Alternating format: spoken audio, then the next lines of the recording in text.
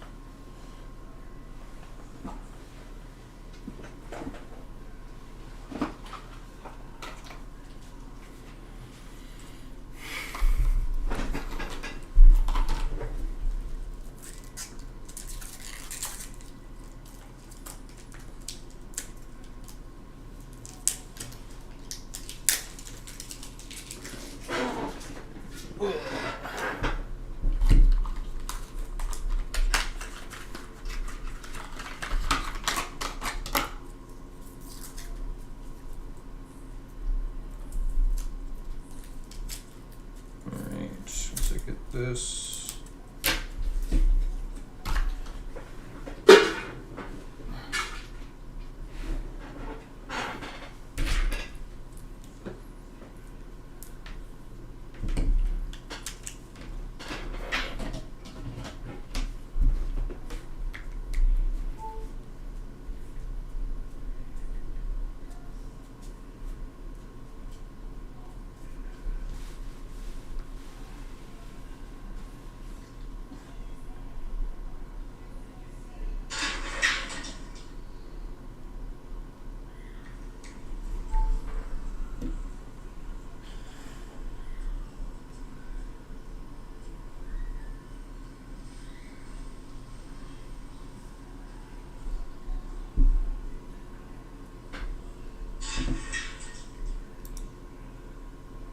I think the mic is, pickup is a little bit loud.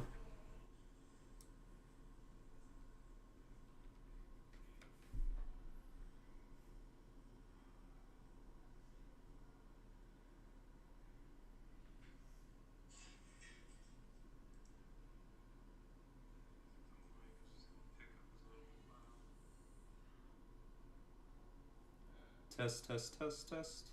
Let me know if it's coming through too loud or if now it's too quiet.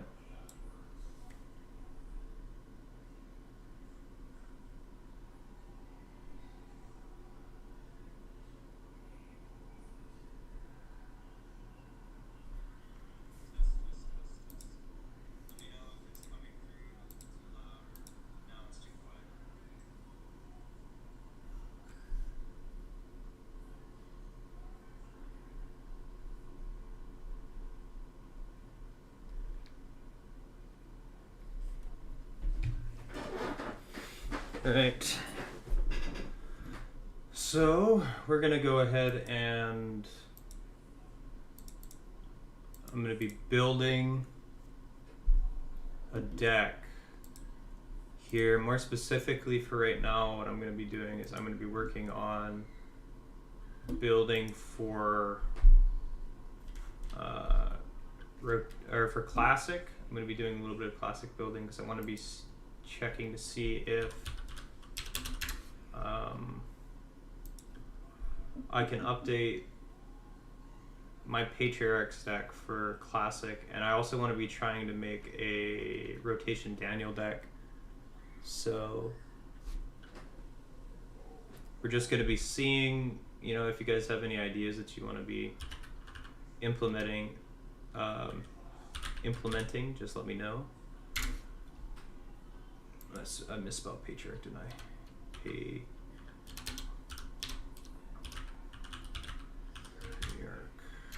There we go. Okay, so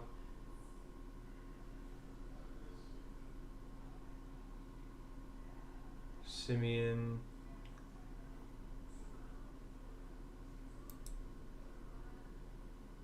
Oh.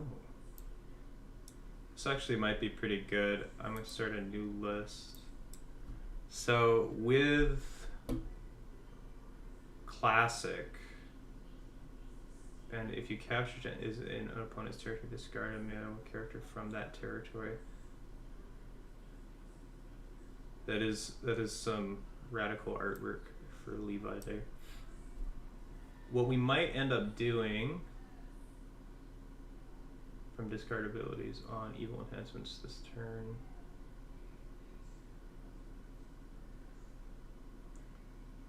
Yeah.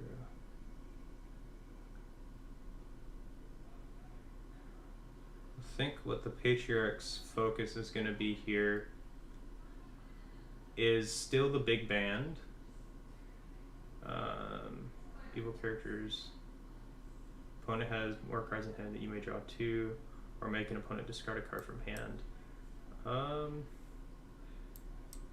Okay, there's a few. Discard after battle. There are a few cards in Patriarchs that I really want to be focusing on. The main Patriarchs that we're using are going to be kind of, I feel like Asher can go in reserve, because what Asher is usually going to be is Hezron, but in this build we don't really need Hezron because we have Asher. The only issue is kind of our main drive for what we're doing when we're playing Patriarchs is the fact that we're going to be using Numerous as the stars to be able to fetch out our guys, and so we still have to have a high star count to make that happen. The other thing we're doing is so these are our main Patriarchs. Usually when I'm playing a Patriarch list, this is who I'm using. Isaac, Father Abraham, and Jacob, and then I bring in Enoch from Lineage of Christ, and Mary from Lineage, and I'm also bringing in Goshen. And this is kind of like, if I consolidate what the purpose of Patriarchs is doing, is that we're bringing in a big band using our main cards like Abraham's Descendant,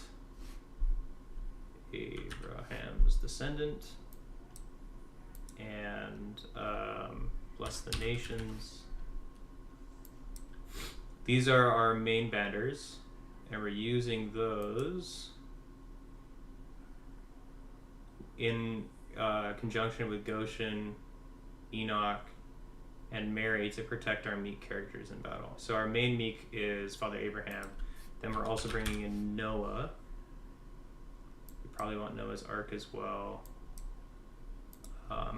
And I was looking at this earlier, but Shem is also a great include for this deck. So what this deck is really trying to do here...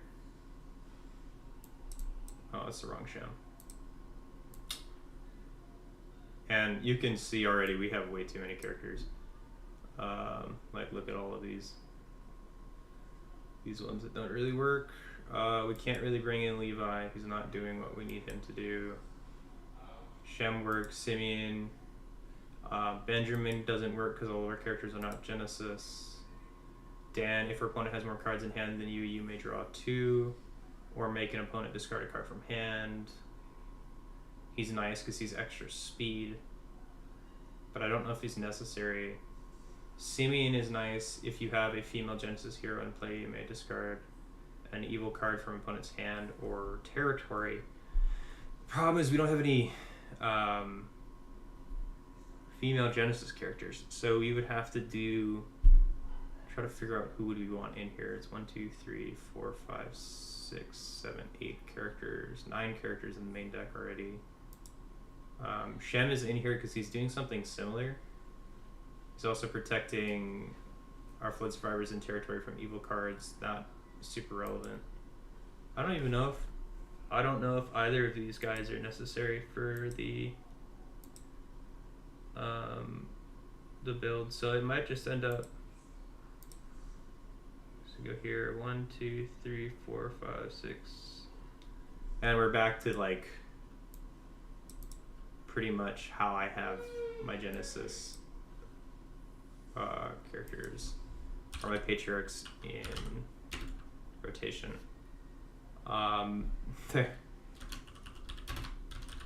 They're not quite as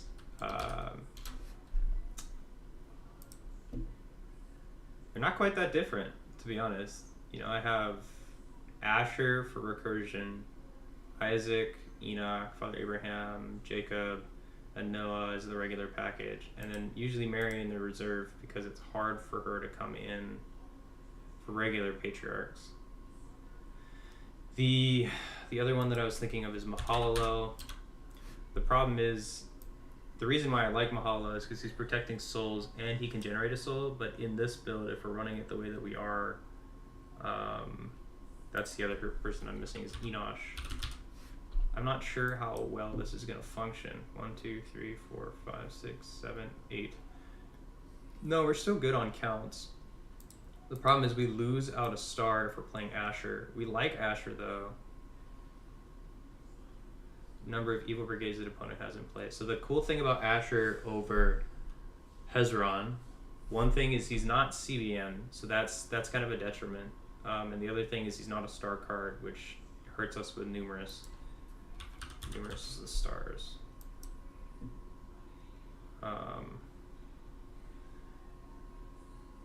But he can get more cards out of my reserve.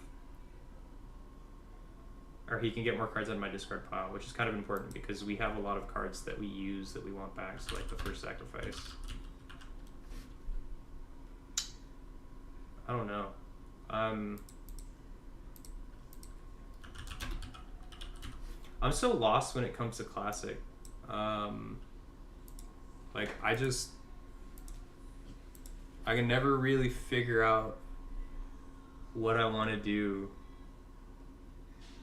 when it comes to Classic. I just don't have a clue because there's so many routes that you can go when you're playing in Classic, and I don't understand fundamentally how Classic gameplay works. I don't know the meta. It can be kind of difficult.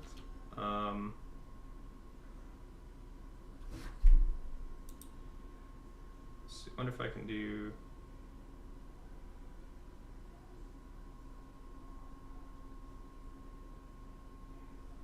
What if I make this taskbar?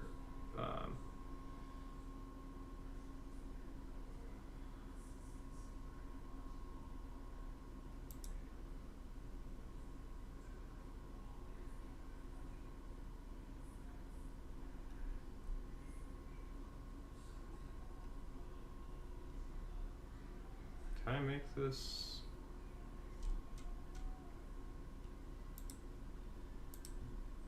Yeah, there we go. That's kind of what we want.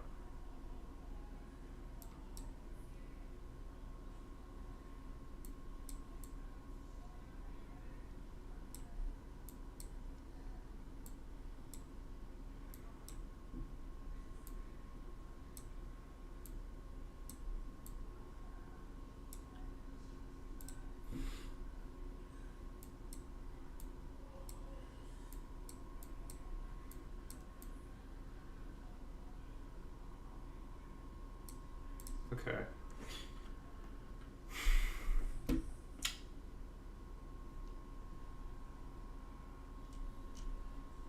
So I think this Classic Patriarchs build I'm gonna have to come back to because there's too many things that I have to think about when I'm trying to do it.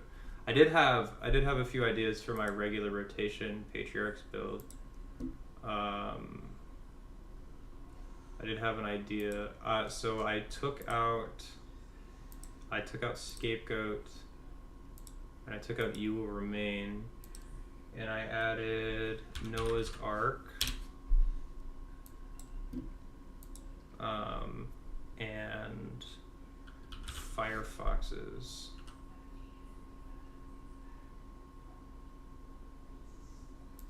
And then I also moved Hezron to the main, and I put Mary in the side. And the reason why we put Mary in the side is because if she's in the main, she becomes a little clunky. She's really hard to work around because you can't play any of her enhancements. 5, 6, 7, 8. So if she's the only hero in your hand, she kind of becomes unwieldy, and it's a little detrimental to be using her.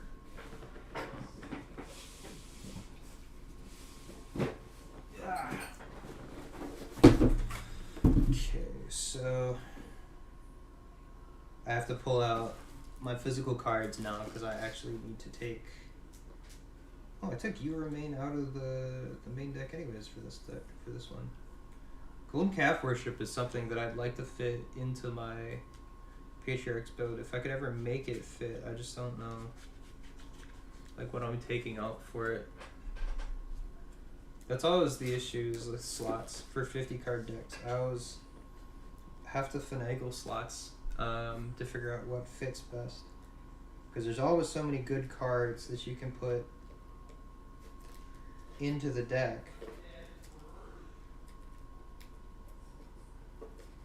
Sometimes it can be a little bit confusing on what exactly you want in there. For Patriarchs specifically, we don't need Firefoxes in the deck, but one of the benefits of using it is it kind of increases our block potential versus our opponent. Oh, what the heck? Where's there? Oh, there's the reserve.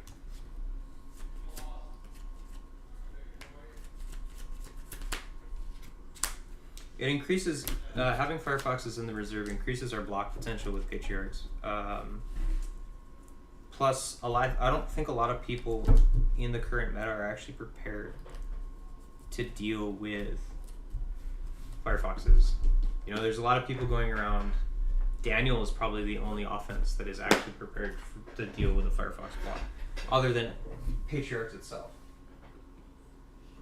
One of the reasons why I play Patriarchs is because it can get around the Firefox and the Foreign Wives block. Now, the reason why I want to build Daniel is because Daniel actually gets around. It gets around that block a lot easier than Patriarchs does. You know, Patriarchs doesn't struggle fundamentally with dealing with Firefoxes, but Foreign Wives is a little awkward in how I actually take it out. So I honestly just feel like the Daniel offense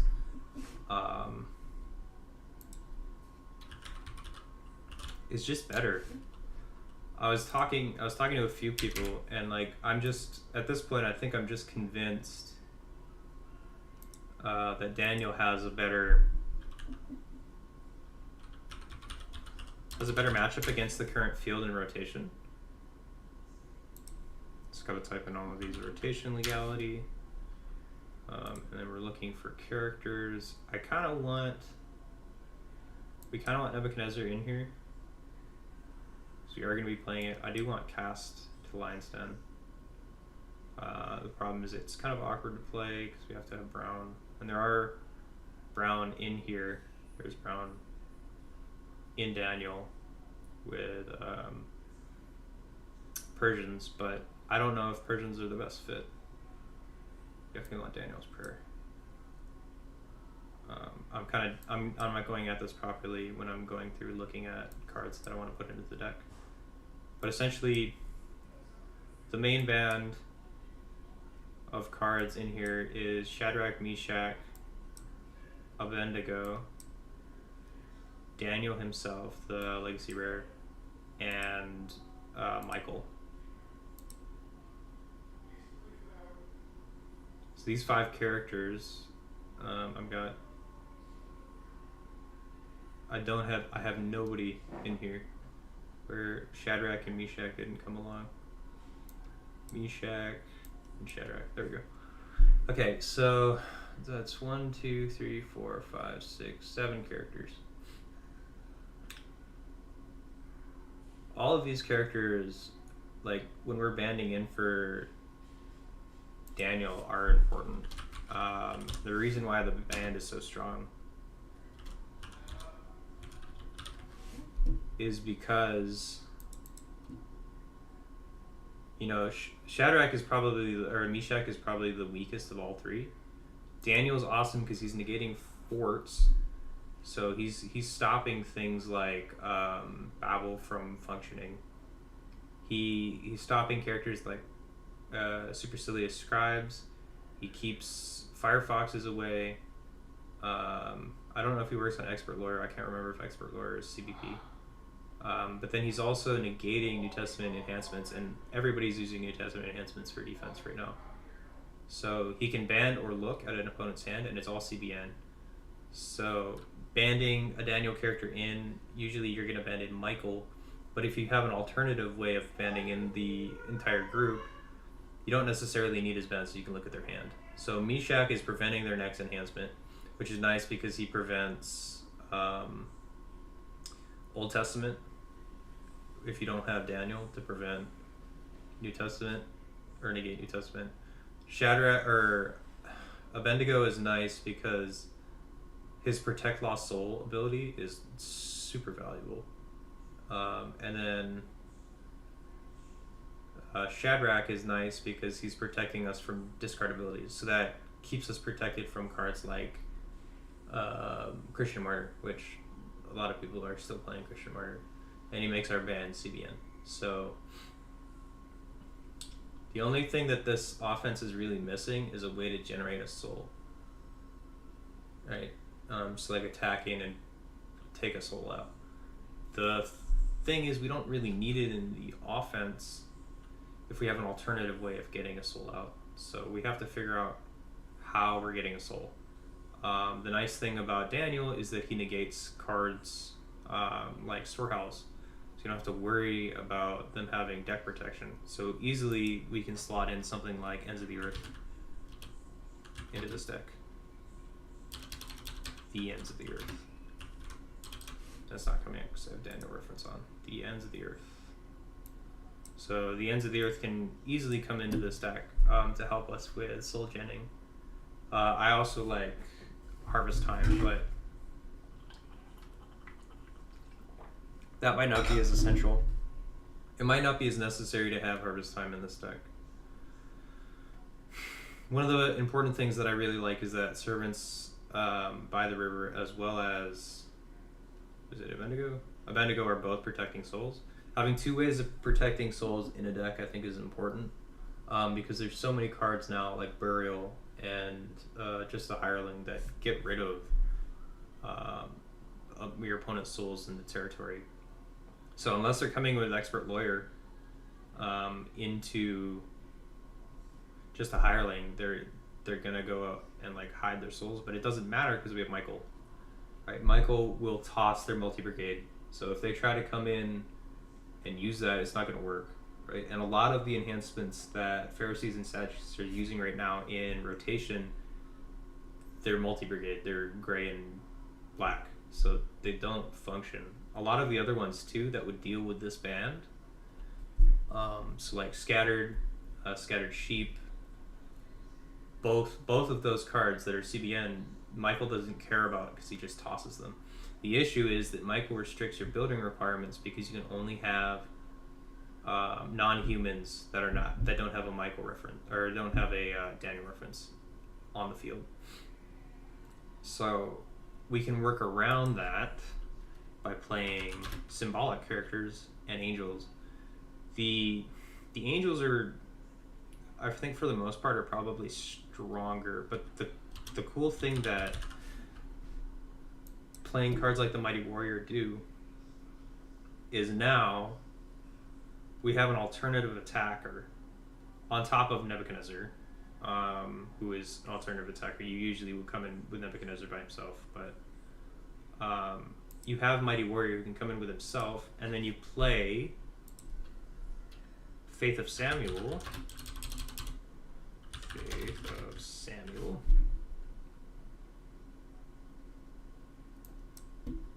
And Faith of Samuel will work. Where is it? Where did it go? Faith of Samuel. Okay, so Faith of Samuel will allow us to go and band in a bunch of our humans. All of those humans are cloud heroes. They're shared the same book. We draw 3. So what you do is you bring in. So Mighty Warrior comes in. He's tossing the next enhancement that's played. Evil enhancement that's played. CBI. So they can't stop it once it already activates. He's 12-12, so he's huge. So he can win a battle on his own. The only issue that I have is that he can very easily be Christian martyred or fallen away. But if you have the cross up, or if they have the cross up, they don't have that option. So they have to find another way of defeating the Mighty Warrior. And if they do, we interrupt the battle with Faith of Samuel, and you come in with your 4 character or your 3 humans. So you come in with Daniel, Meshach, Shadrach, and Abednego. So the 4 of them. All their abilities trigger, so you get a ton of ways of being able to deal with your opponent's stuff. Meshach, if they're using an Old Testament enhancement, will prevent it, so that effect won't actually trigger the thing that you interrupt with. Where to go? Faith of Samuel. Abednego is nice because he's going to protect souls, so they can't, like I said, burial or use just a hireling. Daniel is nice because he's going to negate forts, he's going to negate evil characters, enhancements, and since we're interrupting the battle, all of those effects are going to be suspended, and then we can come underneath them and negate and prevent them. So then with Daniel's going to band in Michael at the very end to make sure that we're tossing stuff. And Michael can band 2 Old Testament angels, so we can band in Servant by the River. The other card that I like in here is Daniel's Guardian. But I don't think he's a main deck requirement. He prevents protect abilities on evil cards, but the most important thing is that he can release a captured hero or exchange this card with the Daniel from deck or discard pile. So if our Michael ever gets detained, captured or something, I'm pretty sure we can rescue him or release him. And then if Daniel ever dies, we can bring him back. But there's so many ways of bringing back Daniel, right? So like Daniel's Prayer can also bring back Michael. We can use Faith to bring back Daniel. Faith Unbowed is another one that's not bringing him back, but it's just a powerful card to keep us safe. Where is Faith? There we go. And Faith of Daniel is actually pretty good too. I was looking at that earlier today. And I think Faith of Daniel might come in here if an angel is in play, protect humans from opponent's cards. If an animal or lion's den is in play, discard 2 evil characters, CBP. That can be really powerful.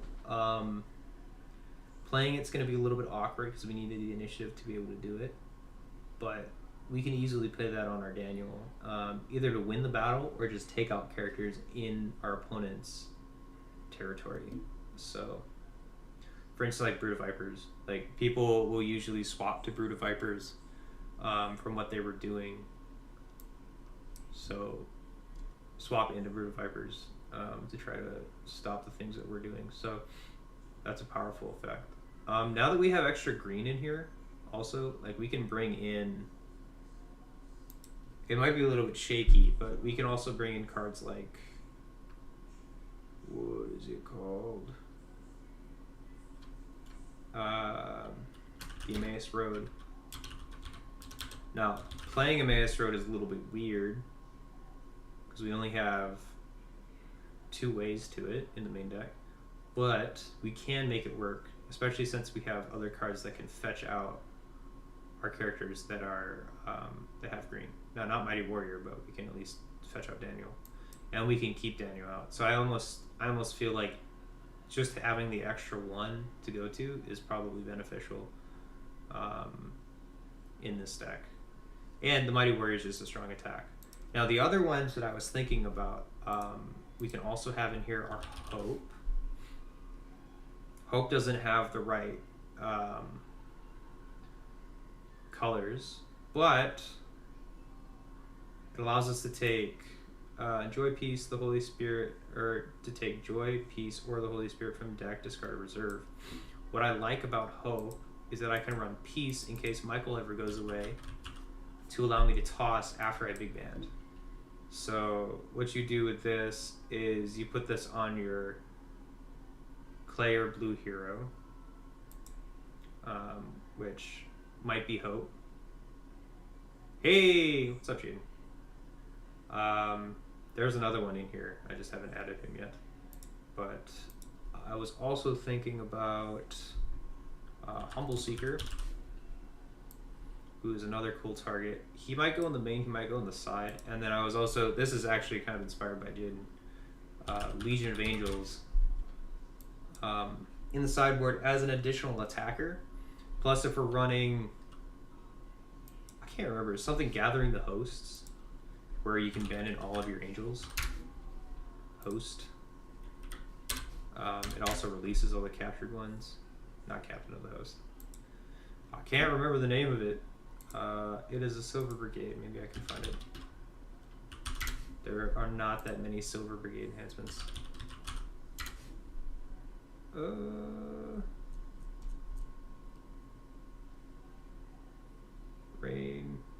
Raining Fire is actually really cool. I do like Raining Fire. Flaming Sword. Everlasting Beings. Yeah, that's the one.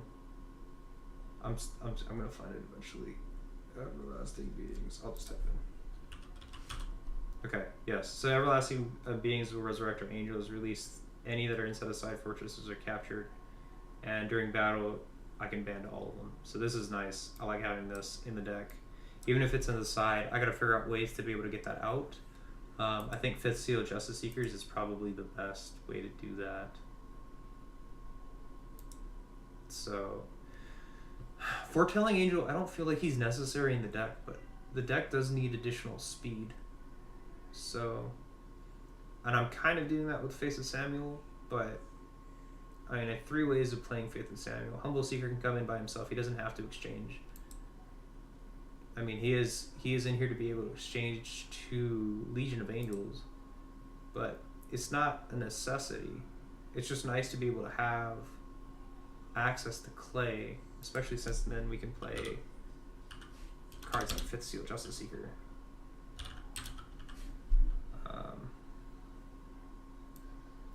And then Angelic Guidance is good in here. Angelic Guidance. I like the fact that Angelic Guidance lets me look at my opponent's hand, and now we have way too many enhancements.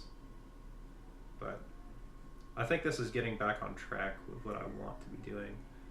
Another thought that I had earlier is that I do like Crimson in here because Seized, Tyler was talking about this, Seized by Babylon. Oh, that's why.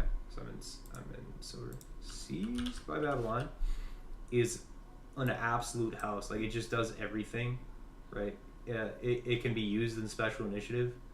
You can use it in regular initiative to interrupt their hero ability. With using it with Nebuchadnezzar is awesome because you toss the next. And additionally, I get to take their Cider Fortress and play it. So for instance, if they have Golgotha, which is one of the most annoying cards from GOC, I like Golgotha. I don't like Golgotha because it messes with Patriarch so much, but it is so good against cards like Noah, because they'll come in with Noah the Righteous, and then he'll come in and then he'll convert to Meek and prevent cards, and Golgotha just says, I don't care. And if they have Golgotha, they're probably going to have the cross up, and the cross is going to stop us from using our dominance. But additionally, since I think Golgotha is a modifier, so it can't even be negated anyways, the your next evil enhancement played by a New Testament evil character cannot be prevented. So good against Daniel too if you're running. Yeah, I think so as well. Like it just does everything. So, but I really like Nebuchadnezzar and I really like Seized by Babylon. The other card that I really like is Babylonian Merchants, which Merchants by itself might be reason enough to play Babylonians, right? Because capture all of your characters to you. So it's just to a land of bondage, so I can capture them my opponent, and then while in battle, if opponent plays an enhancement, I get to take a Crimson enhancement from my reserve. So like in response to my opponent playing cards, as long as I don't get stuck in special initiative, I can go ahead and grab other cards. So you can play other cards like Great Image, which is awesome, especially if we're playing Wicked. But if I'm playing this and I'm playing Foretelling Angel, I'm probably going to be playing with the Meek Daniel Souls. So, for instance, Lost Soul. The Daniel promos, I actually have 4 of these in person. It's a subtle flex, but I really like the artwork on this, and for whatever reason, when I first started playing, I was kind of obsessed with this soul specifically, just because I thought it was so cool. But I agree with Tyler on this. We probably play this with the first.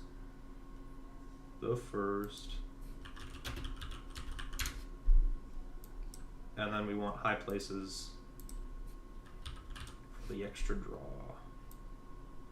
So that even if we have our Daniel Souls on top and we pull them out with Foretelling Angel, our high places will still give us the draw on that, so we can keep cycling. It's nice too because we can play Golden Calf. So, additionally, we can play Golgotha. The issue that I have with Golgotha though is that it doesn't allow us to take. We don't have a lot of New Testament characters. I think there are a few that we could play in here. So, for instance, like Judas, because he's the right colors. The Repentant Thief might be another one. The problem is that we can't take it with Golgotha because they're dual characters. So it's just a little bit awkward. There are definitely New Testament Crimson characters that are good. It just becomes an awkward scenario. Which is kind of unfortunate, but let's go a little bit more into our defense after I get the cross.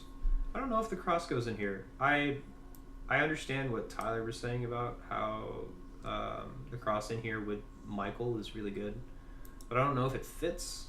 It's kind of weird, right? Like, you can't really play traditional Daniel using Babylonians on defense unless you have some weird split to be able to make full use of the cross with Golgotha, which almost makes me feel like I don't play Golgotha, and since I'm playing high places, these could be my 2 enhancements in territory, or my 2 artifacts in territory. So these are probably good enough with high places in addition. So I don't think we need the Golgotha. We'll go ahead and look at some Babylonians. Babylonians. Spelled that wrong. Oh, that's right, because Babylonians would not be plural. It would just be Babylonian. Okay. Balthazar's mother is not the banquet, but she is at the banquet. She's just not the banquet card. Human Prophet to attack is nice. I just don't. She might be in here. I think prophets are going around. It would be unwise of me to say that you shouldn't worry about prophets, because I think you should. There's a lot of people playing prophets.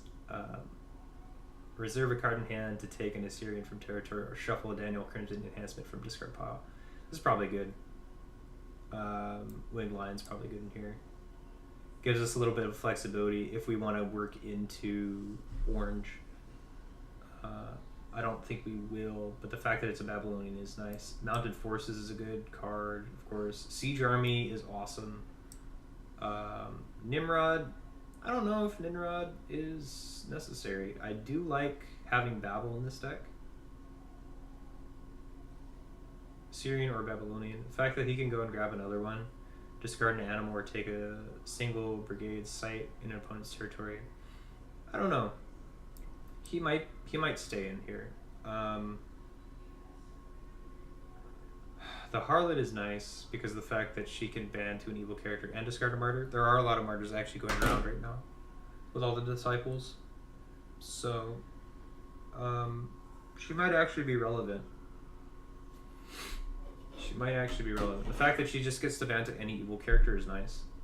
We don't have a ton of banders. Nebuchadnezzar can ban. Siege Army cannot. Balthazar's mother cannot.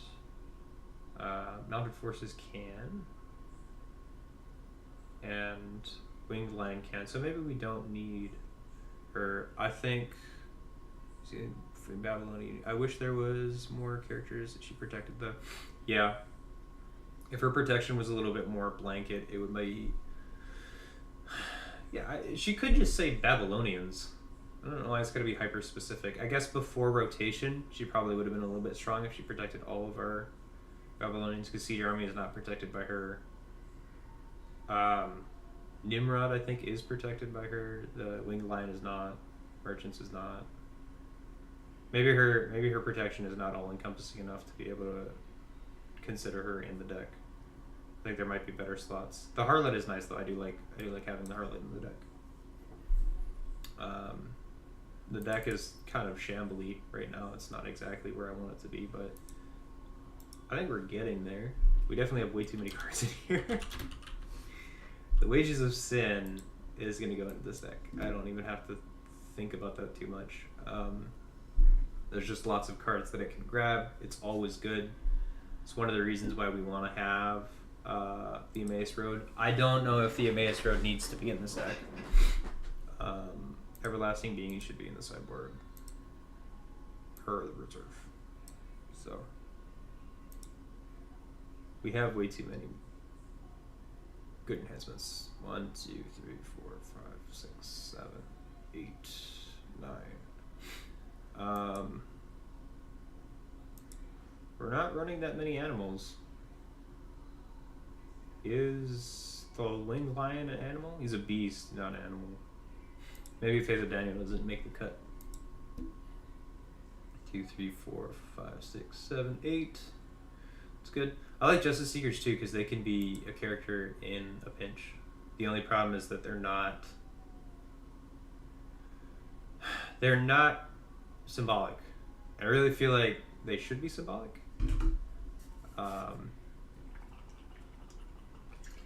Then I could actually come in and attack them, but they're not. So we have hope in here anyways, so we can use that effect for a lot of things. And it's nice because I can put peace in the sideboard. So Ends of the Earth. I don't know if I need ends in here. I'm getting pretty, I'm rounding out pretty well with the size that I need. I can only have 43 cards in here because I have to have 7 toms. So 3 more cards can come in here. I feel like there's a few more things that I'm going to cut. So Babel definitely wants to be in this deck. Like Tyler said, I think Babel's in every deck right now.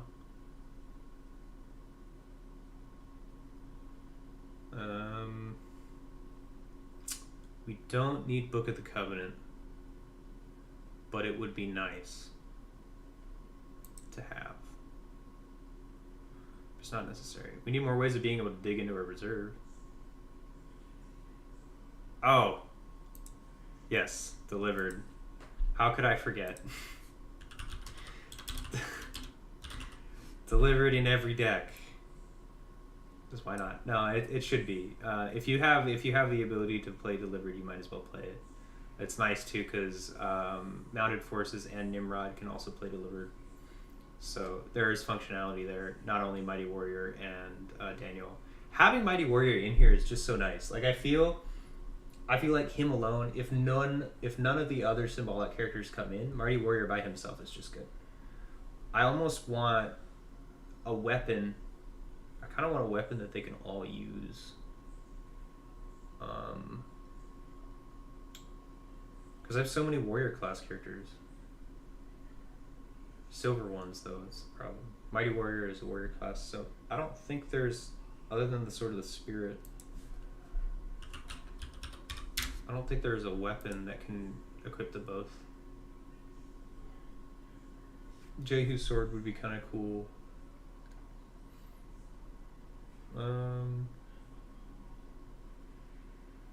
Everyman's sword would be cool. I don't know if that's what I want, though. Flaming Sword, negate a card. LS, played in battle. I mean, yeah. Israel's sword I like. The ability to bounce something, especially if you have a way of banning a Mighty Warrior, which I don't think we do in this deck. Bounce with your toss up is just really nice. And then I can take their Golgotha again, which is funny. But this is probably the one that we want in the deck. Sword of the Spirit. I don't know how I'm going to get access to it. Just don't feel like we have the access to it in this deck, but that's the one that I want to be playing if I'm playing any of them. Shields might be nice too. Or Sling Stones. Sword of the Lord is a personal favorite of mine, but I don't think it's in this deck. Daniel Warrior? He's not. Daniel's not a warrior. Joshua's Spear is nice. Builder's Spear is okay. Michael's Sword. I just don't have a reason to play Michael's Sword. I have a bunch of cards that already protect. So, Wages of Sin and Delivered. I don't know. We only need 2 evil enhancements, right? That's all you need. No, there should definitely be more. What do I want in here? Hypocrisy is good.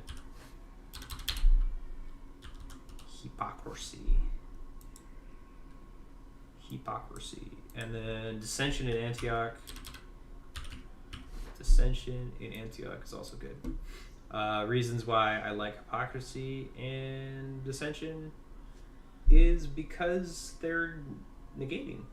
They're CVP, so they can't be negated prior to. So if our opponent has like a Noah, we just walk through it. You know, attacking with Noah or 24 Elders just doesn't affect us with this many CVP. I gotta go back to Crimson. I gotta figure out what we want, because we have more than enough good enhancements, but I don't think we have enough evil enhancements. Magician's Staves. I wanted to play with this card. I feel like it can do work. I think it's so cool, the fact that it's an artifact and an evil character is in battle. While a magician and an evil enhancement is battle, you may convert this card to an animal and add to battle. Why? Why are there so many requirements? Why is it so restricted? You may underdeck an evil OT card from reserve. That first part's nice, and then the second part, like, why isn't it while you control a magician? It should just be it should say while you control a magician, you may convert this card to an animal and add it to battle. Like, is it that powerful? No. I mean, it sets a precedent, right? Because it's the first artifact character, evil character. I think. I don't know if I'm wrong, but it doesn't have to be so restrictive. I don't think it's overpowered. It's your artifact slot. You're using your artifact slot for a 2/2. But I don't know. It could be good. Ooh, Carcasses is nice. Oh, that reminds me. So the other card that I wanted for the artifact slot, and I don't know if you're still here or not, Jaden, but I think you might get a kick out of this. I think Covenant of Eden would be sick in this deck. Like, just awesome. So once you've set up, you know, like you probably want to keep your Nebuchadnezzar in your hand. Cast into Lion's Den doesn't need to come out immediately. Delivered, you play first. Or use Delivered to play Covenant with Eden. And then everything else in the deck, practically everything else in the deck, except for Hope. There's more than I thought there was. But maybe we don't have to play Fist of Justice Seekers. It just negates other dual icon cards, right? And if you think about it, the entire Disciples offense is dual icon cards. If they're playing the new Evil Gold with Crimson characters, the dual icon characters, it hits all of them. Patriarchs, the reason why I was thinking about this is because it hits everything in Patriarchs. It negates Noah. It stops Jacob. It stops Isaac. It stops Enoch. It stops Mary. It hits everything in Patriarchs. Prophets, I don't think as much. Cloud, it hits certain targets in Cloud. I really wish it hit Moses, but it has no effect on Moses, unfortunately.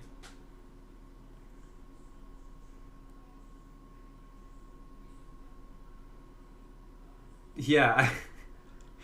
I mean, like, if it fits, if I can get the amount of dual icon cards down to a minimum, so maybe, like, I think 3 is an acceptable amount of dual icon cards. Like, Covenant with Eden is a house. You can sit in that all day and then just watch your opponent suffer.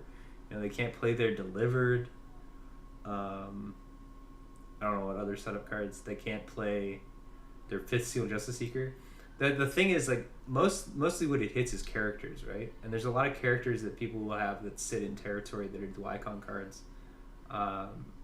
So in Disciples specifically, like, it hits your Judas, it hits your Thomas the Twin, it stops Matthew the Publican, right? So, like, your Matthew the Publican is now moot.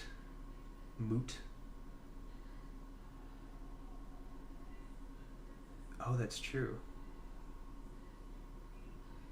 Yeah, that's true. Yeah, because I am playing those. I would be playing those cards. Ugh. So it does hit me there. I just think if you could make it fit, if there was a deck that could make Covenant of Eden fit, it's probably this one. Or the other one that I was thinking about is probably New Testament Gold. New Testament Gold can probably make Covenant of Eden work. So you pretty much have to run no dual icon cards other than those 2 DOMs. So, yeah, probably not a fit in this deck, but it would be funny. I would laugh. Anyways, side tangent out of the way. Oh, okay. Let me check the. Do we have... Okay, so...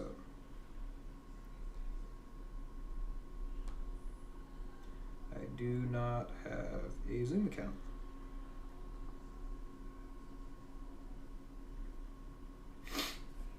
Alright. So if y'all are here, I'm going to have to finish this Daniel deck a little bit later. I think it's coming together. It's shaping up really nicely. There's definitely a few things that could be cut, like, straight away. In the list, like, I don't need them. And there's definitely a few cards that I feel like I should bring in here, so maybe like 2x2 to be able to get out. Well, we don't actually have that many fortresses, so it's not a necessity. And Divide and Unify might actually be a good idea. We'll see. I'll come back to this. We got to get the Game with Rob set up. So I'll save this.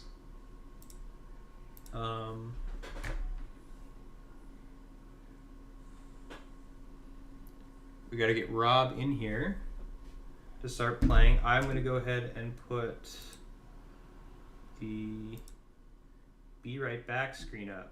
So you guys should still be able to hear me, but you're not going to be able to see what I'm doing. Oh, Rob M followed. I wonder if that's probably from the Twitch, though. I don't think this is running off the YouTube. Yeah, so story time. I wanted to do Valorant streaming before I really got into playing a lot of Redemption. The only issue is if you've ever played competitive esports, it's really hard. And that's kind of like an understatement. It's significantly harder than a lot of the things that I've done. And as a hobby, I don't know if I could commit that much time. I was spending 8 hours a day practicing, just getting my aim up and playing games and doing as much as I can to be as good as I was, and it just wasn't worth it. So I kind of dropped that. I guess desire. I still want to go back and play it, but I don't want to play it as a competitor. I just want to play for fun. Maybe I'll join a rec league online. But yeah, it's a little bit tough, to be honest. If I'm being completely honest, playing that is stressful, and it's hard to not, as a Christian, get super upset at people. I found it was kind of deteriorating my I wouldn't say my morals, but it was just kind of tearing me down emotionally. So I had to stop. But now I play Redemption mostly in the same time slot that this would have taken up. It's pretty much just Redemption. All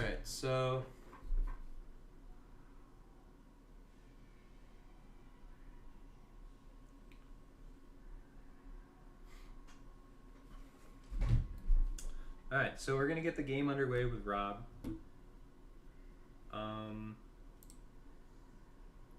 I'm gonna get the camera and everything set up before I display it for you guys so that it actually looks nice.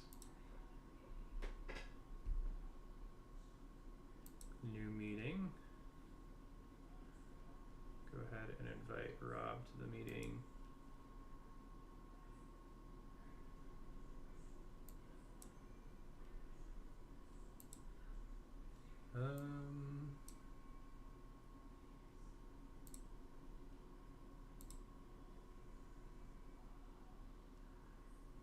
Let's see here.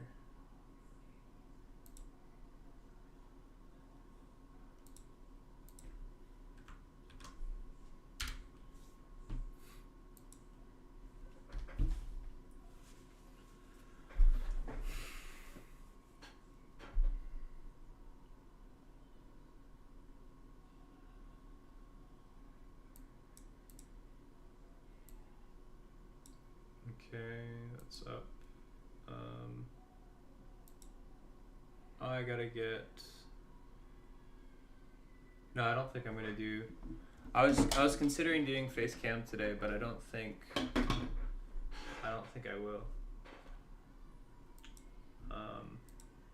Not with the Zoom. Let's see about our video.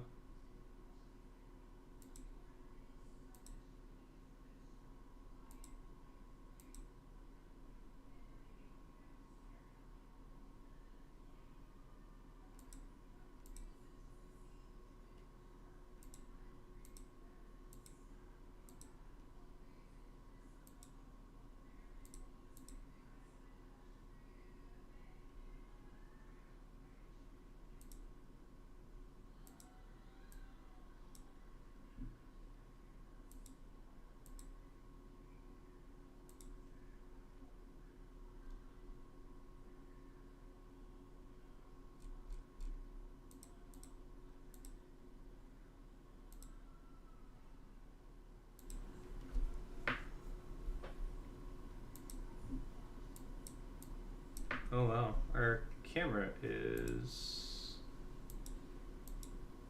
There we go. Okay, so camera's back. Zoom.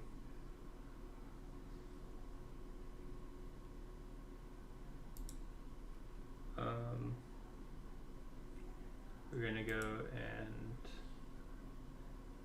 disable the capture device. We're gonna go ahead and take the GoPro and magnify this. Oh wait, no, this is not.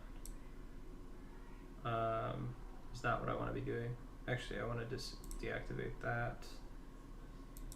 Yeah, I want to activate this and then just record the Zoom call. That's kind of what I want to be doing. Yes, so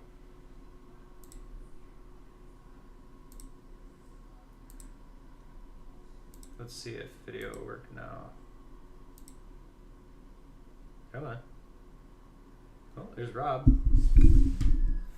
Hello?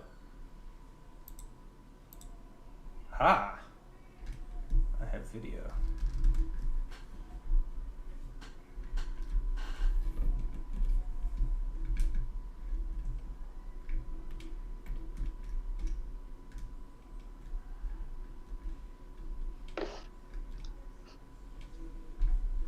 Hey, Jared. Hey, Rob. How you doing? How's it going? Doing well, man. How you doing? Good. I had the live stream going, so I apologize. I kind of got back to you a little bit later than I wanted to. Oh, no, don't worry about it, dude.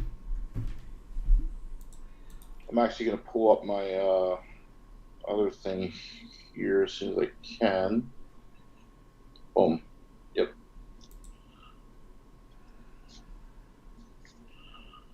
Okay. Oh, and I like the play mat. Thank you. Yeah, it's my favorite painting, and it's the painting of the Parting the Red Sea, but it's made by Samuel Coleman, who is long since deceased. But Oh, nice. okay, I can do face cam if we really want to. That's your call. I was just trying to set up where you could see my my board here. I think it might be more beneficial if I have a face cam up. So I will get that set up here. Give me a second. I normally just I use two cameras just because one I can look. You could one I can look. I use my computer to see your field, and then I use my tablet so you can see mine. Gotcha. Oh, that makes sense. Is it gonna let me join?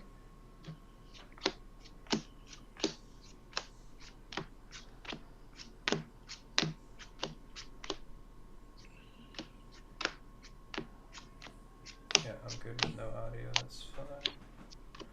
I just want to swap the video around the other side. Sweet. Okay. Close Well, we always have epic games, so. I would wager that that's true. I'm kind of hoping this one is gonna be good too. I don't think I'm not hoping. I know it's going to be good. That's what I should say. All right. So getting that set looks good. Yes, he has to see my face.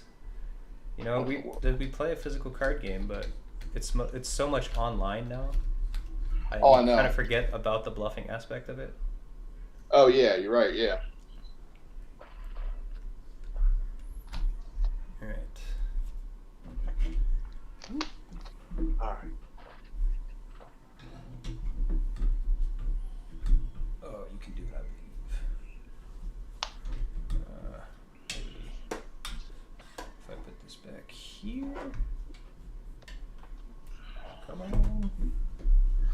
And I think I'm not 100% sure, but I think when I was looking at everything, the winner of this will actually take the tournament. So Oh, there we go. We're gonna be. We're the deciding battle. yeah. All right. Well, I will. Let me pull my deck out here. Roll my dice. Goes to the side.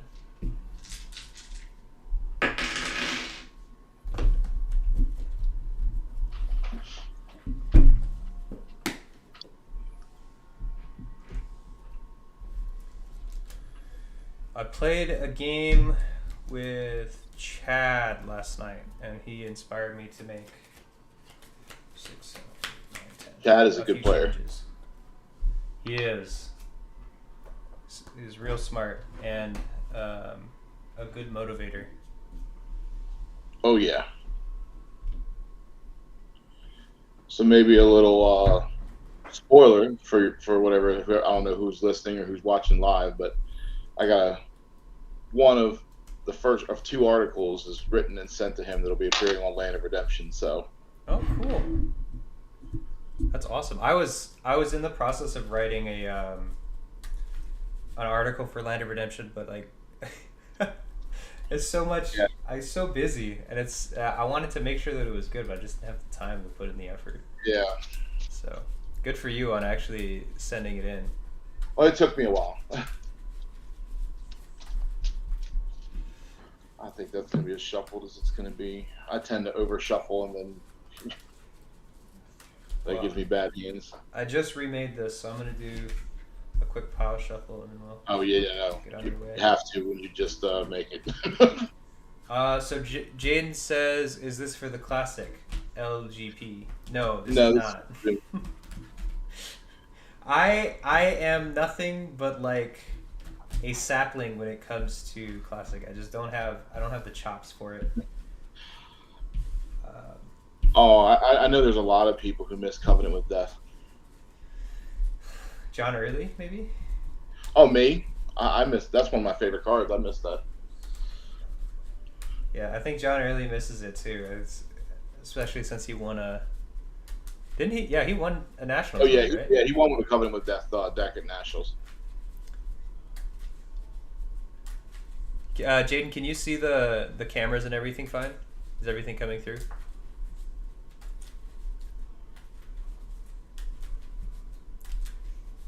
6, 7. I think Rob M said he was going to come and join in too. I thought he was too. To spectate.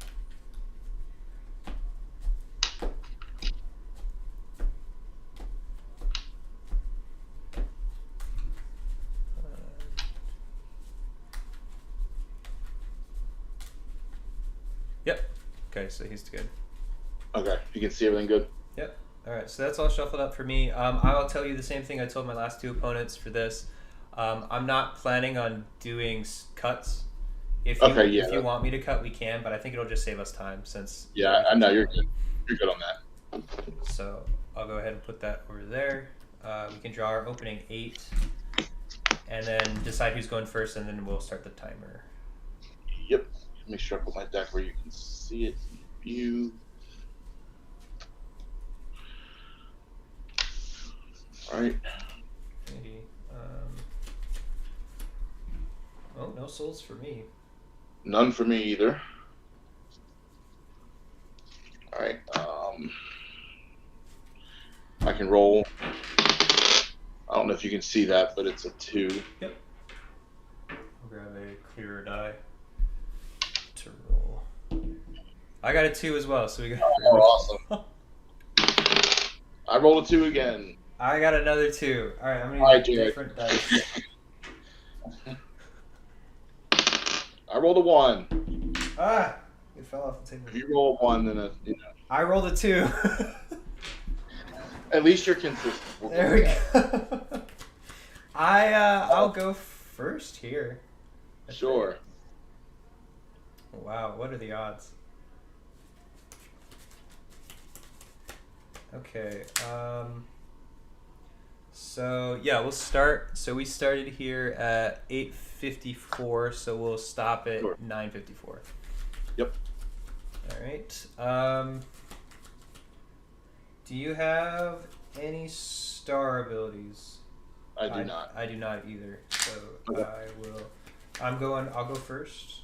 Yep. And I will start us off. Nothing to do in upkeep. I'll go to my prep phase. I'm gonna play.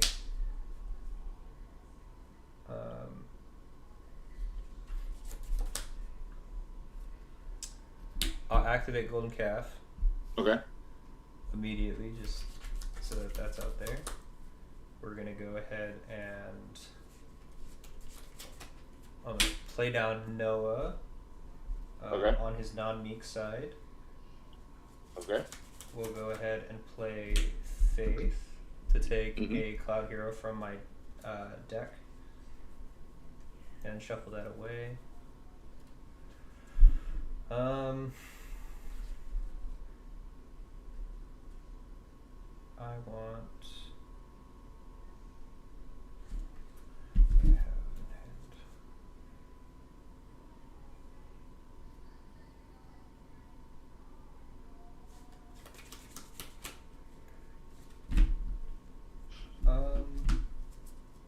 Yeah, I think I want.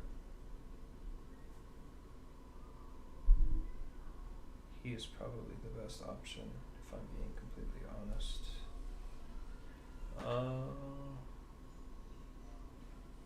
Because I can do that and then that, but I can't do that if I do that. So. Oh, right, and I still have to do that anyways, so. We gotta go. Okay. So we're gonna grab.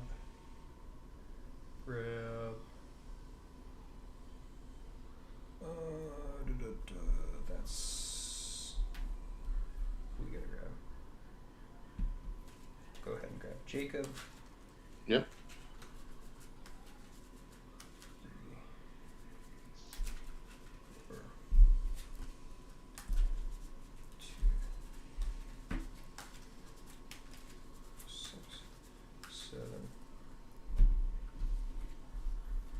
He is in hand. I'm then going to play Crowd's Choice to grab a good card from deck. We're going to grab Numerous as the Stars. Nice. So that'll go to discard pile. 3, 4, 6, 7, 8. Okay. We'll go ahead and play that, and I'll reveal Jacob from hand and offering your son. Okay. So I can grab 2 humans. I'm gonna grab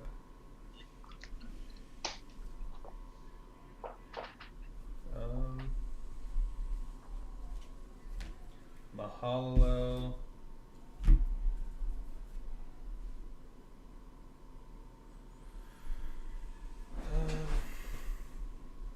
And you don't have any souls, so. Oh, I guess I could have done this a different way. That's fine. I gotta stick with what I'm doing already, so.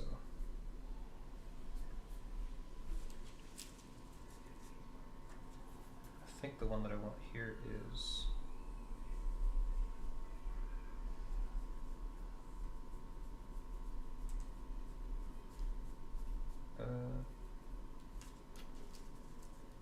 Yeah, it's kind of dependent.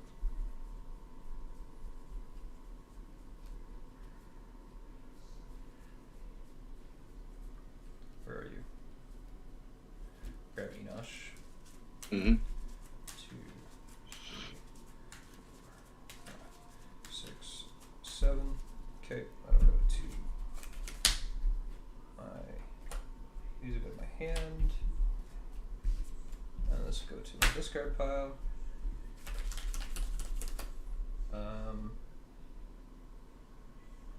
I'm gonna go ahead and play down Enosh. Okay. I will play was Meek. Mm-hmm. And I think I'm gonna pass here. I made a little bit of a misplay too early on, but I can't really recover from it. So Okay. it is. And then go. you do have the negate neutrals going. Yeah, I'm negating neutrals, and I'm negating characters in other territories, and restricting you from playing enhancements unless a character is in battle. Alrighty. They draw Meek Lost Soul. That's a little bit of a glare to make sure you can see it. Okay.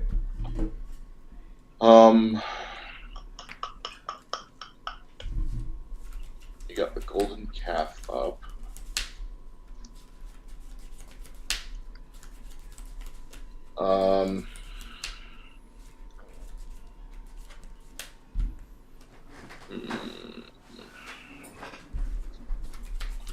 Well, I think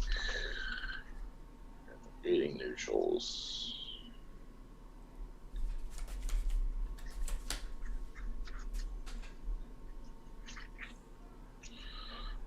Let's put down an artifact.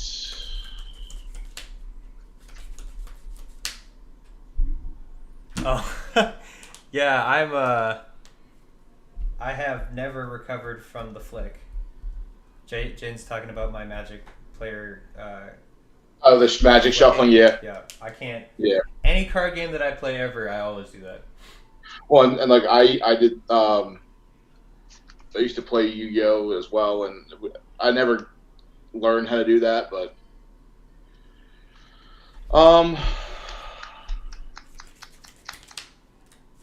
you don't have any souls out. So I think the best thing to do here is move to battle. We'll go with Angel of the Winds.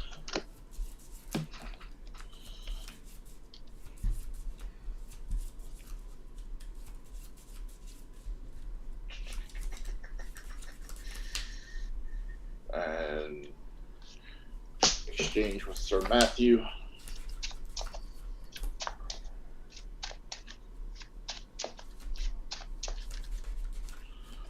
Alright, we'll convert him to Meek. Let's take a look at your hand.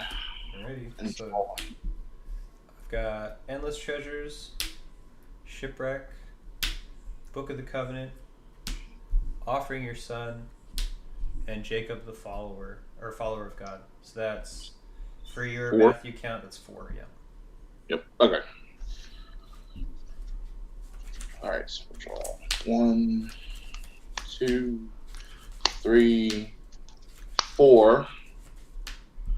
And then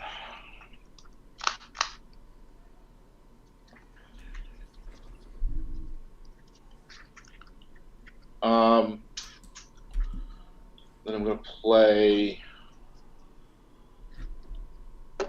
Harvest Time. Ooh. And I'm going to call 2. So I will go to me, and I'll get another Meek. And the first. Okay.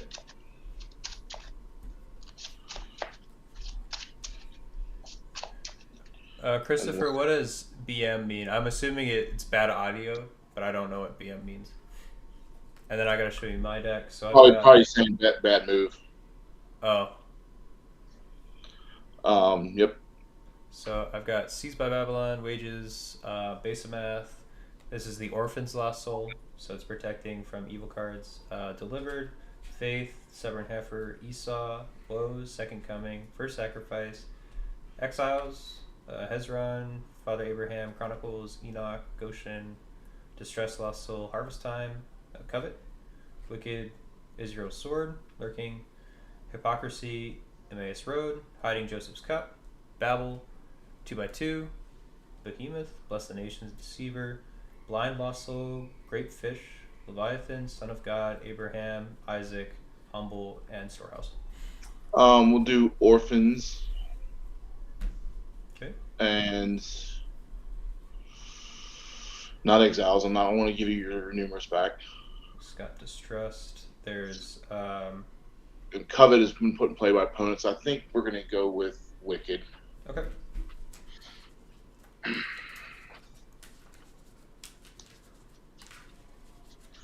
And then I'll trigger the first to draw one, top deck it. And your first doesn't have an ability because of Enosh. Oh, you're right. Put that one back. Really, Christopher? You think flicking is bad manners? I could see it being bad manners. I don't know if I would consider it bad manners, but all right. Well, I don't have much in the way of a block, so I think here I'm just gonna give you Wicked, and I'll put you at 1. And I got a die right here. It'll mark 1. Okay. Matthew, come back.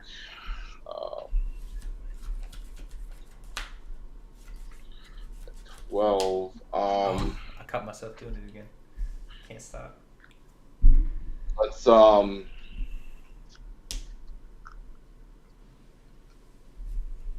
negating neutrals, and you're negating characters in territory with all right, let's go ahead and Chronicles as good, so I can discard your calf. Okay. And then I'm going to put down Reassuring Angels.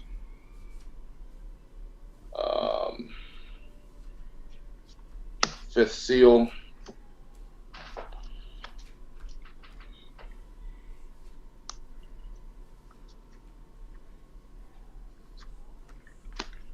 Grab Spirit as a Dove.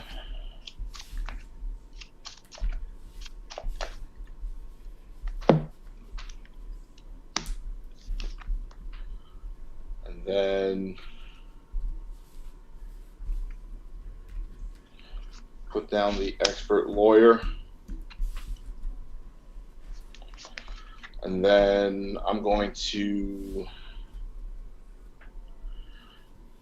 play Pretension. I'm going to reserve Enosh and Noah. Okay. I'll reveal Spirit as a Dove and Judas Iscariot. Draw 2.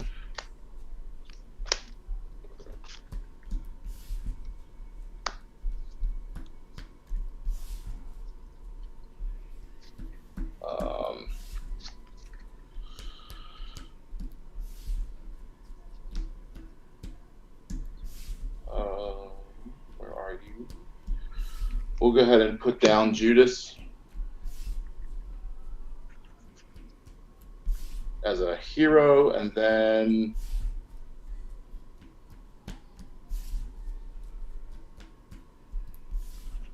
I'll play the Lord's Prayer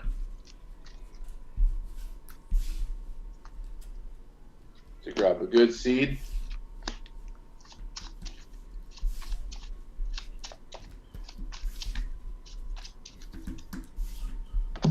And then I'll activate the good seed. 2, 3, 4, 5, 6, 7, 8, and pass to you. All right. So draw 3. Got a soul. Draw another.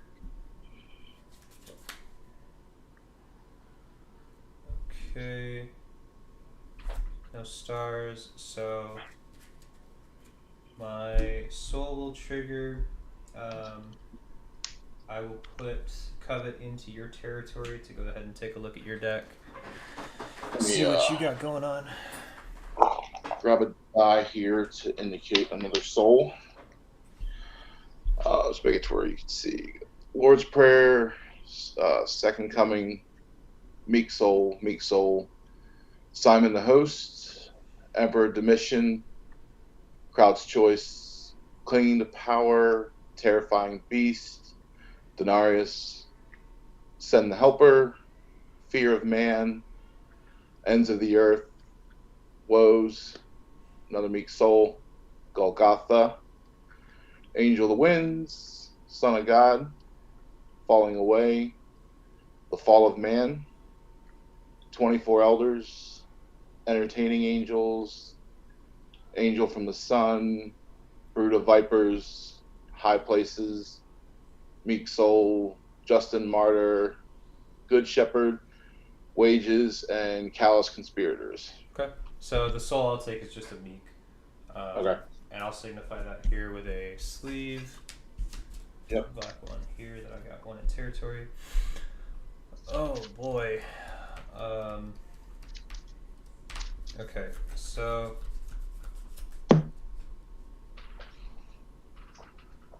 prep or upkeep. I don't have anything to do here, so I'm just gonna go to my main. My prep phase. I am going to go ahead and there's a few things that I've got to do here.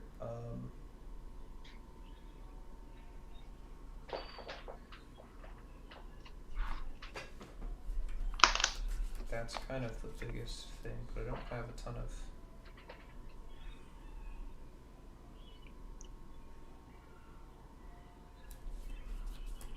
Alright, first things first, I'm going to go ahead and play Offering Your Son to take. You don't have any animals out, do you? I don't think so. No. I'm going to take an Old Testament or an animal from reserve. That's what I'm going to do. So Animal from reserve, okay. Reserve.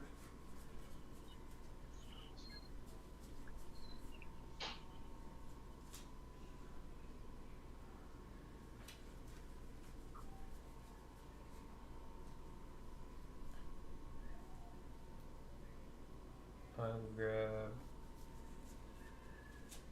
Firefoxes, and then Offering Your Son gets shuffled back to deck.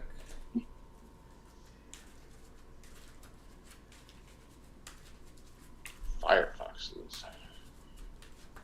Yeah, I've Still, noticed a lot of still a really good card. I like Firefoxes. Yep. People haven't really been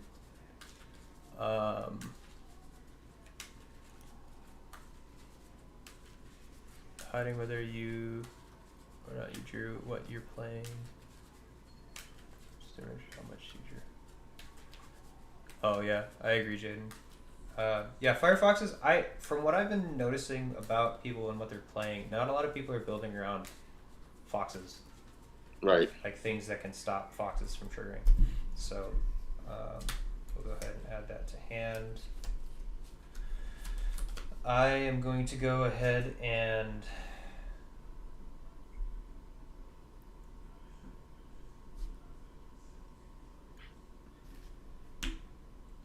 we'll play Book of the Covenant. I'll take a Covenant from reserve.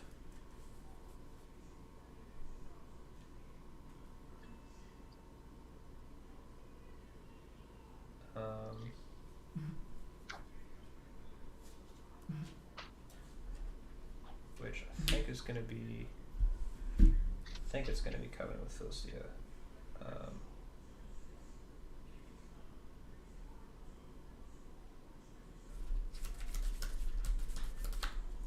Yeah, I think we're going to take Covenant with Philistia. That's fine, so we'll grab that. I will then play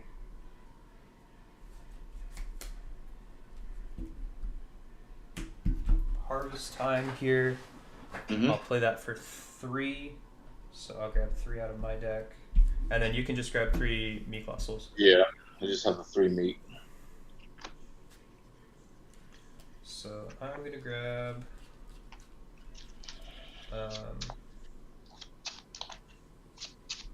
Distressed, Humble, and Exiles.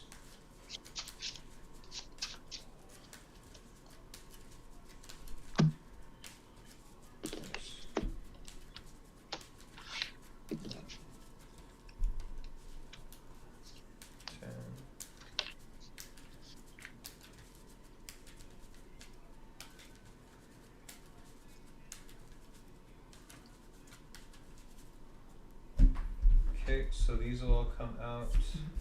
So now your characters and your territories are negated with the stress. Tumble is making my stuff CBP depending on what happens, or depending on what you play and how many cards I have in my hand. And Exiles, I think I'm going to go ahead and take.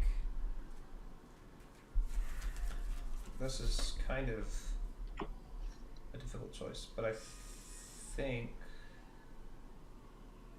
what I want here is to go ahead and top deck a star card, which is going to be numerous, and that'll go on the top, which I will then play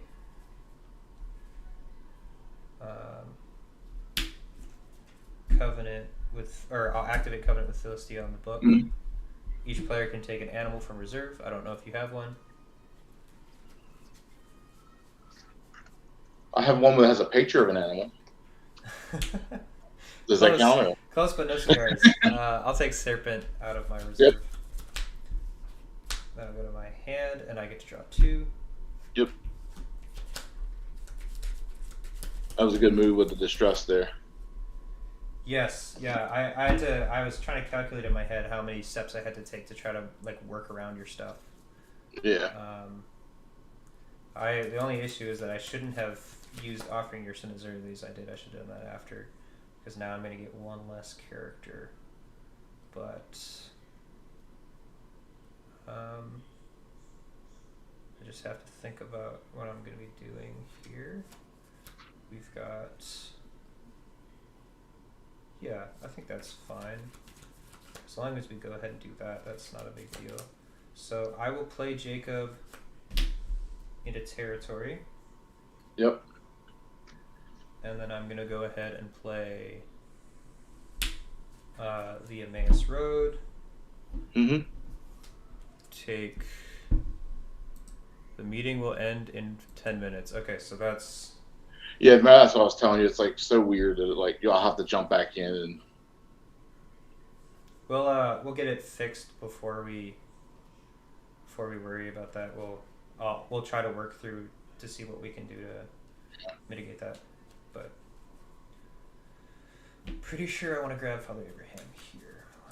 1, 2, 3, 4, 6, 7, 8, 9, 10. Oh, Emmaus has to go back. 1, 2, 4,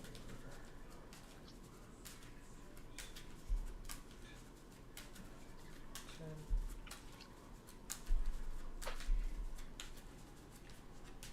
Alright, that'll go there. It'll come to hand. I'm going to go ahead and put an artifact face down in my artifact pile. We're going to go ahead and play out the Serpent and then the Stubborn Heifer. Nice. You said you have 8 cards in hand? I do. Okay.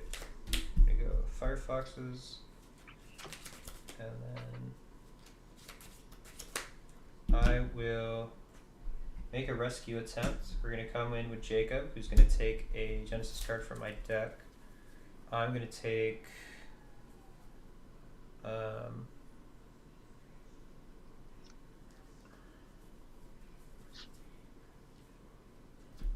Abraham's Ascendant.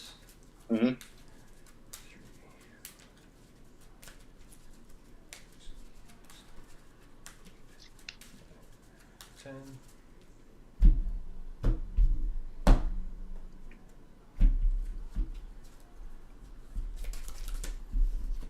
And then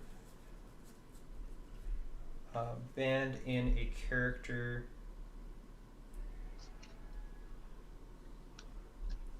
which will be Father Abraham, who will go ahead and get a Meek character from deck. Meek Red, which will be Isaac, if I can find him. There's Isaac. And then I get to draw 3. 2, 3,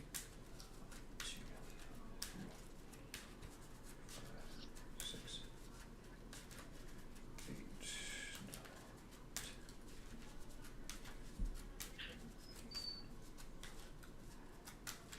Okay. He converts to Meek, and I draw 3. So Mm-hmm. 1, 2, 3. All right. As much as I don't want to, I'm gonna have to give you your covet. Okay. So that'll go over here, and I'll get rescued. So I'll put this out here for 1. These guys all go. What does Stubborn Heifer do again? You mind reminding me? Yeah, so if you play a good enhancement, I may discard an evil card from my hand to negate that card once per turn. Okay. And it doesn't have to match Brigade. It's just any evil card in general. Yep. Or And what's yeah, his as long as numbers? it's an evil card. And what's his numbers? Stubborn Heifer is a 9/9. Oh, big boy. Territory class, but it requires me to have another animal in the field. So. In order to do that ability. Yep. Okay. Okay, so we're gonna go.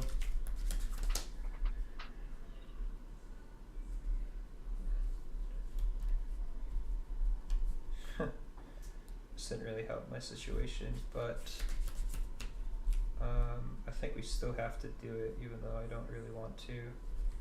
I will play Numerous of the Stars. Mm-hmm. We're gonna reveal Enoch and Abraham's Ascendant to grab 2. Yep. I'm gonna grab from deck, discard, or reserve, and Mm-hmm. or reserve. I'm gonna grab. I think realistically, all I want here is Enosh and Noah. So I'm gonna go ahead and do that. Grab both of those. Put those into my hand. Numerous goes back to my discard pile. These go into my hand. We will go ahead and play down Enoch and Noah. And then I'll play down Enoch as well. So I'm negating your neutrals. Yep.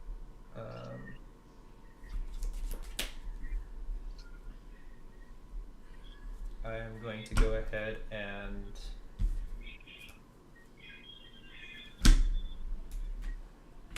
equip Jacob with Israel's sword. Okay. And then I will pass the turn. Draw 3. 1, 2, 3. No stars. Upkeep. I'm gonna use Good Seed. And I'm going to grab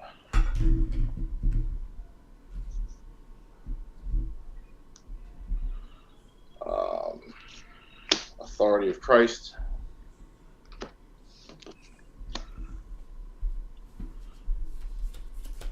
And then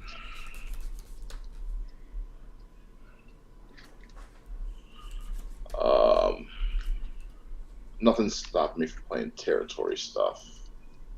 Nope. So we'll play Spirit as a Dove.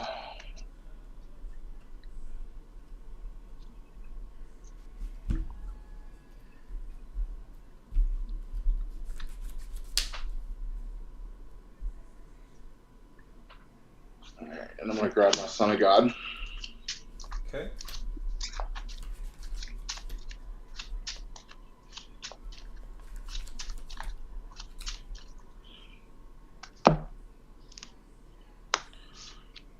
I'm going to place Son of God on Distressed. Okay. 2. 2. Then I'm going to play Second Coming to get the Son of God back. And then I'll Son of God your Humble. Alright. 3.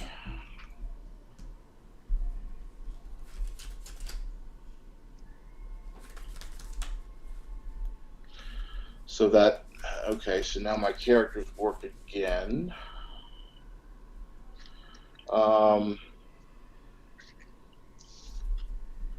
neutrals do not.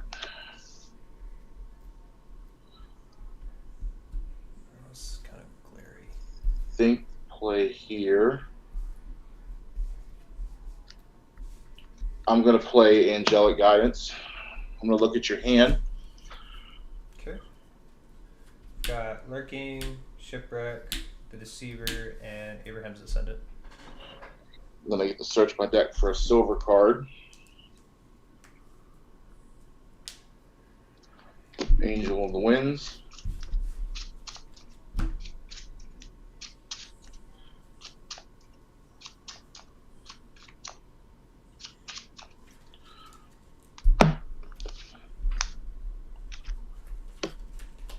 Alrighty, and then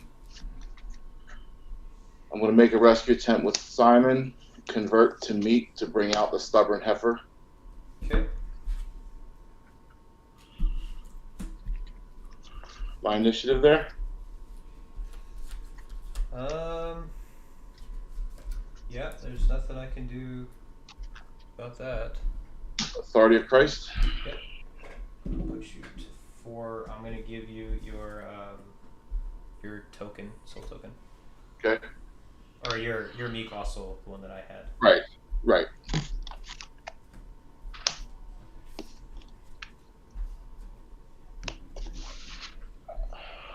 And actually, Authority Christ is going to kill Serpent and Firefoxes too. Oh, right. Okay. 1, 2, 3, 4, 5, 6, 7. I'm at 8, and I'll pass to you. Okay. So I'll draw, but I'm pretty sure this is gonna give out in any second. Yeah, I have less than a minute, so. Okay. I won't draw. I'll leave that there, and then I'll draw when we come back. Okay. Yeah, let me put my hand right here. Just.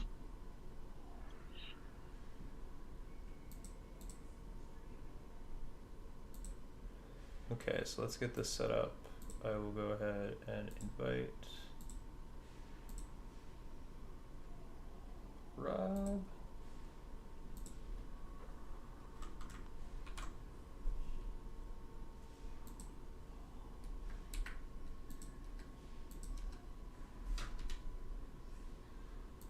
Close that.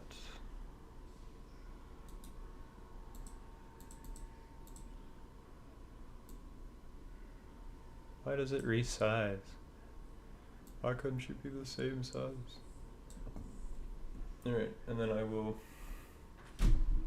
I'm messing everything up. I've got to join again here on my phone.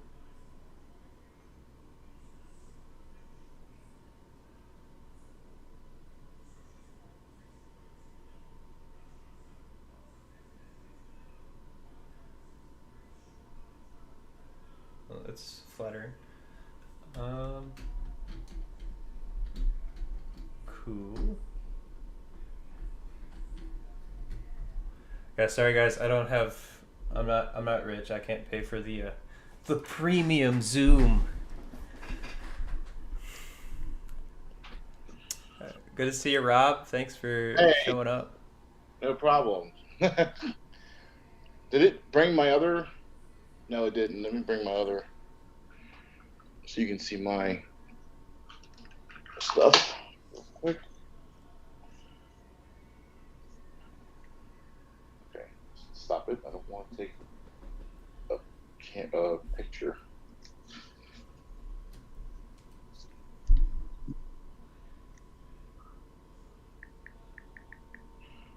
Alright, yeah. Okay, join meeting. Does that stop, Jaden? Does Firefoxes stop or it doesn't work if I have orphans? I thought protection didn't affect. Well, maybe it does. Maybe protection does protect lost souls from being protected. I don't know. I thought protection was more specific than that. But I guess anything that would interact with a character is protection. So, or anything that would interact with the target is technically protection, other than negates, because you can't protect against negates. Oh, so he's saying that. Oh, yeah, that's true. I'm not sure. I don't actually know if that's true or not. There we go. Oh, the tablet. I have sensitive fingers touching this. The struggles of a big guy. All right. So I did pass Oh to wow. you. Okay. All right. So I'll go ahead and draw my 3 here. No You know, I've got to stars. put a key on the table at least once since I know Jaden's watching. Are you gonna try an impartial judgment me? Am I what? Are you gonna try an impartial judgment me with an Akeem? Oh. Oh no, I got a Keem splashed in for negate neutrals. Ah. I don't know why, because I just like to let him sit there and let people use their neutrals for no reason, even when he's out. No. I can't remember. Was it you and I, or yeah, you and I, where you played impartial judgment with Akeem? Was that? Yes. Okay. And we realized that I couldn't. I think. Yep. Good memories. Bringing back fond times. I love you, Jaden, but I don't think Jaden's ever gonna let me live that down. All right. So, upkeep phase. I get. You still have. The wonderful Judas in territory. I do. You can draw one if you want. Yeah, I could. I don't know if it's worth it. What I think I might do instead, instead of that, is just not go to prep phase, activate my Book of the Covenant to go and take a enhancement from reserve, or a covenant from reserve, which will be Oath of Purity, which will come to hand.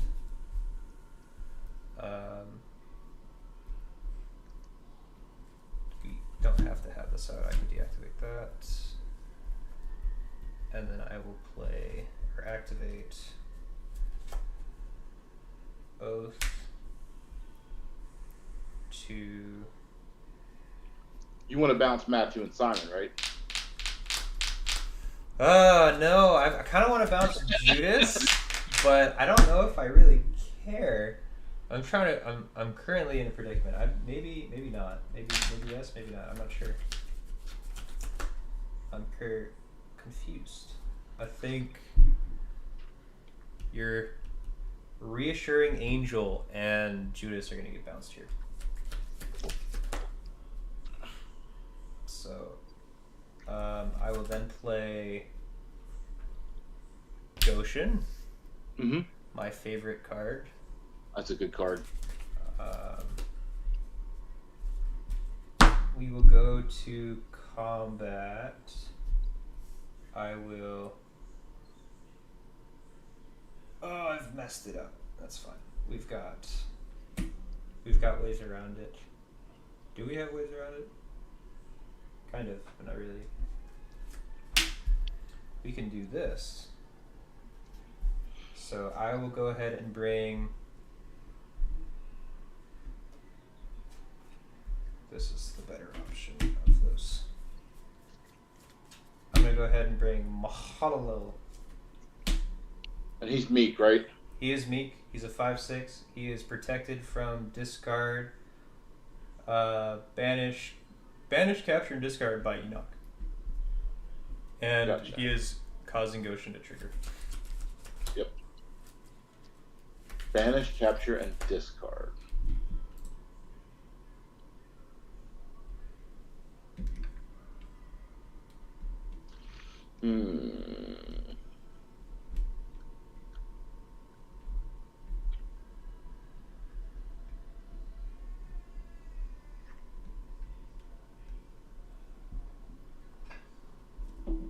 How many cards in hand? I have 1, 2, 3, 4, 5, 6 cards in hand. 6. Alright, I'm going to block with the Plotting Pharisees. I can reveal my hand, underdeck a good card from there. So I have Judas, Reassuring Angels, Angel of the Winds, Angel from the Sun, Simon the Host, Blood of the Lamb, Love One Another, Entrapping Pharisees, and Strong Angel. Okay. I'm going to underdeck Angel of the Winds. And then I get to do the same to your hand. Ooh. Okay, I've got Abraham's Descendant, the Great Fish, the Deceiver, Second Coming, Shipwreck, and Lurking. Let's underdeck Abraham's Descendant. All right. Sent to the bottom. Okay. And I'm a 9/9. Alright, so I'm losing by the numbers. So, what is, what they call it, entrapping Pharisees? What are their, are they CBP or CBN? They are CBP by an OT card. Okay. The Plotting Pharisees. Alright, well, it pains me, but I'm going to have to play Second Coming. To go to deck. I think here. Do I want to go to reserve or deck? I think it doesn't really matter because I know what I'm getting. I'll go to deck. I'll grab the Wages of or 3 woes, not the Wages of Sin. 2, 3, 4.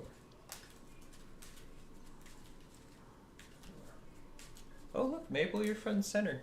Everybody can see you. Alright. So that'll go to discard pile. Now I have to make more rescues. And then I will play 3 woes as good to negate that. Yep. So I'll go ahead and grab my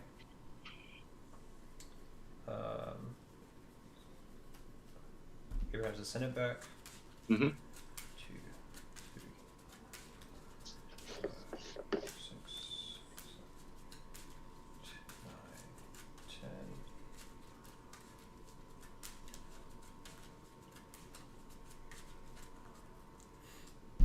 Right. Go to my hand.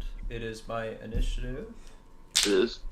So I will go ahead and play Abraham's Descendant. Just looking at what you got in territory. We'll go ahead and band in any number of Genesis heroes. I will band in Jacob. Mm-hmm. Yeah, I might as well band in Isaac.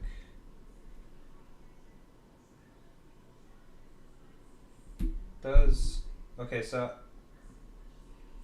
I'm not sure on how this ruling works, but if I use this and then I do these in order, will all of the bans from Abraham's Descendant and their abilities trigger before I get the chance to use?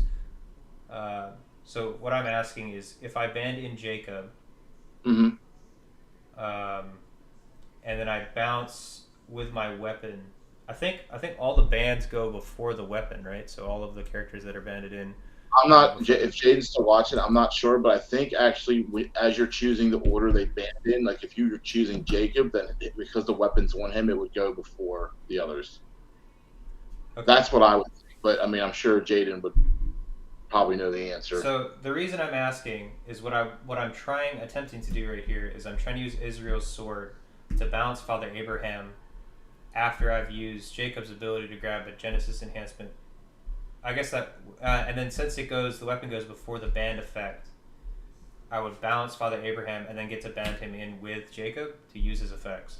Well, no, you have to choose who you're banding in first, and then you complete the abilities. Characters go before weapons. Yeah, okay. So you're going to have to choose to band in Father Abraham first, and then... So if characters go before weapons, that's fine. I can still work. Thanks, Jaden. It's one of the ones I was a little fuzzy on. Oh, that's true. That doesn't even work because I did mess that up. I should have put that on him. So that's fine. We can just keep that there. So what I'm going to do is I'm going to band in Isaac and Noah. Okay. Noah will Convert to Convert. nymph to shuffle a card, which is going to be Abraham's descendants. And Nice then move. I'm preventing cards. That's it. Yep. Yeah, you got that. I'm gonna go ahead and give you a meek. Okay. So I'm up to 2. Let me. So that puts you at 2.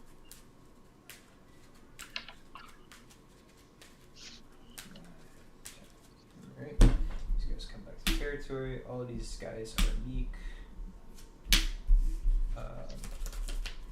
4 cards in hand. I don't have to play anything if I don't want. Which don't think I'm going to. And then I will just, I guess, pass the turn to you. Alrighty. Draw 1, 2, 3. 4 cards in hand, right? Yep. You have Enosh down that's negating neutrals. Okay. Upkeep, I'll use the good seed to grab the Ascension from reserve. Oh yeah, Rob. Just so you know, you get Angel of the Winds back too, since you underdecked that, and then I negated your Plotting Pharisees. Okay. So I just read that in chat. I forgot to mention that when we were. Well, it's still on the bottom, so that's good. Okay. Nothing happened really.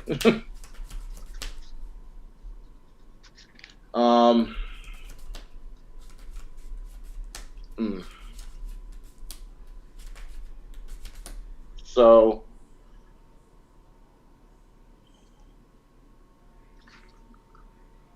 No, I couldn't have done it because Goshen would have tossed it. But what I was gonna do if Goshen wasn't there was I was planning on banding in Jacob. Jacob would have went ahead and grabbed all of the stuff. What I was trying to do was bounce Abraham before I got the band effect with Jacob, which I think weapons go before band effects. I think that's the way that works. So I should have been able to bring Abraham in, but I couldn't have done it anyways because the weapon would have been tossed. So. so let's put down Judas again. And you're negating neutrals.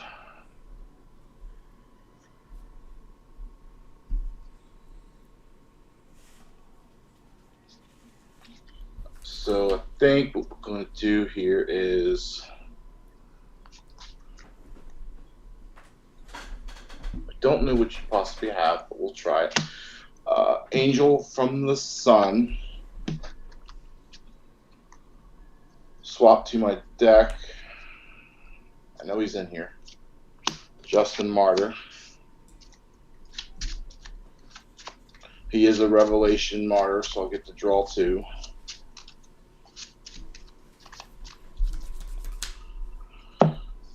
Draw 2. And then that'll be my rescue. All right.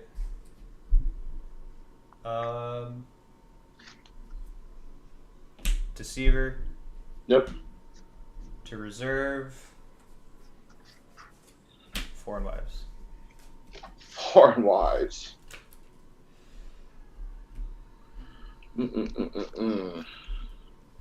So I do the search effect. I don't have any household items in my discard pile, and then it is protected from opponents' CBN because you drew 2 cards. Yeah, I did.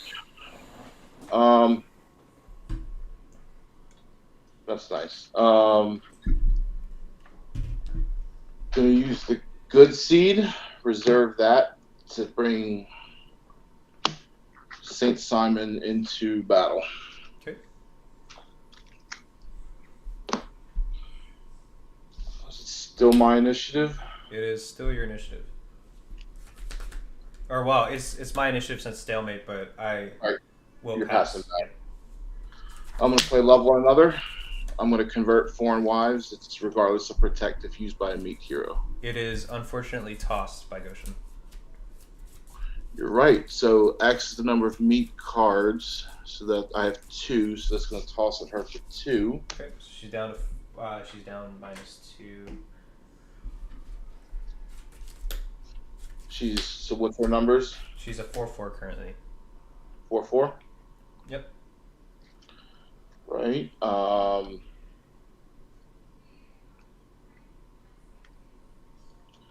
I'm gonna toss Blood of the Lamb for 2. Okay, so that'll put me at 4. It is my initiative. Mm-hmm. So I'm gonna play Lurking, which is not tossed because 4 and white is every color, and then I will play the Great Fish.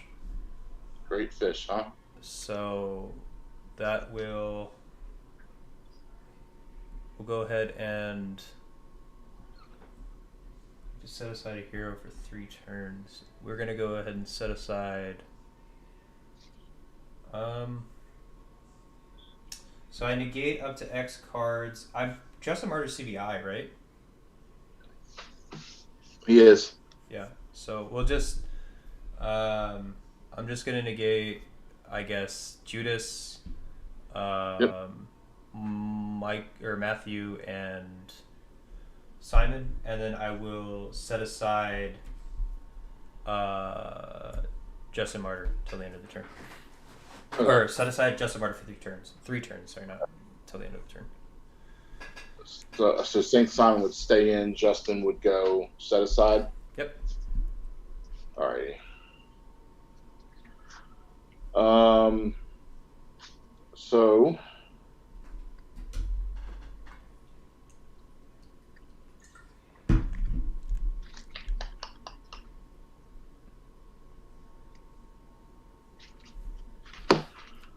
you're not making this easy on me.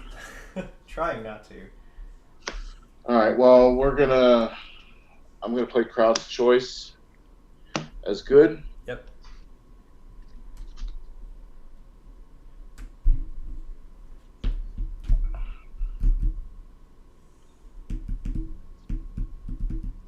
And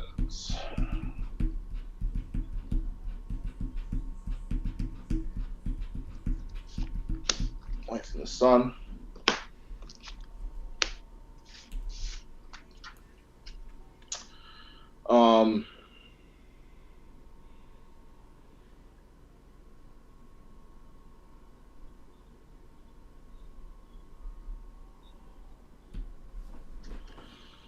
So I'm going to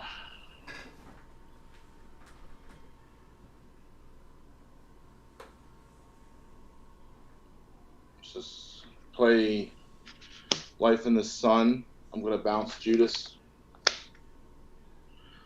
And then I'm going to draw 2, 3, 4, 5, 6, 7, 8, 9, 10, 11 for my Meeks.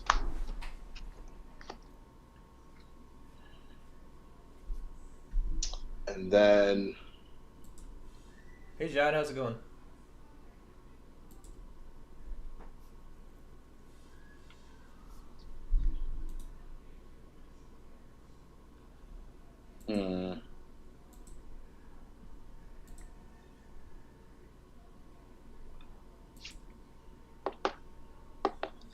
Play the Ascension.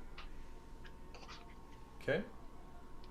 And I'm going to play Paul from reserve. I'm going to band into Paul. Judas. Angel. Strong Angel. And then that'll be it. 1, 2, 3, 4, 5, 6, 7, 8, 9 in my hand. Paul's going to draw 2. Judas is going to draw 2. 1, 2, 3, 4, 5, 6, 7, 8, 9, 10, 11, 12, 13.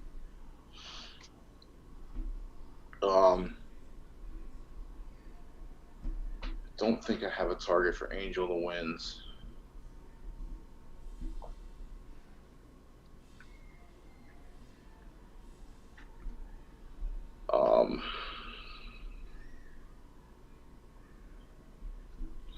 Yeah, I don't.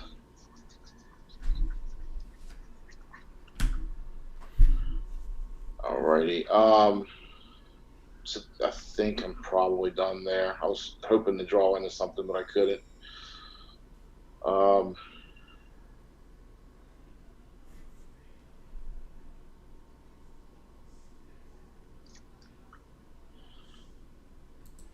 I don't know if he's playing yeah, Angel Parade, but I'll ask him. good there.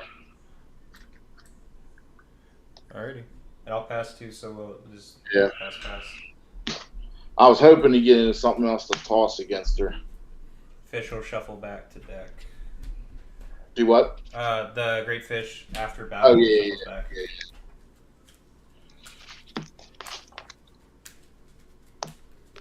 I'm at 2, Jaden. So unfortunately, I have not had the greatest luck with my draws. I also have I biffed my first turn completely. So I'll put down Golgotha, and then wow, it's not helpful. I'll ask for dominant initiative. Sure. We'll just shipwreck the Golgotha. Yes. And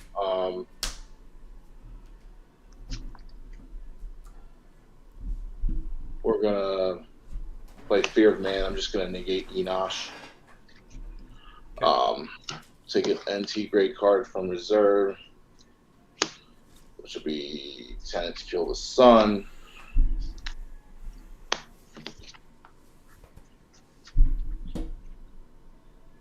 We'll go ahead and put down Reassuring Angels. 3, 4, 5, 6, 7, 8, 9.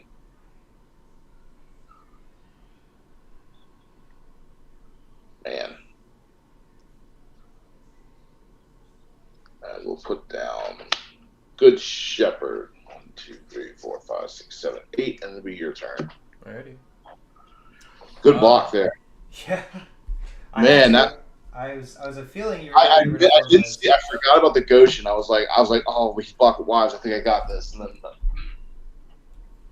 then. Real quick, do the counters on Wives go away from the toss, or does she stay at 2/2?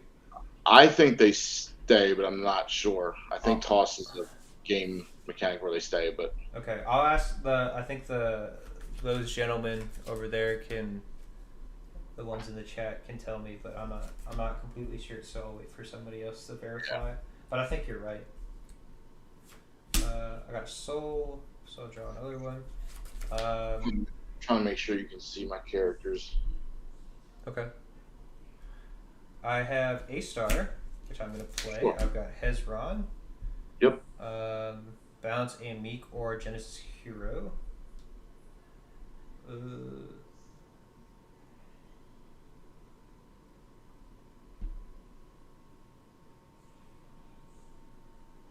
think I'm going to bounce Jacob. Good. So these come back to hand.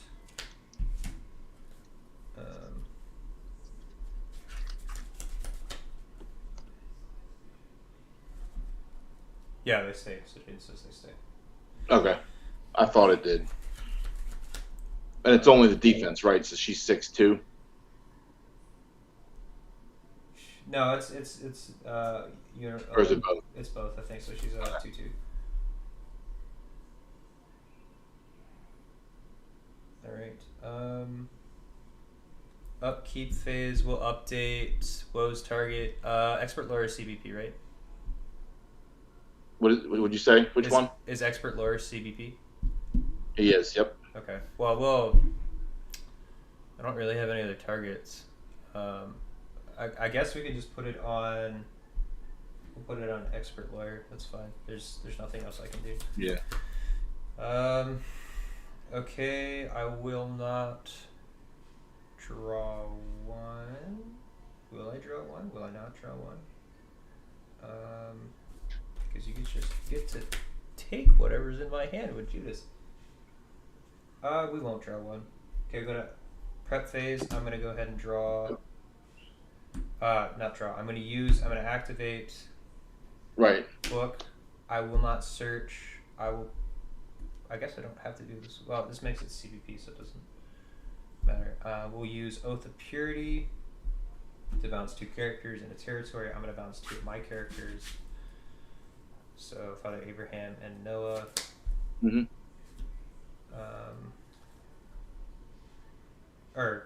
Sorry, I already did it. So I can't really take it back. We're gonna go.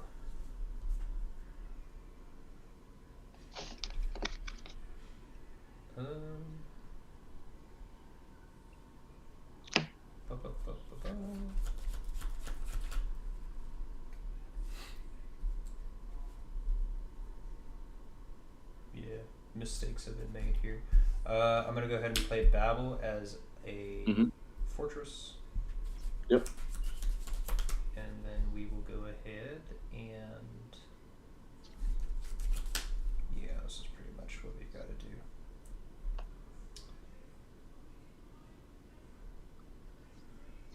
I'm gonna attack with Jacob. Take a Genesis enhancement from deck.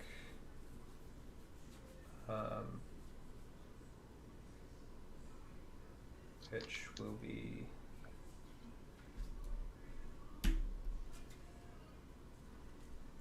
Abraham's Descendant.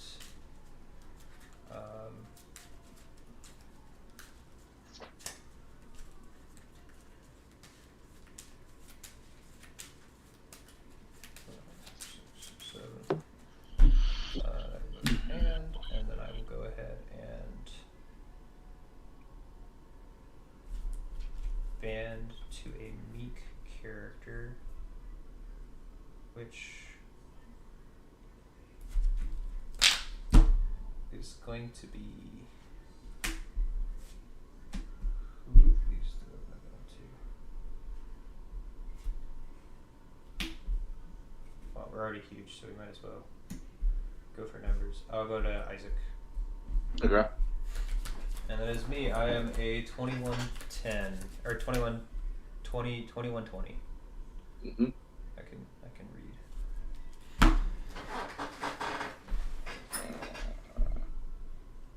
Oh, Hendrik says hello, and he is also asking if you're playing Angel Party. Yeah, I am.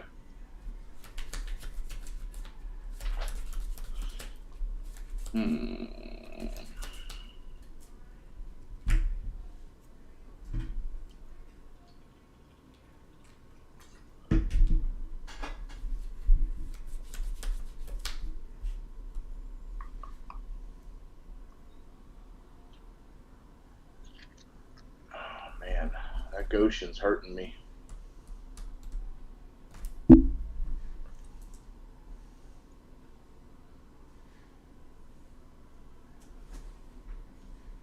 What's is that Enoch? What's his he's blue and green, and what's he do? Blue and green, protect this card and meek blue heroes from banish, capture, and discard. And what's his numbers? 3/6.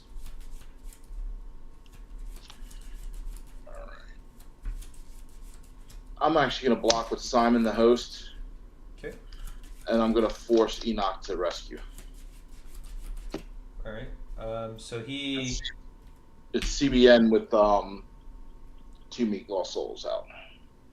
Okay. So he'll come out. And I'm 311. 311. So stalemate. So I get to play first. Mm-hmm. And what was his numbers again? He's a 3/6. 3/6.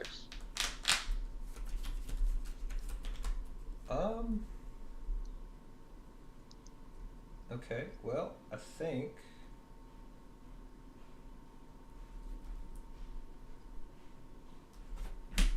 we still go Abraham's Descendant. I can't bring Isaac or Jacob in. So that's toss with Goshen. He's not a patriarch. Oh, he's not. Okay. So I'll bring in Father Abraham. I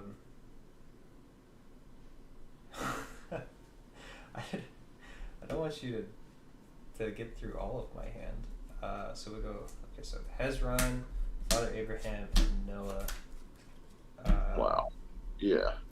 I That's guess Mahalalel should come in too, just in case. Yep. But Hezron is going to go ahead and top deck a Blue Genesis enhancement. Yep.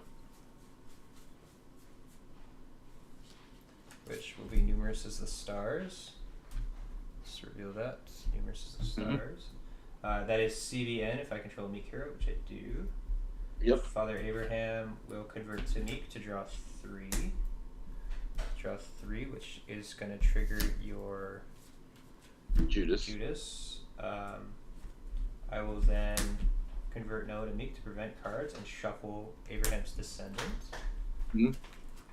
And I think that's it. So, but you get the Judas trigger. So. The Judas, yep. Just being honest, Simon's gonna. Wait a minute, hold on. So, well, now there is a Patriarch in battle, right? So Goshen's active. Yes, yeah, I'm tossing now. And or a Meek character, so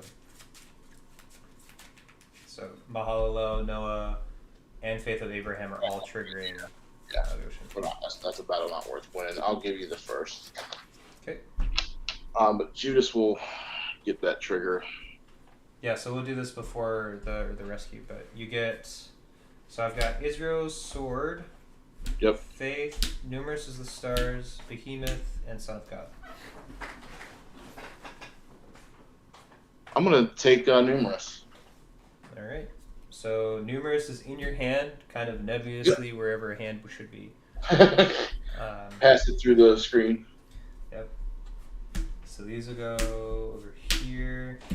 These will come back, and got all these cards in hand. We'll go ahead and rescue a lost soul with Son of God. I guess the fourth. I already gave you the first with the rescue. So then it's just one of the mix. So now it's all tied up. I told you, Jared. That's just me and you, man. Maple, no barking. Hey. I will equip Israel's sword. I will discard Faith, and then I would pass the turn, but we're out of time, so I think we get. Hey, do you want to do one more? If you went first, so if the timer went off, then I would get one last shot, and then that would. Yep, that sounds good to me. So we'll do your last turn, and then that'll be it. Off, no pressure. Alrighty, so we'll draw my 3. 3. No stars. If a hero is converted, their ability doesn't transfer over, right? Depends on the ability. So if it has that little cross icon on it, it does not retain it. But also if the ability is specific to the alignment it was beforehand, then it also doesn't get that effect, I think. So for example, oh, Judas is negated by Babel. He's right. Yeah, because you have more than 6 brigades out. Put numbers back in your hand. Okay. Yeah. I was worrying about that for nothing. So, what to do here?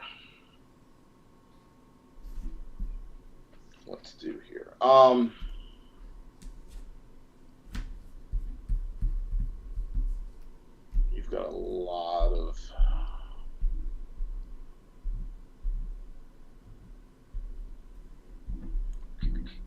So I'm more specifically asking about Enosh. Yeah, so if Enosh is converted, he does not get his ability. Because it's a cross ability. Same thing for Enoch. So both of them, as converted, do not have their ability.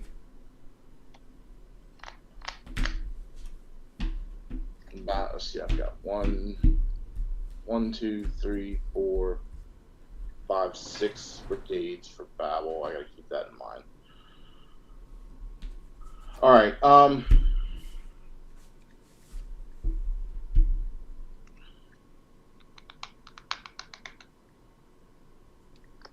Let's play Falling Away on Enosh, and let's make him pale green. Okay. And I'm going to play the Lord's Prayer.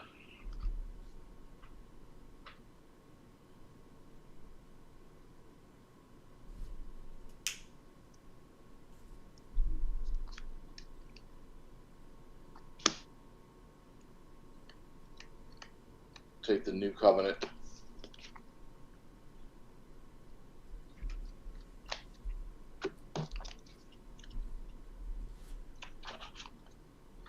I'm going to activate Daenerys. I know it's late in the game. For my Emperor.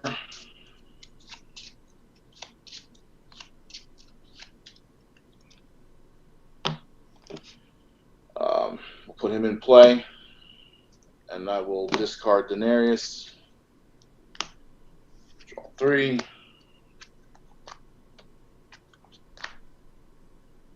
And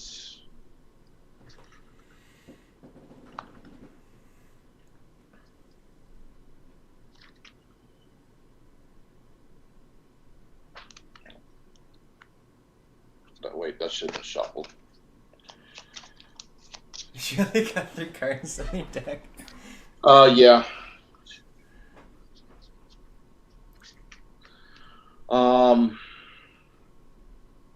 Man.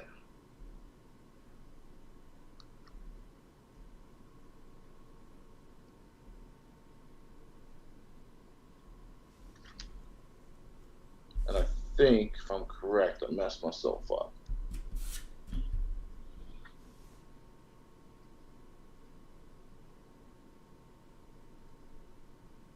But we're going to try it anyway. Let's go with Judas. Okay. So he's negated currently. Yeah, he's negated and he's 1/6.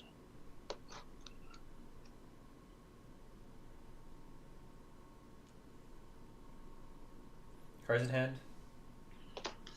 1, 2, 3, 4, 5, 6, 7, 8, 9, 10, 11, 12. We've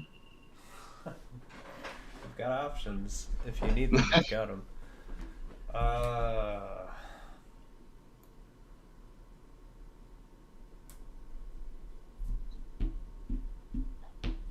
you still have Doms. That's not. So. Oh, of course. Right at the end. Okay, well, I will connect once again. Isn't that just,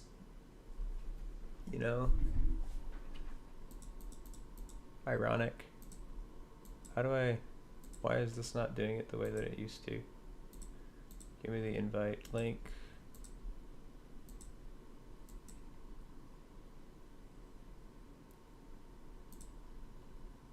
Go ahead and invite Rob.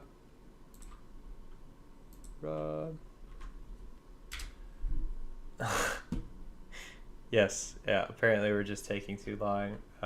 Zoom had enough of our game. It's got to end right now.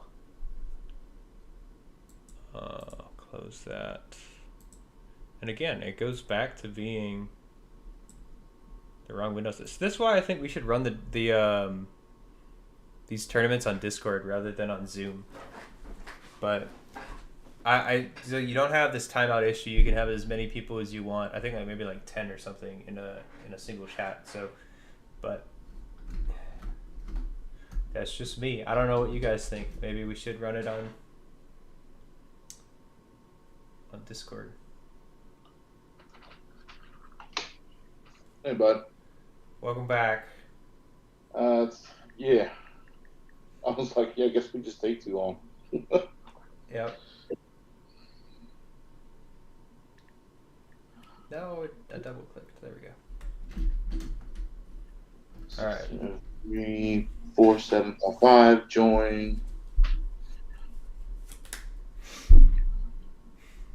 And then that was my rescue. I didn't see if you blocked. I have not blocked yet. I'm kind of considering what I want to block with. I know Judas is negated. I'm trying to think what you have. I know that you have your big band. And then I'm sure you have a way of tossing. So... Oh, the Strong Angel is CBN, right?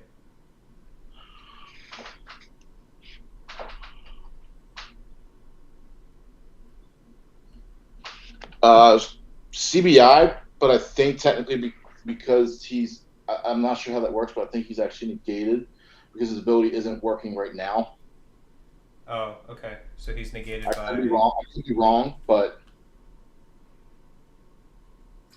We'll wait for you to get your thing up. Yeah, I hit X by accident. I'm sorry. Well, at least we're giving everybody a good show. Yeah. Yeah, I think Discord overall, like Christopher's saying, is just a little bit more... Alrighty. Back in business. It's kind of simpler to using Discord. All right, so how many brigades do you have? 1, 2, 3, 4, 5, 6. 6 brigades. And actually, technically, Strong Angel's higher than that, so Babel won't shut him off. Okay. There's a couple of them that it won't turn off, but... So I have no idea what you have. I would assume that you have something that you could get around Foreign Wives, but you're going to be able to band all your guys in, and then you're going to be able to toss. I imagine you have at least one thing that you can toss. Even if it's CBN, it can be tossed with Strong Angel. So it just has to be large enough to kill Foreign Wives.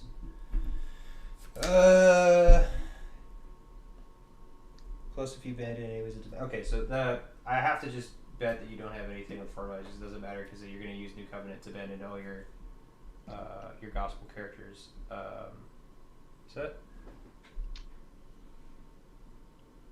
Is that what I want to do? So you get Paul. Doesn't matter with the other ones. Strong Angel is not a gospel character. I don't remember if it's New Testament or if it's just whatever. We'll block the Foreign Wives. See what happens. So she is currently protected from opponent's cards. Right.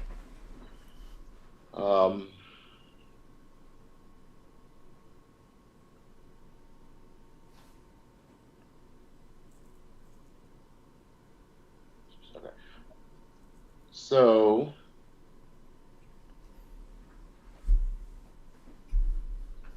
mine-ish, I'm guessing. Yep. New Covenant. It is New Testament. Okay. So we'll do Paul, Good Shepherd, Strong Angel, 24 Elders, I don't think it's worth bringing anybody else in. Paul is going to let me draw 2.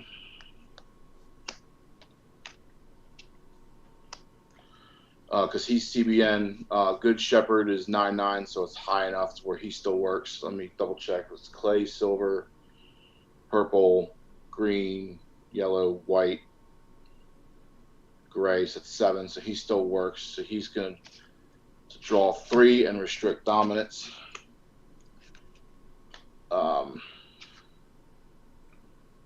Restrict evil dominance. Strong Angel's going to toss anything that's negated, and then 24 Elders. I'm going to go ahead and shuffle my Golden Calf back into my empty deck. Mm-hmm. activate 24 elders. So it's going to give initiative to you. All right. I would end the battle, but I can't, so I have to pass. Okay. So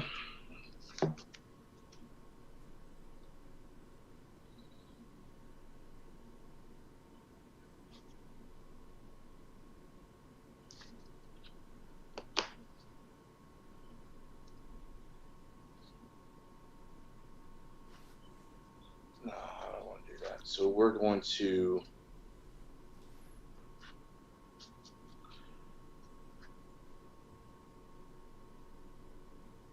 is that how I want to do it?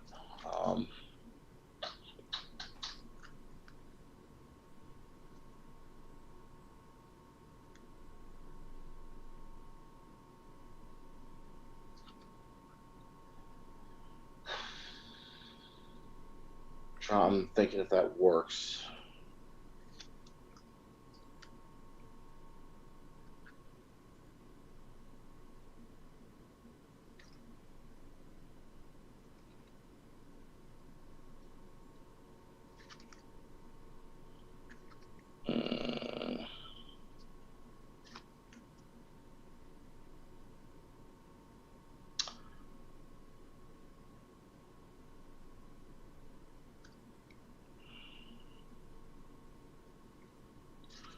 I'm going to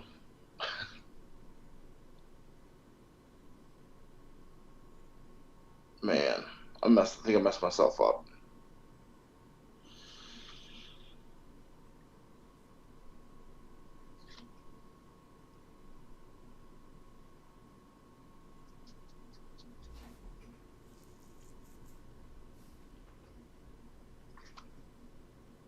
Yeah, I think unfortunately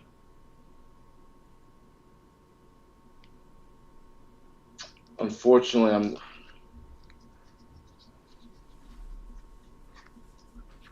think I got to pass back. I think. Okay, so I'll pass, and then that's yeah.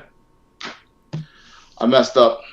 It's okay. I messed up too in this game, but I had it if I hadn't brought Paul in.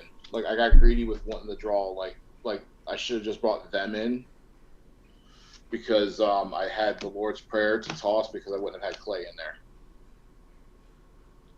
and that would have been 4. Okay, so what is Lord's Prayer CBN? No, but oh no, yeah. So that never mind. I keep thinking Goshen's like that. I thought I had a Meek hero in too, which would have activated Goshen. Yeah. Yeah, but man, Jared, every time we play. That's all right. I think we're learning from each other, so that's the important thing. I think it is too. I think we're doing. I think honestly, you would have actually had me if you hadn't had to burn your second coming early on. Yeah. Like that, because that would have been the 5th soul right there for you. And I messed up my first turn so bad. The guys watching, I'm sure saw it, but man, I don't know what I was thinking. I went to like the weirdest setup that I could have thought of, and I could have just went Crowd's Choice to Harvest Time to generate a soul after playing everything else out, and I think I had I forget which one I grabbed. I think it was Jacob, and I just grabbed Jacob to grab my other thing that I was going to do. Oh, yeah. I had no idea why I did what I did, but I did. So. Yeah, that was pretty good. I had Fall of Man, but when I had Golden Calf turn 1, just like you. But you had Enosh out. Yeah. I just couldn't get rid of him for a while, so my artifacts were like useless the whole game. Mm-hmm. Yeah, no, you had me on the ropes for a while there. When you got rid of those 3 characters with AOC, I thought I was toast. So. Oh yeah. And I was like, well, I can use Fallen Away on Enosh and then choose the blocker, but I didn't have a way to bounce Simon. Right. And that's where I got the last hiccup. I was like, because I thought if I could choose the blocker, and then I was pretty sure I had it, but I had a couple things there in that last term that I misplayed, but overall, every time I play you, I feel like it's like this. Like it's just close and. Yeah, Jaden was saying that Goshen is worded in such that Great Commission would still be tossed if with Paul in battle, provided to meet characters in battle, of course. Yeah, so that was the big mistake, was that the you didn't bring a meat character in. Yeah, I had the way to, because I knew if I played Daenerys, I should be like, okay, that's an easy block. I'm gonna block it wise, like, and I was like, okay, I know he's gonna do that, so I just sequenced it wrong. That's all. Yeah. But man, I keep telling everybody, Goshen's good. It messes people up. So Goshen is very, very good. I mean, it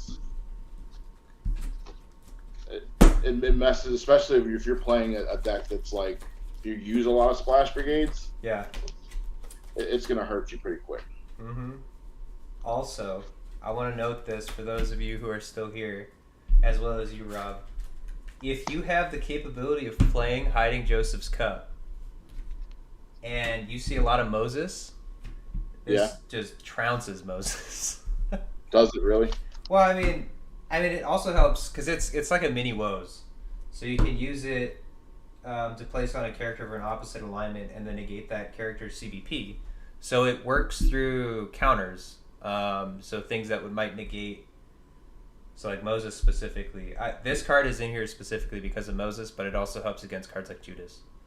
Oh, okay. So, I have a love-hate relationship with Moses. I think he is probably one of the best characters in the game, but I also despise him. So. Yeah. He's. Jaden's still watching. Jaden, I do play Akeem. I'm sorry I couldn't get him out. Oh boy, yeah, that was a game. I think that our games have always been within a one soul differential between me and you. Yep, yeah, and it always comes down to like we misplayed something. Yeah, that's crazy. But it's fun. I like games like that. Like I don't want to. I mean, I know there's been a couple people that I've talked to and they've been like, "Oh, I want to just win 5-0." I'm like, that's not fun. Like, yeah. I mean, I'd rather be fighting than trying to like have a close game. Yep, I agree, and it's fun too because I think when we play, we sharpen each other. You know, iron sharpening iron. See ya, Rob M. Rob M's he's peacing out. Rob, I'm sorry, man. He said don't tie, and I when when Rob and I play, there's no other outcome possible. Yeah, I think what was it, the Lackey, one of the Lackey Grand Prix, like we timed out. It was like, I think it was, you beat me by 1, but it was like we couldn't even beat each other in that time frame. Yep. Yeah. That was back when I was playing Job. Ooh, the good old days. Oh yeah. But. Well, Jared, it's definitely been fun, man. Yeah. Thanks for playing. Thanks for taking the time. I know it was kind of hard with the scheduling mishap, but that's okay. It's easier on the weekend. That's when my kids are going to bed and all. So. Yeah. All right, man. Well, thanks for sticking around. I'll talk to you again next time. Yeah, you too, Jared. See ya. See ya. All right, y'all. Yeah, that was a good one. It's a really strong game. Rob did really well. I think he piloted his deck way better than I piloted mine, for sure. But what really ended up breaking it, I think, was just I had the right blocks at the right times. He overextended a little bit with all the draw, and that caused the Wives block to be a little bit too strong. So, yeah, thanks for joining us, guys. I might stick on here a little bit longer and do some building for. I'll go ahead and build my that Daniel deck. Keep working at it. See if anybody has any suggestions. Because, like I said, I really do think Daniel is the best. Ooh, we upside down. Flip. Come on, camera. Reorient yourself. I guess not. You guys have to stare at me upside down. Let's see if I can fix this. I really do think Daniel has the best shot at Nationals. If you had to ask me right now at this moment, and I might be wrong, but if I had to pick one deck, it'd be Daniel. Okay, well, I will just flip it in the program.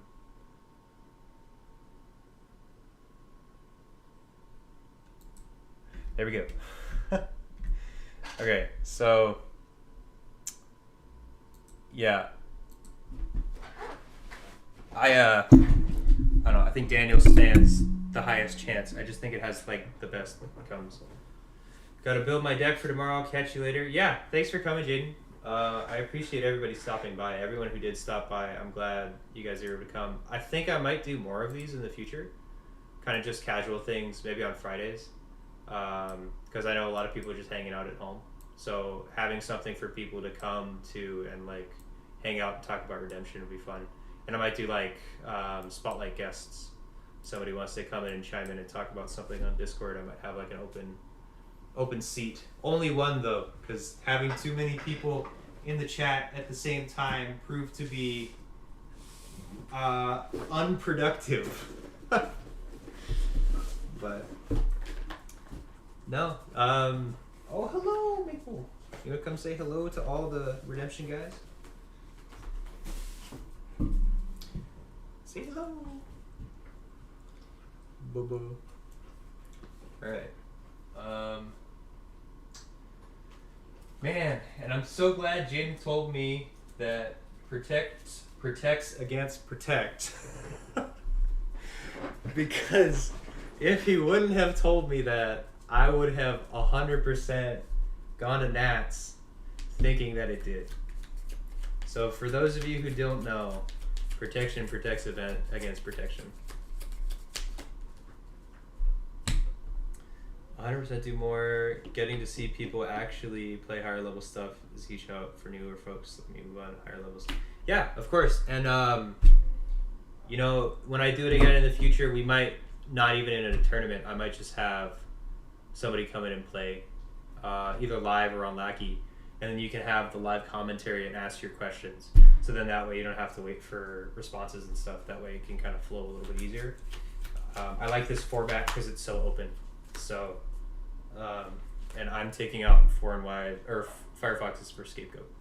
So this would have been nice to have, because I could have used it to stop him from attacking.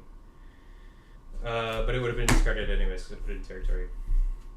I overextended putting all my stuff in territory. He should have known he had AOC and not have done that.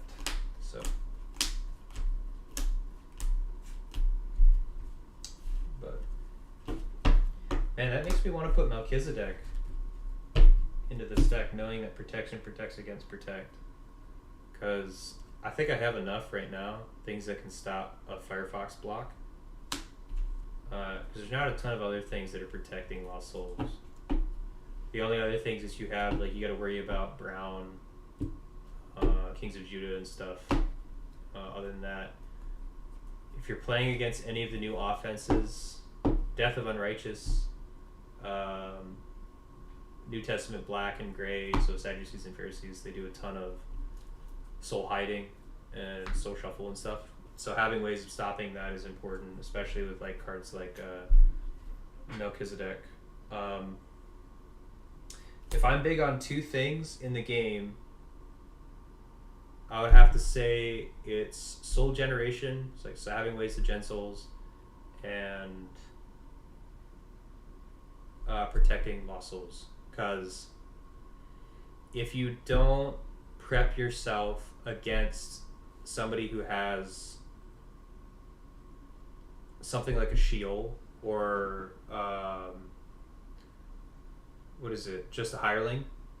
You're gonna get run over by that defense because you have nothing to stop it. Same thing with Firefoxes. So like Firefoxes will be an auto block against your deck if you don't have a way of dealing with it. One of the reasons why I play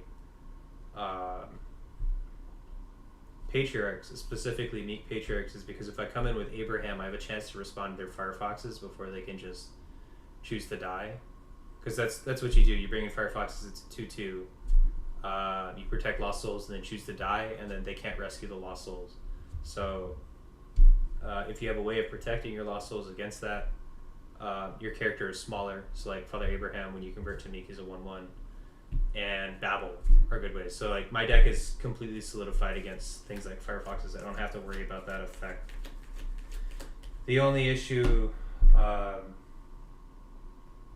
is that I tend to pilot my deck improperly when I actually play, and then I have a ton of struggles.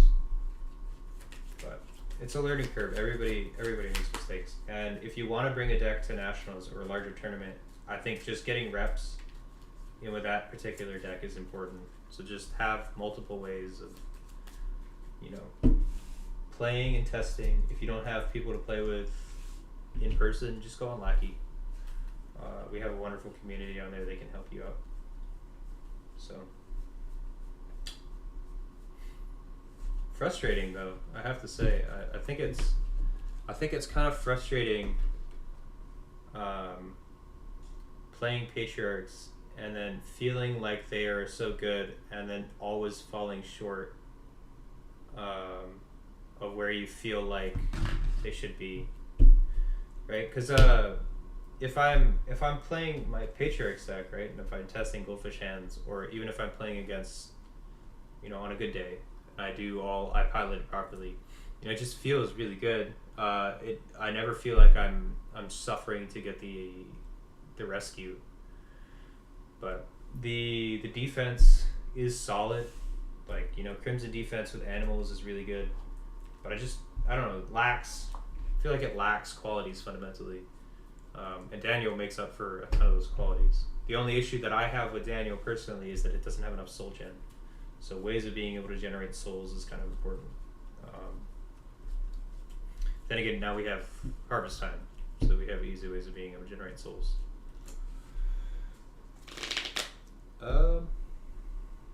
I also might put Majestic Heavens in that deck.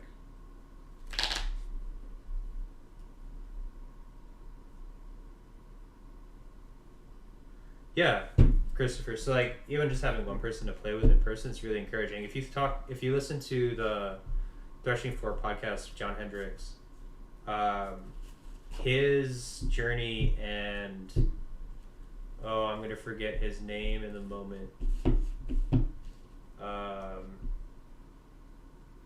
It's not Rob. I just keep thinking of Rob's name.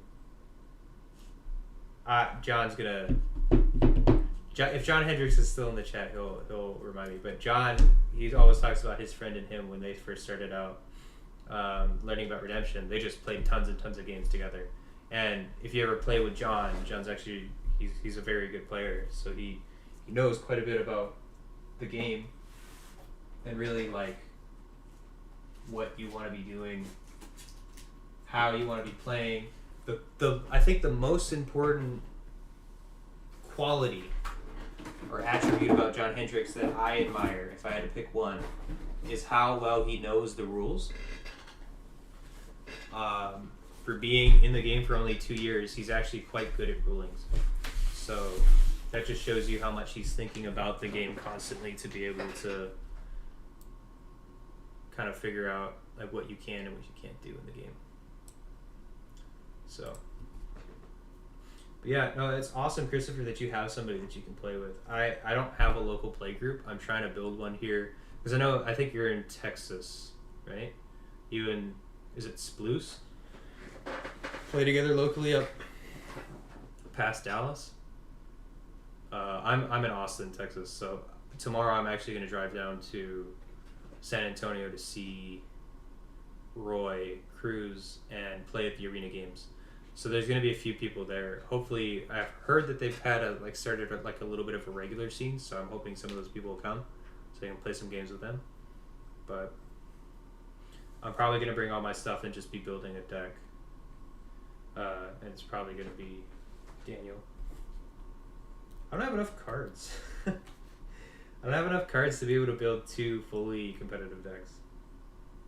That's one of my issues. I wish we had a Noah. I wish we had Noah the Righteous in New Testament, so that I could use Noah the Righteous with the New Covenant, but we don't. So.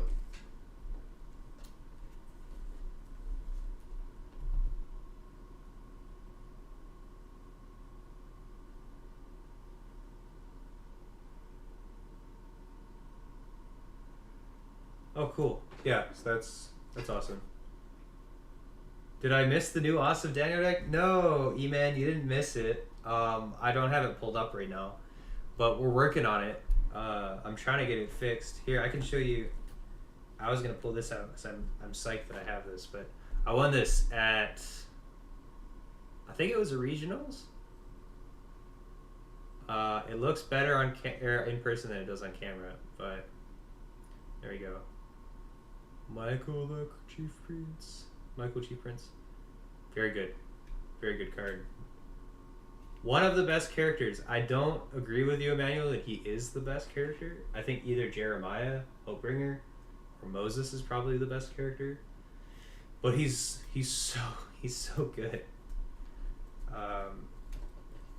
And even Daniel. The fact that you can put Daniel and Michael Chief Prince in the same deck comfortably is crazy because they're so good, right? Like, what do you do against Daniel and a Michael? You cry. That's what I do. I cry. So let me I'll pull up Lackey here. We'll go through the building process. I don't have the stream set up right now to be able to do live deck builds. So I'm not going to do that. It's a little bit easier to do it too if it's through Lackey, easier for everybody to understand. But Emmanuel, please tell me, man, what is the secrets to Daniel? Like, what cards do I need?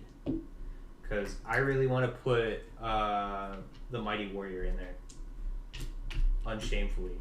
Like, I feel like that's just going to be, he's going to be backbreaking for my opponent. So what are you going to do against my Mighty Warrior? Nothing. But I'm exaggerating, but I think it's nice because he doesn't mess up Michael's kind of Unity-esque requirement. So, because he's symbolic. So you can have him in the deck and not worry about it because he's like a human. So it's an alternative to playing Angels. And what I like about it is that he's a good alternative attack, plus gives you an extra green source to be able to play more things like Emmaus Road. And additionally, you can use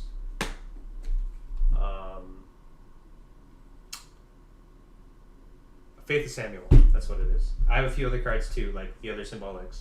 So like Hope and Humble Seeker can both play Faith of Samuel. Plus, you can go Legion of Angels with Faith of Samuel to have. You can have not Faith of Samuel. You can have Humble Seeker, 2 Legion of Angels to do the crazy big protected from your brigade 12/12 Angel. Which I wish I was playing Goshen because that's just hilarious. All right, let me swap this. I'll swap this over. I'll change all the camera angles and then have you guys be able to see what's going on.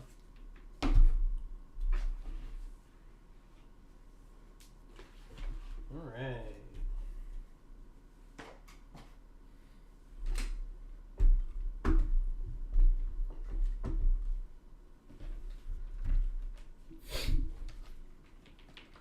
Put this back over here. I'm glad you showed up, Emmanuel. I need a Daniel expert in my life. somebody to be able to tell me what I'm doing right and what I'm doing wrong. So, alright, let me bring up Lackey here.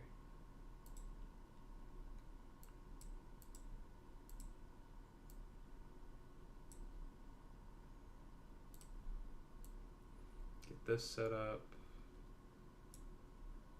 Bring this.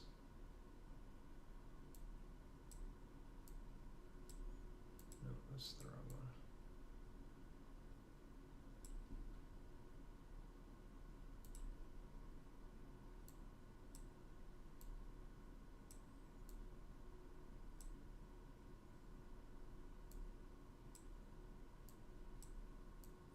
Thing is too, like I've always talked about being a Daniel player, not like I don't claim to have an allegiance to a specific deck. I play Patriarchs because it's one of my favorites, but I'm not tied to Patriarchs, right? Like I'm not gonna always play Patriarchs. I don't have that kind of I guess attachment to it, but I also just don't want to play what everybody else is playing. That's kind of my biggest thing, right? Like I understand why certain people play certain decks, and if it's the best deck, I get why you're playing it. I just don't want to be playing it, if that makes sense. So,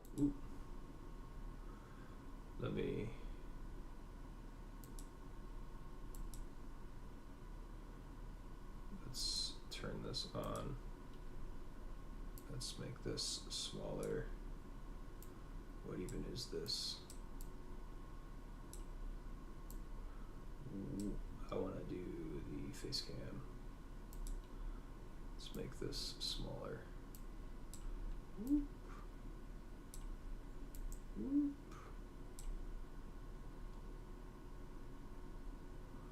Okay.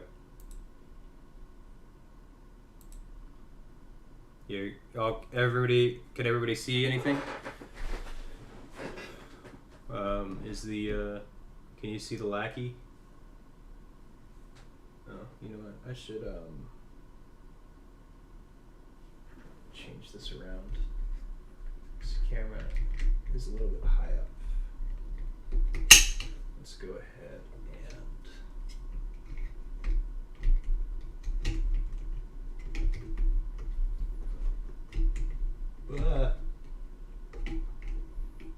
where are you? You're not fitting. Come on. What the heck? What am I missing? Okay, let's turn this camera off since you guys don't have to stare at me fiddling with it.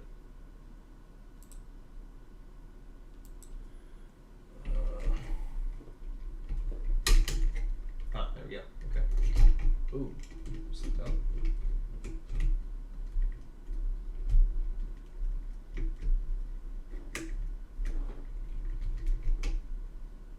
What's going on here? Is this too low? Whoa, what is...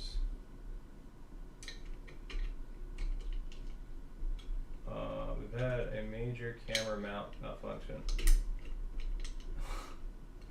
For whatever reason. I don't know why it has chosen to do this, but it has just now live fallen apart. That's okay. We have an alternative. So give me a minute and I will change that over. Yeah, I have this nice fancy mount for my camera or tripod, but the mounting hardware for it has decided to die a death of malfunctions. So instead, I will use the not so fancy, very affordable one that I put my phone on usually. That way it's nice and set up. Come on, camera. Alright. So let's turn that back on. Hey, there we go. So now you guys can see me while we work through this deck together. Alright, so...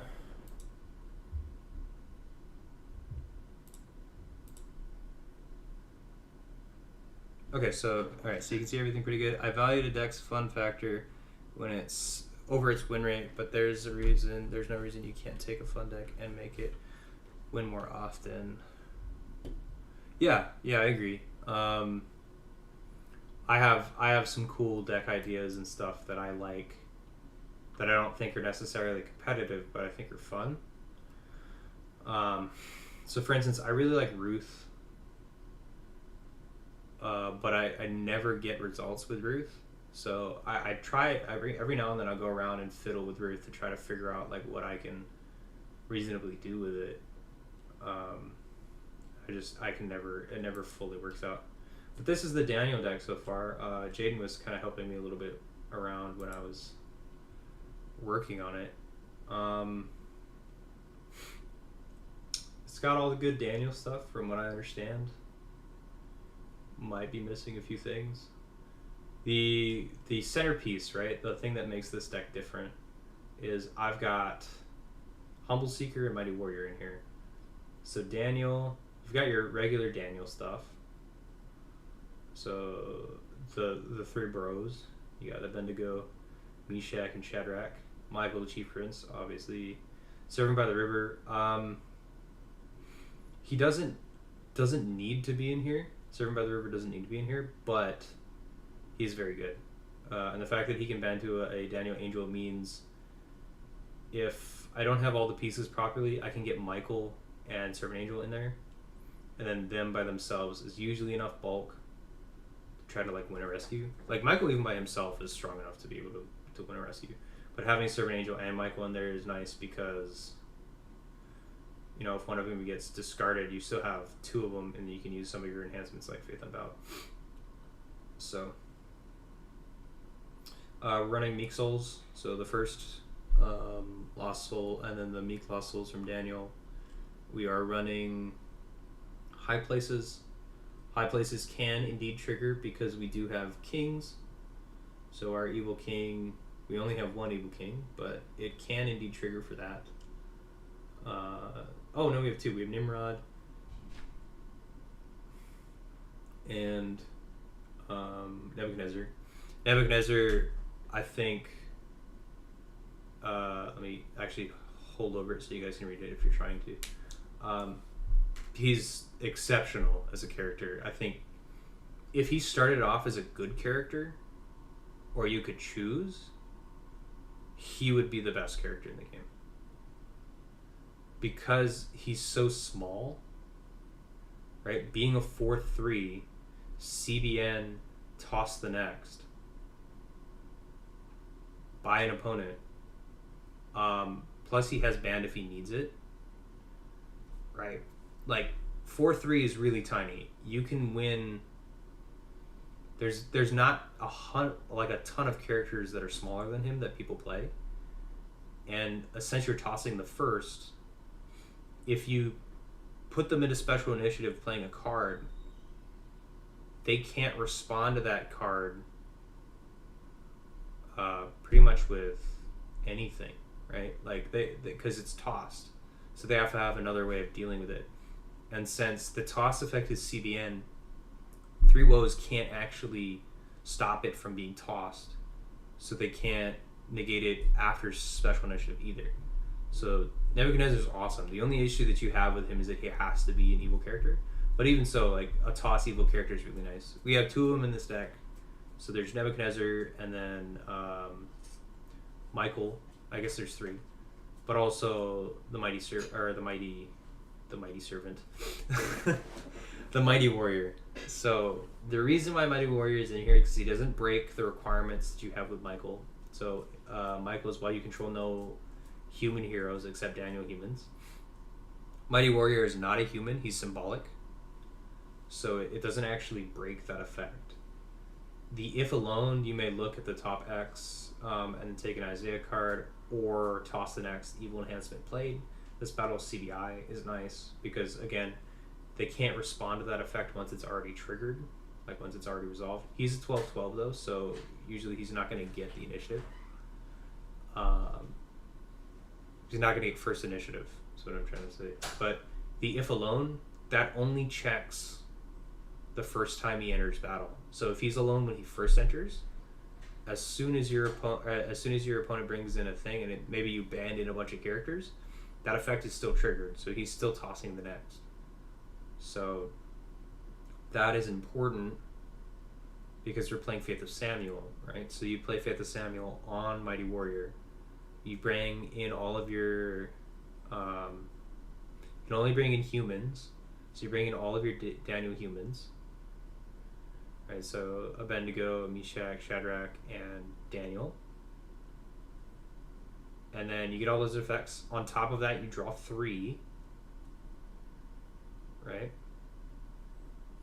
And then Daniel can bring in Michael at the end of that band. Or you can bring in Servant by the River and then band into Michael.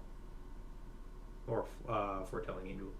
There's a ton of different ways of doing it. I don't know if Foretelling Angel should be in the deck. I don't know if we need it. But the one reason why it is because it's speed. So, let me see. We got 1, 2, 3, 4, 5, 6, 7, 8, 9 characters in here. Not including Hope. Hope is in here because it's symbolic, but it's also a relevant ability. We can use it with Daniel. But it can also be a character to attack if we need it. It also has the take effect with Peace. We can take it from reserve or discard pile, which is relevant because Peace can be played and put onto your clay or blue hero, which we have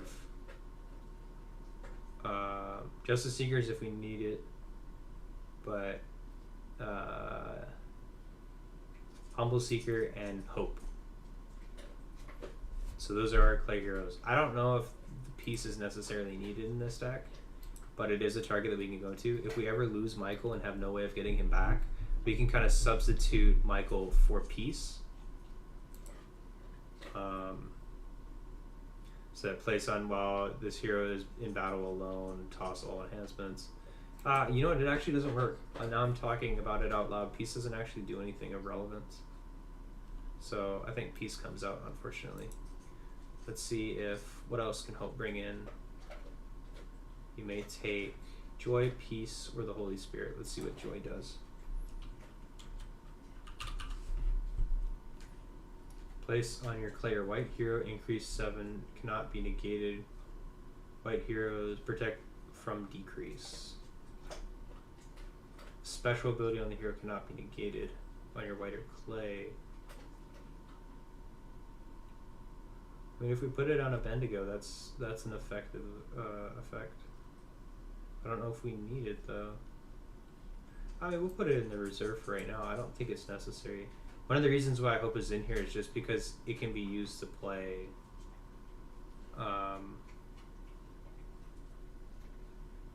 Faith of Samuel.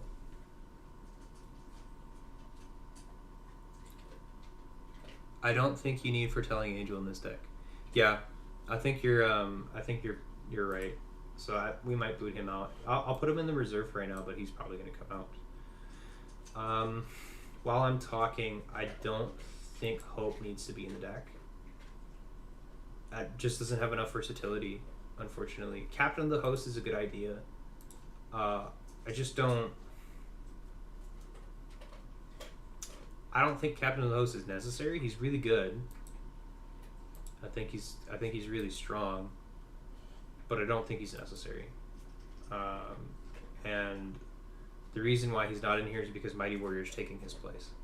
So Mighty Warrior, Humble Seeker are in there to have alternatives to the band, but also give us access to Faith of Samuel and Emmaus Road more often.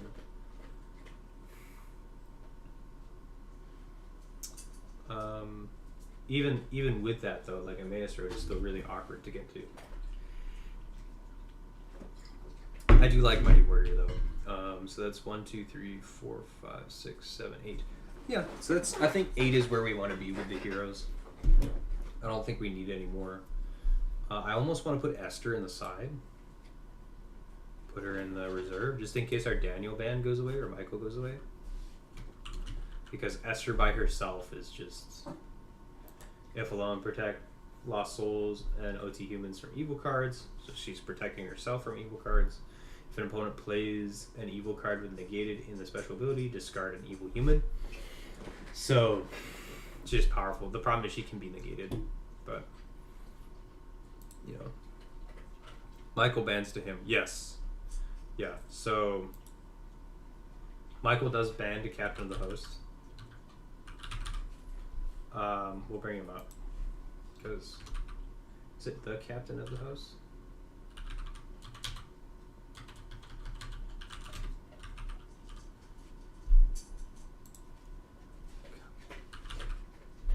Why is it not coming up? What am I doing wrong? Let's see. Let's do it this way. Here we go. Captain of the Host. Alright, so you got both. This one's actually really nice. The negate all stuff is cool. I mean, I understand why we're playing this, right? We're playing the May draw X, which is 1, because you're not playing any other Joshua characters. Negate an evil card in player set aside area. They ban a Joshua or an OT Angel Warrior. Cool thing is because you can do Michael and Captain of the Host together, but and then on the end of the ban too, when you come in with Michael can ban to Captain of the Host. I don't think we need the numbers though, right? Because if you look at it, we got Shadrach, Meshach, and Abednego together provide us with 2020. So this is 2020 just with them. And then this is 26, 27. And this is 36, 39. Yeah, the warrior class one. So this one. I don't... What did I say? 36, 39? We'd be 47, 51. Which is like, there is no band that I can think of that evil characters can reach that is that large.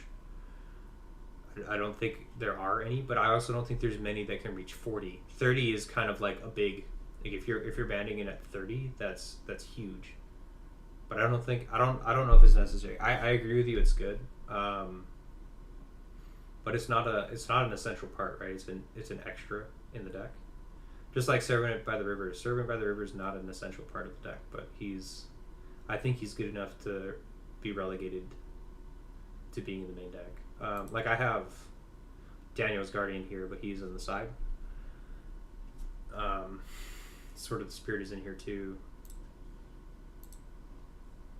Everlasting Beings is in here. One of the issues I think that we're going to run into is reserve access. I'm not sure that this deck has a ton of ways of getting the cards out of our reserve. Storehouse, I think, is a good card to get in here. So we've got your usual stuff, right? We've got Golden Calf, Cross, Babel. We are running High Places because we have access to the Meek Lost Souls. Plus, it can hold our Golden Calf. Storehouse is in here to protect our hand and deck and reserve. Daniel's Prayer is helpful because it can get our Michael back, but it can also search our Michael out. It can also be used as a negate battle. Faith Unbowed is just one of our best Daniel enhancements. Angelic Guidance is nice because we can use it to peek at our opponent's hand. The ability to look at your opponent's hand is very good. Faith to grab any of our humans. Coming Prince is a negate, but on top of that, it allows us to get star cards back, which right now, if I'm looking at it, we don't have a ton of star cards. Delivered? Good star card from reserve. Or from discard pile. Delivered. And Emmaus Road. Those are our only star cards. We're not in a good position to be running Coming Prince. So that, I think that's a mistake. I think we need to be running more cards that we can get with Coming Prince. I'm gonna do some. Put some dominance in here. Just the obvious ones. We've got Second Coming. The Second Coming. The Second Coming.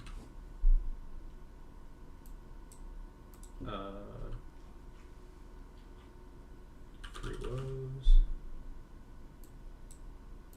Shipwreck.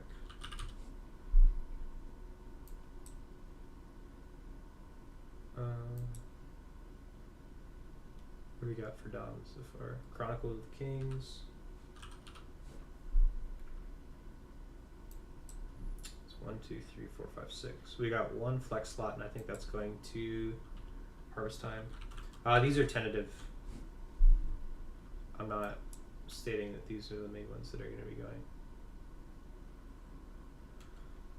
Harvest Season might actually come in here. Just as a way to get a soul out. Let's go ahead and look at Daniel cards. We're mostly white, but I know that there are some strong support cards in Daniel. Go ahead and look at those. Reference Daniel. Okay, so Burial. Yeah, no, Burial is actually a really good one in here.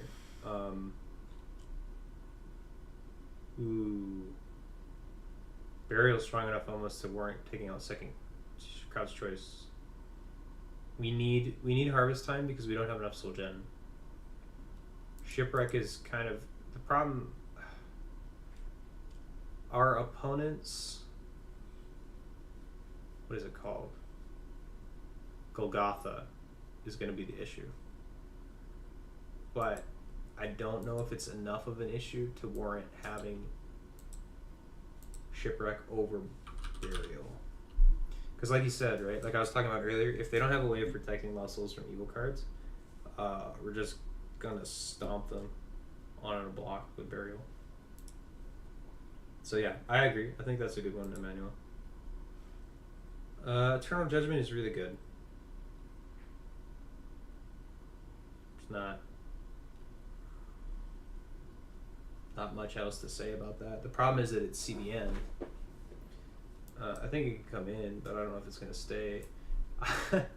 I almost want to play this Mene Mene Tekel Ufarisin because we just don't have a lot of reserve access.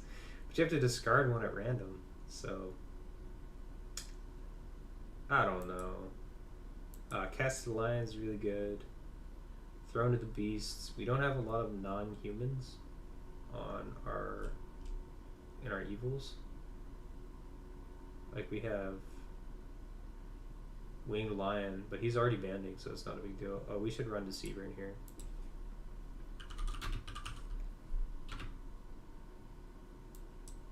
Yeah, I think Deceiver should be in the deck. Oh, you like Mene Mene? Well, we'll see. I don't know if it's I don't know if it's gonna make the cut. But we'll see. I do really like Alexander the Great. The problem is we can't. Not with the Babylonian defense that we have. Conjurers. No, I'm not really looking at evil characters right now. 1, 2, 3, 4, 5, 6, 7. 7 I think is fine. Conjurers would be nice. The thing is that it takes an enhancement from reserve, right? Don't have any. We have Great Image. Maybe Conjurers might work as our 5th. How many? Ooh, we have enough to play Death of Unrighteous. We have enough pale green to play Death of Unrighteous. So on top of our burial, we also have Death of Unrighteous, right? And we play it with conjurers. Conjurers can take it, and then we play death.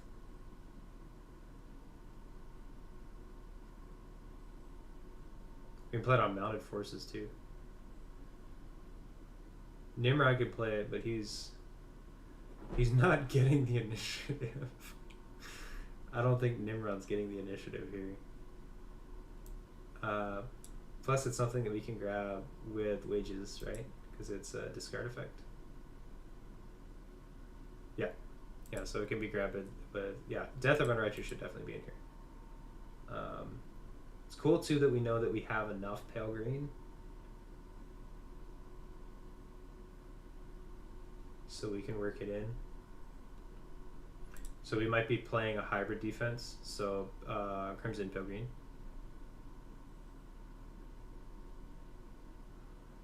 And use one of your Daniel to top deck it and draw it.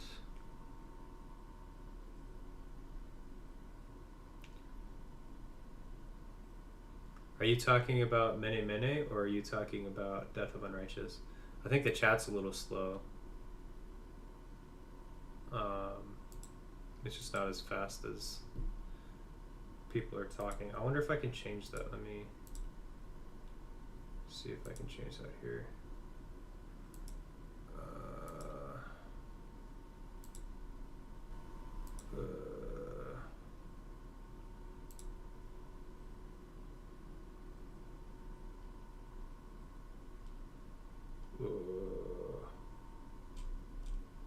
I don't know how to do this. I have no idea how to do this. I think we're gonna keep it as is.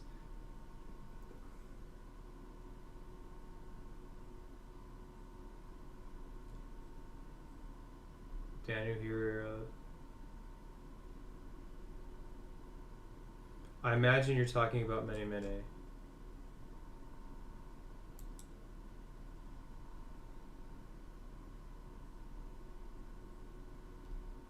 Put it in reserve and use one of your Daniel heroes to top deck it. Can my Daniel heroes top deck things from reserve? Oh! A Bendigo. Good Daniel card from reserve. Yeah. I didn't. Oh, okay, so good. He has reserve access. So one of our heroes has reserve access, which is good. Because that's the other thing is that we have Mighty War or Humble Servant has reserve access too. So okay, we're not gonna play Darius.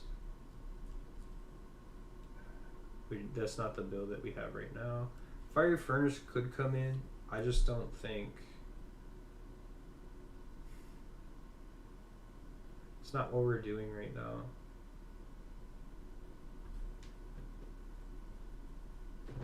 Stone Cut Without Hands is nice. I don't know if it makes it to the main deck though. You know what? I'm thinking about this. Emmaus Road is not grabbing a whole lot here. Right?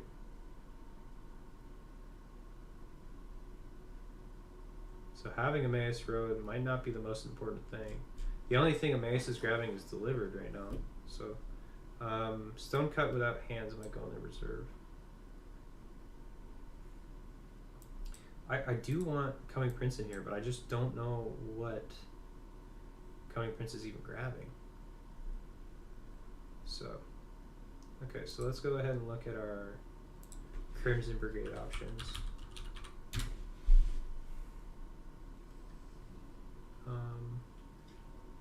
Divine Unify might actually be a good option.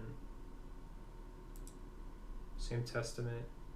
That's both of these guys, or Humble Seeker can use that, but all of our Crimson characters can use that to band to each other. I don't think it's necessary though. Ooh, this is a good one. Third Bowl. This might actually go in the reserve. Yeah, Bendigo can top deck Mene. Yeah, so I think Mene might go in the deck.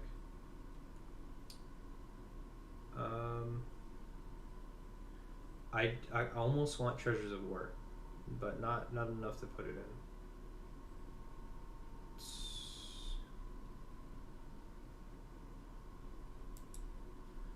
Table of Demons could come in if just we don't. We have 2 evil cards that could fit it in.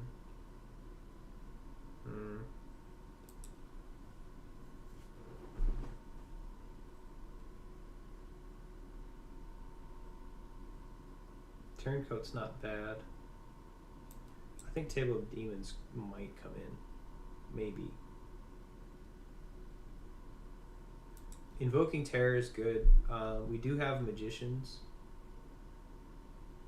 We only have one. I only have one Magician though.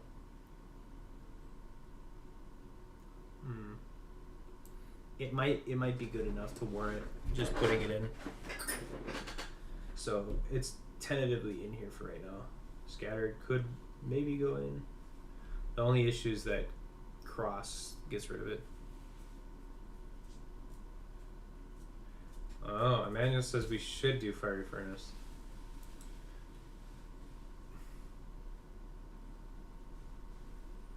Okay, I mean we'll come back to it. I'll put it in here, and we'll think about it.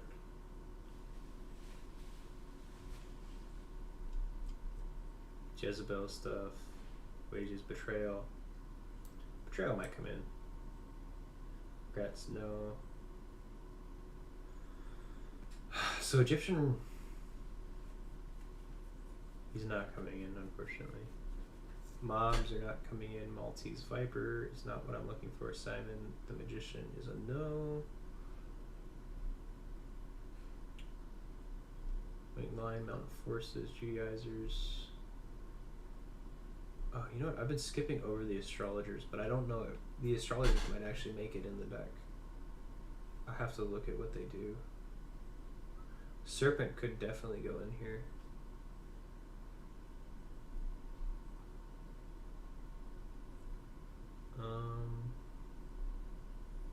None of these seem like anything that I'd want to put in. Outcasts maybe, but it breaks my Unity, so I'm not. I do like Outsiders.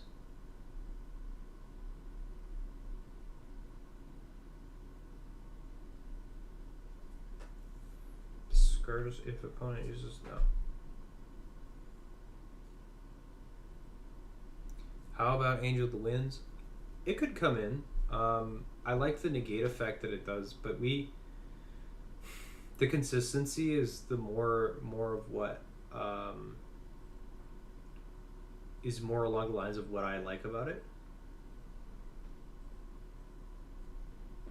So specifically what I'm talking about is like how I can fetch them out. The nice thing too is that it negates evil characters, but we're already negating evil characters. So like Daniel is already negating evil characters.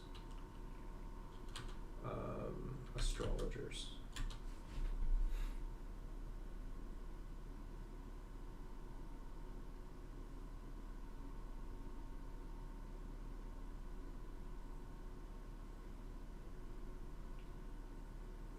Reveal the top or bottom card of deck. If it is evil, take it, and an opponent must discard their card in territory. That's not bad, actually.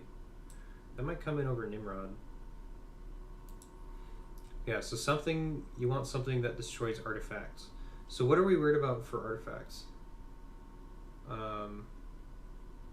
I guess our opponent's Golden Calf.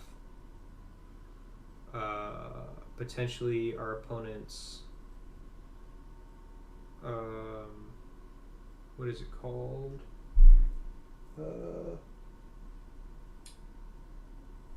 I have it in my deck. I can't remember the name.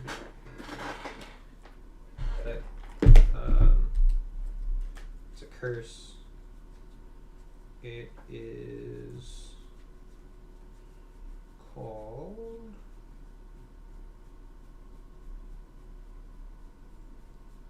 Where are you?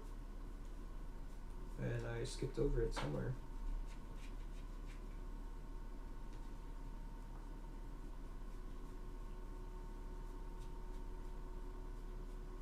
are you? Oh, you know what it's in the first confusion of mind. Oh, you don't need fiery furnace. Okay, yeah. Yeah, I don't think we need fiery furnace either. It's kind of a cool card. I mean, we have to capture our own Daniel character. Kind of weird, or wait for them to be captured. Angel of the Winds is a potential include here. I think Angel of the Winds in the side. The Angel of the Winds in the side is a good idea.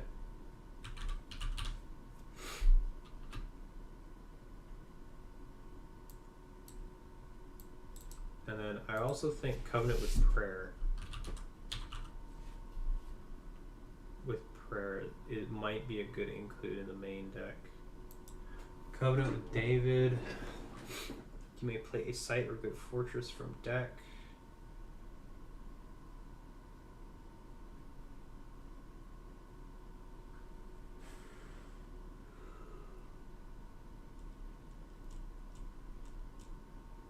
But we have fortresses. We have one good fort. And I don't think we care enough. Play a site. Oh, we have these two sites, right? And additionally Babel, but we wouldn't want to use that. I think Covenant with Prayer might come in. I know, the deck is bloated right now, but we're just trying to figure out like things that we could potentially include. It'll get trimmed down.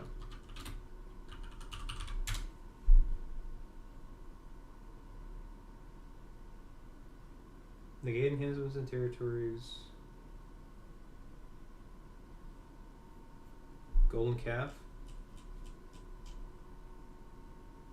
Oh yeah. Golden Calf is one of the neutrals that we're worried about, or one of those cards that we are worried about. And I think we have ways of dealing with it. So, like for instance,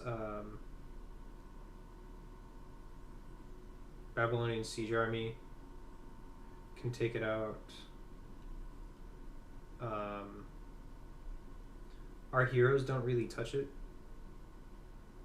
I don't think any of our heroes touch it.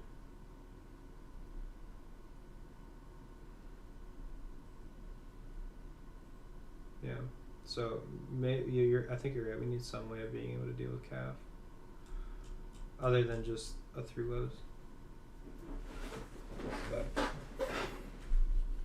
yeah, some way of being able to deal with neutrals.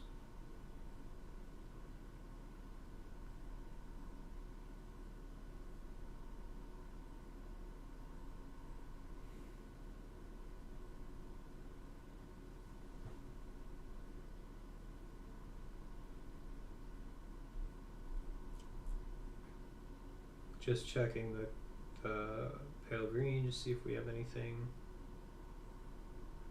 There's Treasures of War again, which makes me think that we want to play it because it is negating neutrals. I'm gonna put it in, but I don't think it's gonna stay.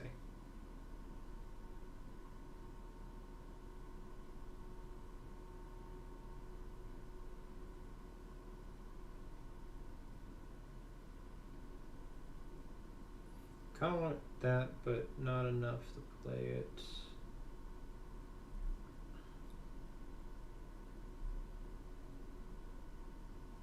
Hooked and Shackled. That's a good card, but I don't think it goes in here. Hired Sword is nice because you just negate an opponent's card. Ways of getting to it though are not plentiful. Foreign Horses is nice. And we have a ton of evil characters that can... Well, I shouldn't say a ton. We have a few evil characters that can actually equip it. So... No, we don't. We have Mounted Forces and Nimrod. So probably not.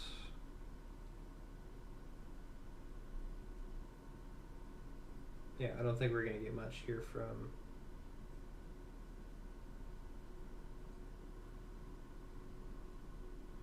Fusion could come in.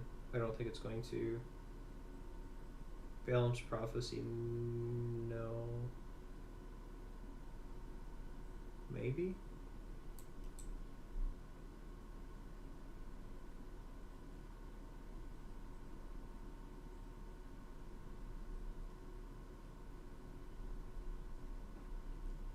These are all evil characters, and we're not trying to use evil characters here.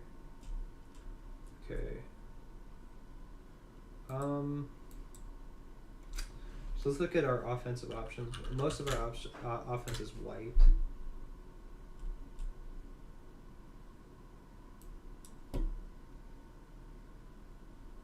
You Will Remain is nice.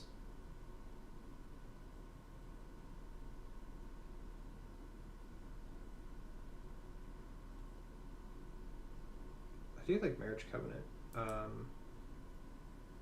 Cool thing about that is that it can also be used with our Mighty Warriors and Humble Seeker, but I don't think it's necessary in this deck. No. Honor Thy Enemy. Cast in a Lion's Den is definitely going in. Hiding Joseph's Cup. I think I'll look at it, but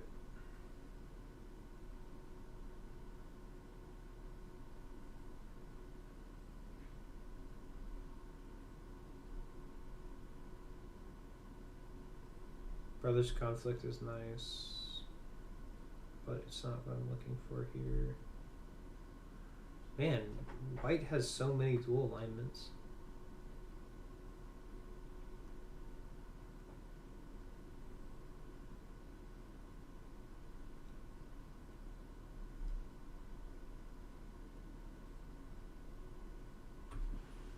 I'm not seeing anything here that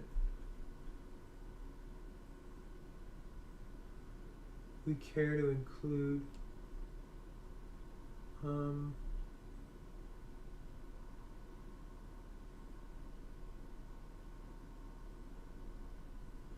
think Plague of Frogs comes in the sideboard to help us deal with the Foreign Wives. We don't draw a ton of cards in here though, so it's not like, you know, I'm getting hurt tremendously.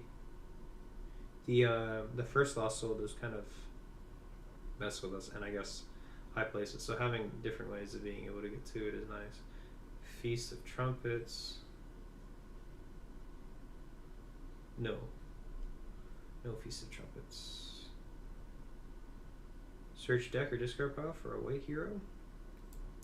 That's probably a good idea.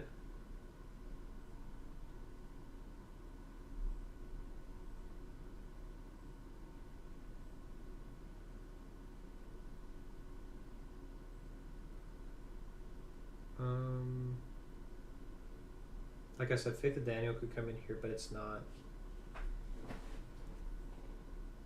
Why did I say we're not going to play Faith of Daniel?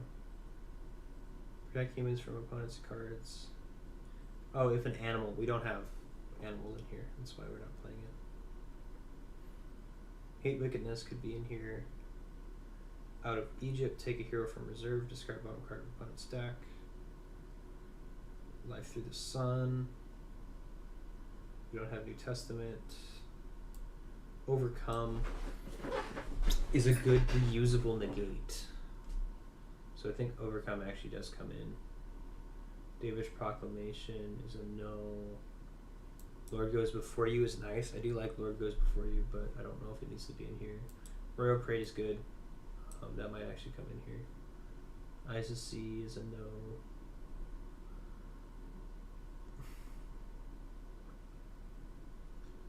Virgin Birth. Light in Darkness. I think it can go in the reserve. Hurt all evil characters in battle. Cannot be negated if opposed by an Assyrian. This might be useful.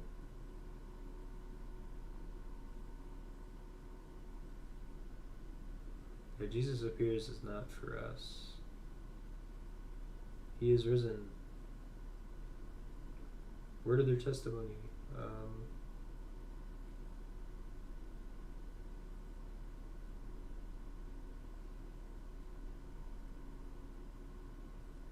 Yeah, I mean, it's fine. It's just not great. Used by a martyr. We don't have a martyr here. Well, we do. We have Fifth Seal Justice Seekers, but I don't think that's enough to justify Blood of the Lamb.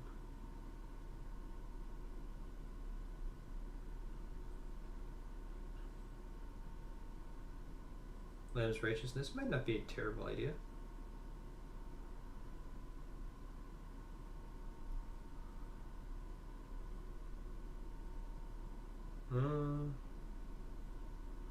No.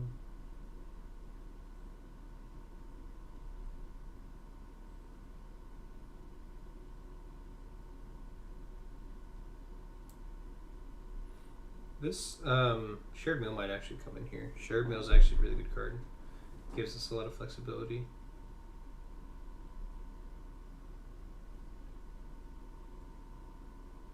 Withdraw an evil character or take a hero or a good enhancement from opponent's hand.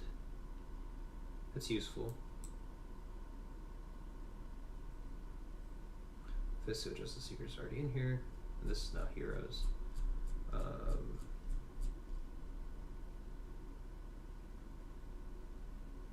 Yeah, we can't really justify those.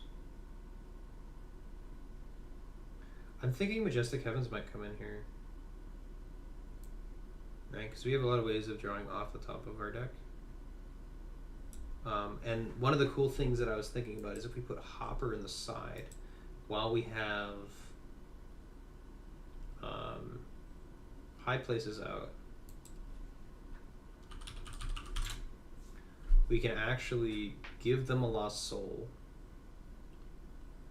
which will trigger High Places to draw one, to get Hopper to draw another, so we draw two off of that. So that might actually be good, especially since I feel like this deck is lacking in Soul Gem.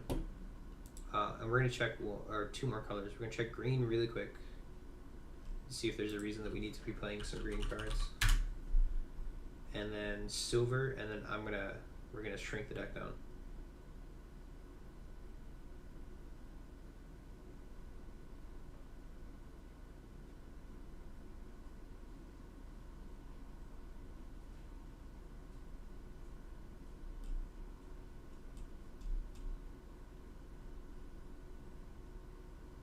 Covenant Palestine.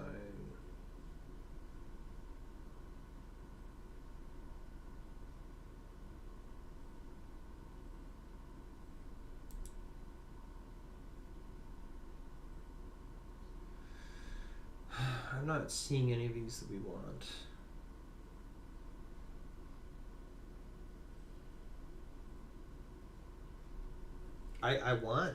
I do kind of want New Covenant in this deck, but our characters don't share brigades. We just can't fulfill that requirement.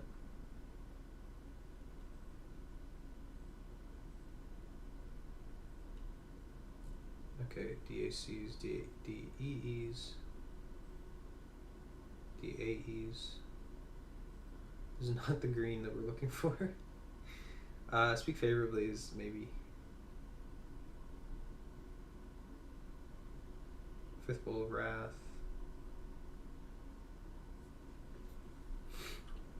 Yeah, we're suffering right now, Emmanuel, for like having something that can negate or get rid of our opponent's Golden Calf.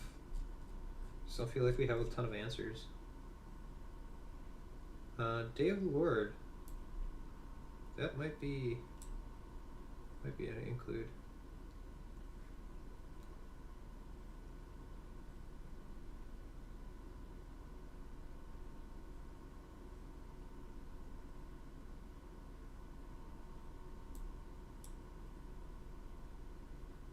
IM has sent me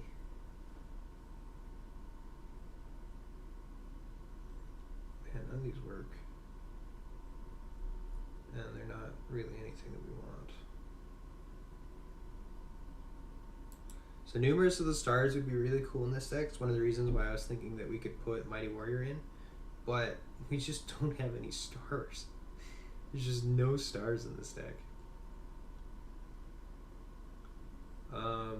Same thing with Offering Your Sun. Offering Your Sun could come in here, but we just don't have.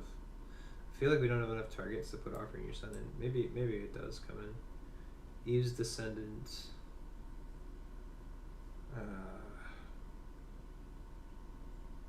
None of these are really striking me as things that I'm going to include.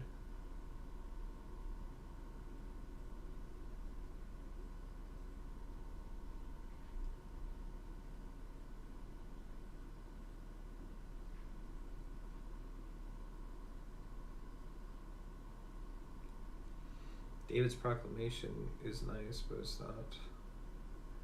2 bears.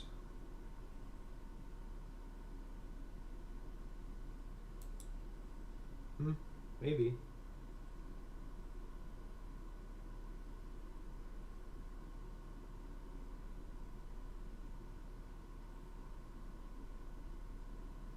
I think what we need is a weapon that can negate neutrals. Which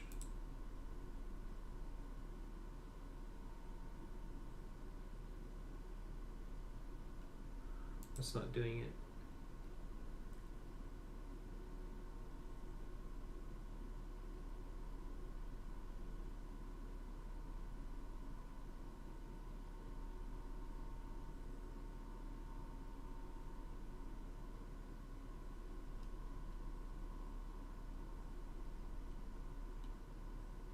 Negate and discard an evil enhancement or curse.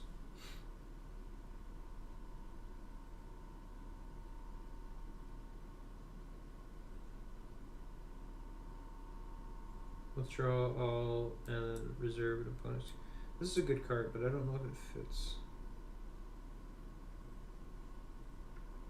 Kind of scratching my brain here. Scratching my head with like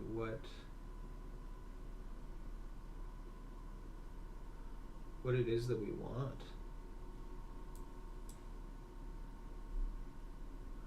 None of these seem like things that we care about.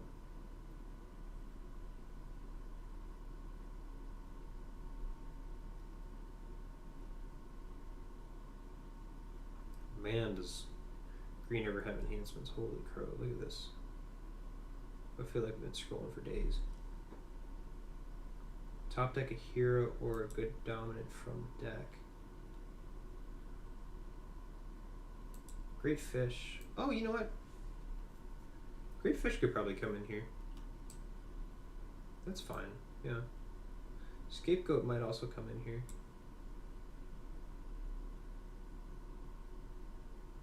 Samuel's no. Okay, so we're good with that. Now we just gotta look at silver and then we're done.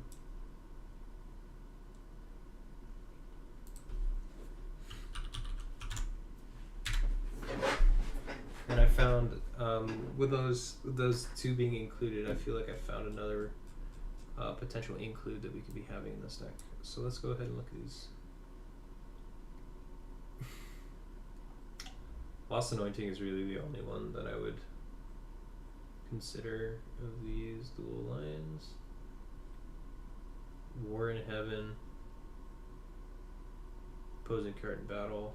Maybe. I don't know. Maybe Emmanuel uses War in Heaven. Doesn't seem like a bad card in the deck.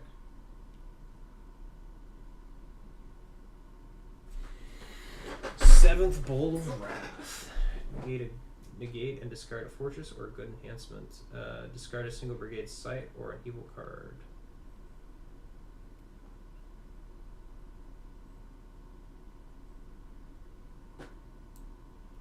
I actually really like First Bowl of Wrath. I'm biased though.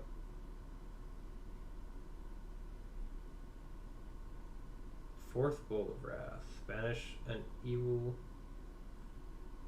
and a card from opponent's hand. No. Discard an evil male. Striking Herald's actually not bad. Eaten by Worms.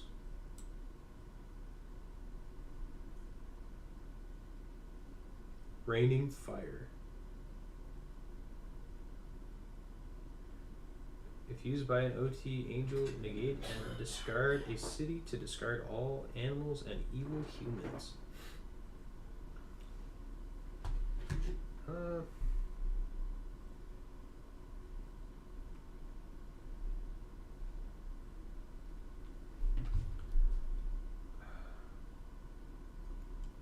Yeah, I'm not sure that that's worth it right now.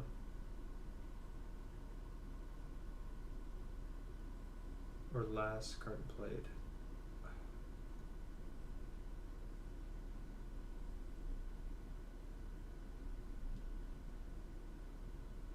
Not seen it. Hailstones would be really cool if I was playing Captain of the Host.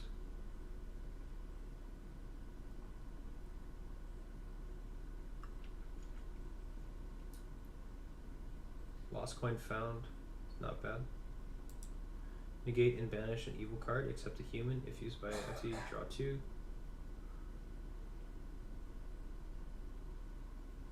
Oh, Lord Rebukes used, not bad. Angelic news. Glad tiding.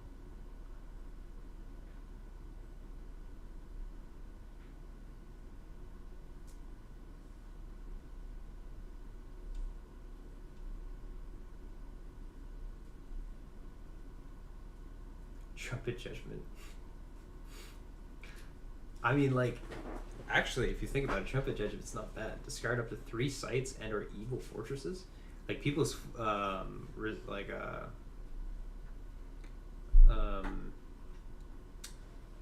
is it?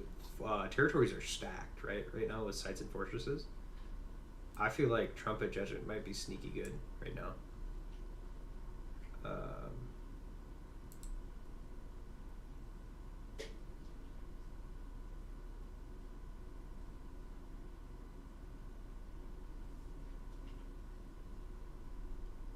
Oh, look how many cards we have right now. It's unreal amount. Too many. Okay, you gotta stop doing this. Okay, so we're fine. I think we're far beyond what we're looking at here. Did I put Majestic Heavens in here? Because I think that's something that should be included. Yes. And if we're running Majestic Heavens, we don't need to run Ends of the Earth. Majestic Heavens helps with our Soul Gen and grabbing things from reserve. Babylon is both a character. I don't know if we need her though. 1, 2, 3, 4, 5, 6, 7, 8, 9. Astrologers.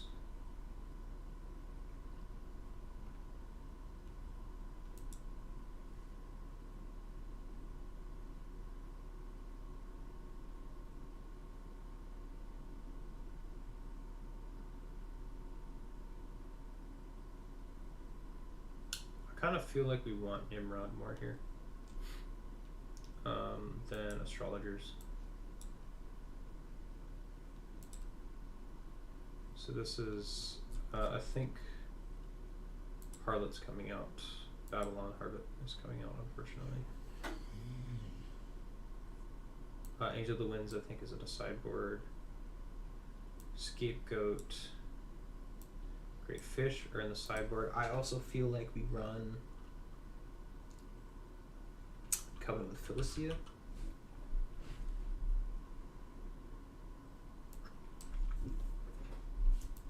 So now we have these options in our reserve, which is absolutely huge right now. Our deck is unbelievably bloated.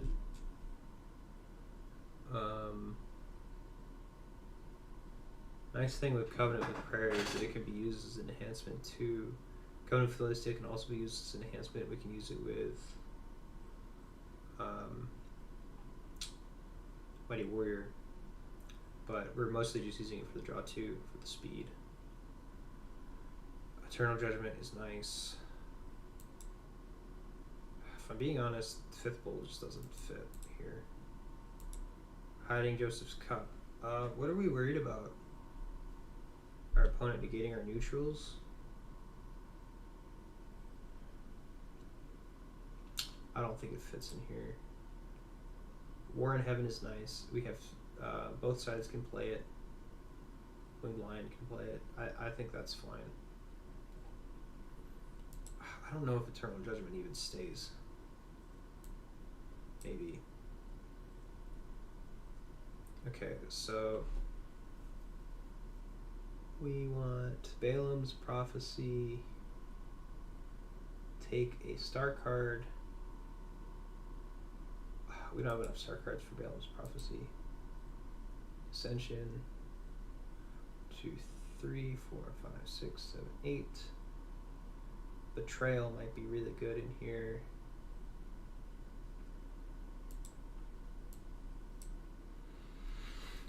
I'm not convinced about. I don't know. I feel like we're really weak. Like Emmanuel's saying, we're just really weak to cards that stop us from or negate our neutrals. Betrayal is nice, but negate. I don't know. I feel like we need to shrink that down. 1, 2, 3, 4, 5, 6. That's fine. Balthazar's Mother.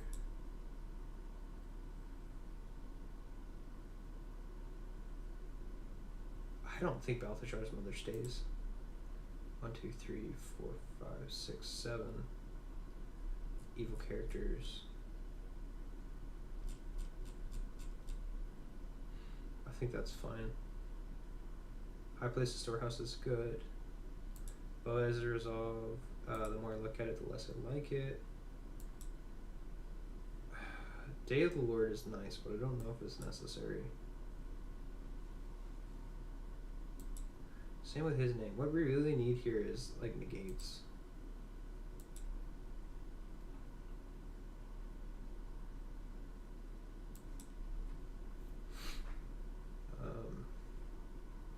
Which is why Faith of Sanio is so nice, because it's a pseudo negate, depending on the situation. Day of the Lord, I think, might go on the sideboard. Holy Dinah. Hokey Dinah. Look at all of these enhancements I have. Trumpet in Zion might actually be good to stay in here. Emmaus Road might actually come out because I just don't have enough star cards. Coming Prince is good. Shared Meal will be good, I think. Road Parade is good. I want to keep that. Overcome is good. Offering Your Son is no. I'm going to take that out. Ninevites Repent is a no. Love and Righteousness is fine. Harvest Season we don't need. Faith and Bout is good. So we're still huge.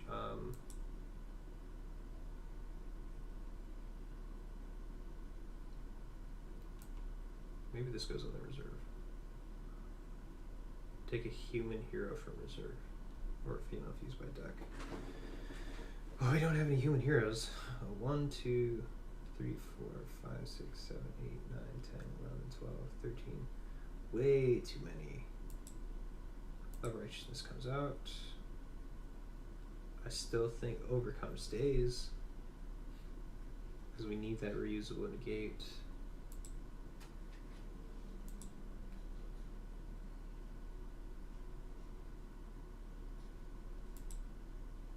I feel like Virgin Birth has to come out. It's just not doing anything other than the star ability. 2, 3, 4, 5, 6, 7, 8, 9, 10, 11. Way too many. I'm heavily considering taking out Emmaus Road. You just don't have any star cards. There just aren't any. Which is why I like the Coming Prince. I just don't see it fitting in here.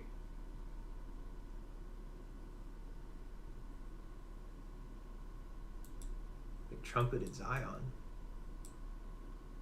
That's a star card that we want, but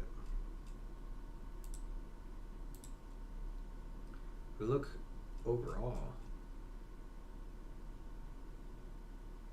1, 2, 3,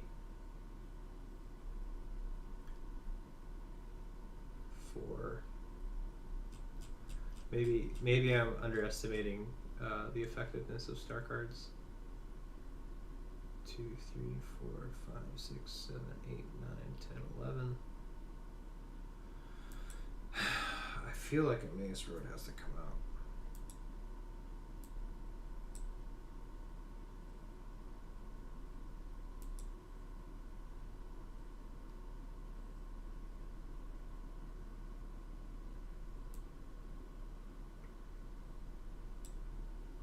One, two, three, 4, 5, 6, 7, 8, 9, 10. 2, 3, 4, 5, 6, 7, 8, 9, 10, 11.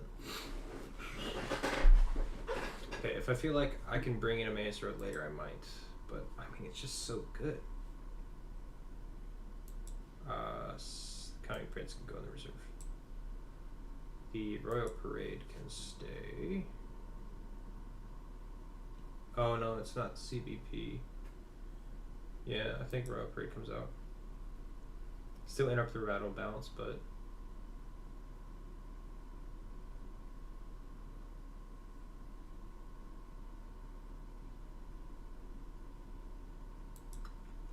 no, I think it's fine if we take it out.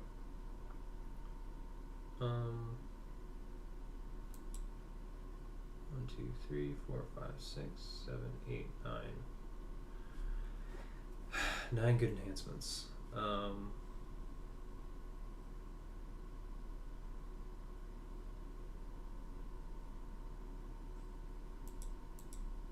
Shared meal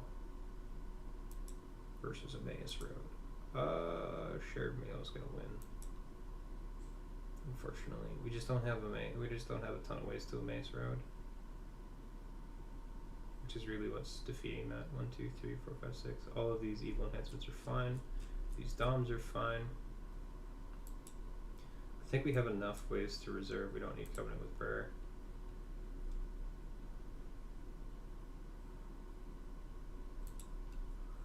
War in Heaven is a good negate, but I don't know how many negates do we have. 1, 2, 3, 4 potentially.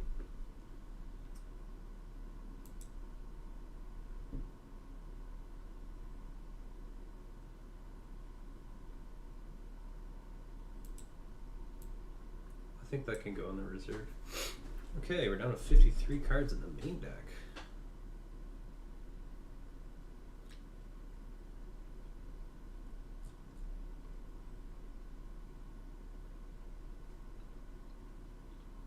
I still want Cast into the Lion's Den.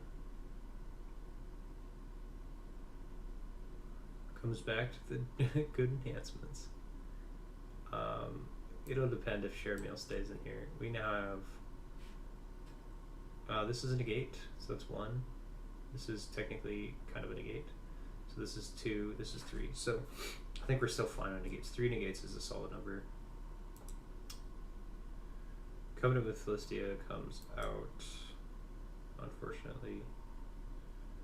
And then the final card to come out, I have no idea. I'm just stuck. 1, 2, 3, 4, 5, 6, 7, 8.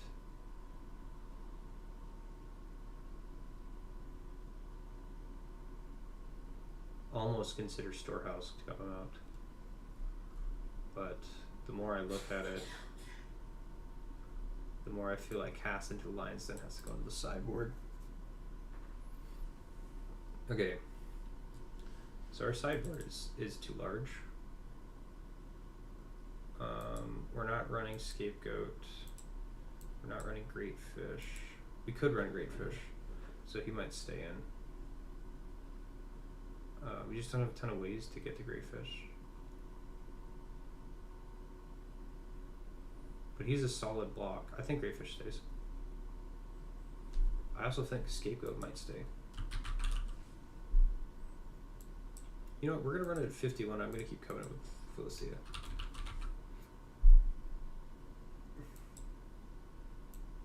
Just in case. We'll see what it turns out to be.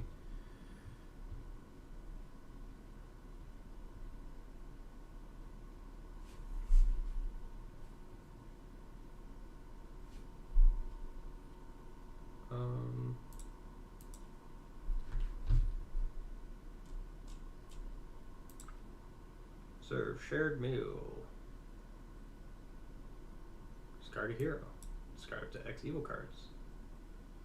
I don't have any mark. I've got one mark, so this is just not worth it.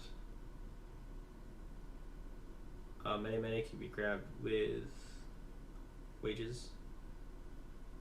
This can be grabbed with wages. Everlasting Beings is really good. Do I have ways to get Everlasting Beings?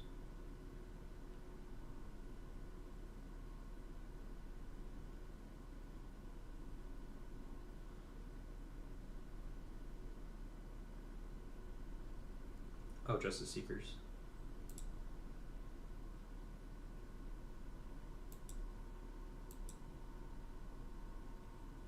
Stone Cut without hands is not going to stay.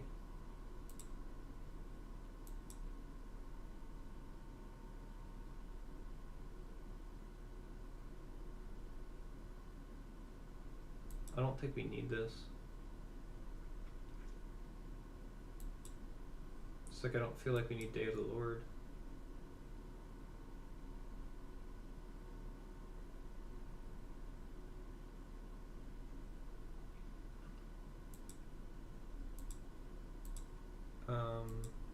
Don't feel like we need Trumpet in Zion. Don't think we need Coming Prince. I feel like I'm wrong about Coming Prince. Treasures of War can stay because it can get grabbed with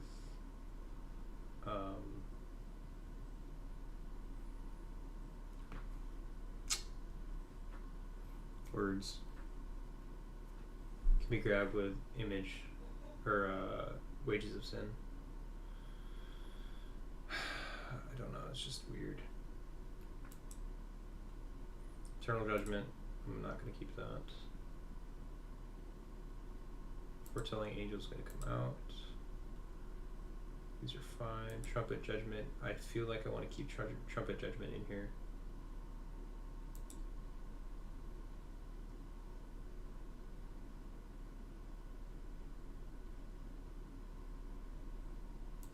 Shirt Mail's coming out. Cast Alliance, that'll stay. Treasure's gonna come out. Daniel's Garden stays. Angel of the Winds can stay. I don't have a ton of ways to get Angel of the Winds though.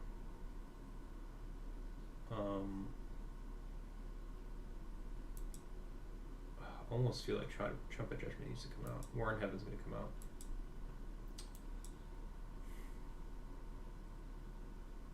I think with the cross, I don't think Mene Mene is gonna stay.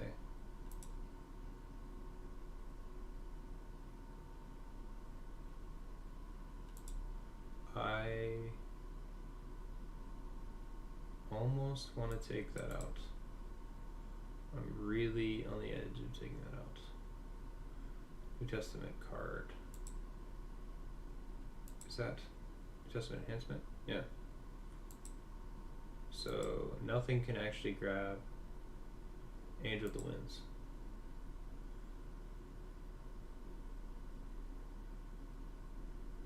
I have no way of grabbing Angel of the Winds. So that's coming out. 12 cards in reserve. Great Image. Until I can find a good use for that, I think that's coming out too. Yeah, Tyler took his out of his deck. I think mine comes out of mine too. I'm not seeing it. Trumpet Judgment can stay. Everlasting Beings can stay. Legion stay. Death and Righteous is really good. Sword of the Spirit. Only one card that can grab Sword of Spirit.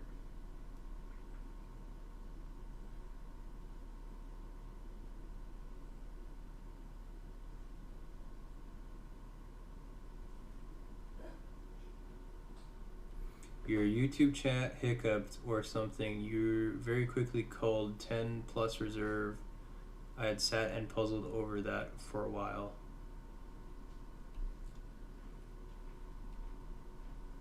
Oh, isn't like you're not seeing responses? Or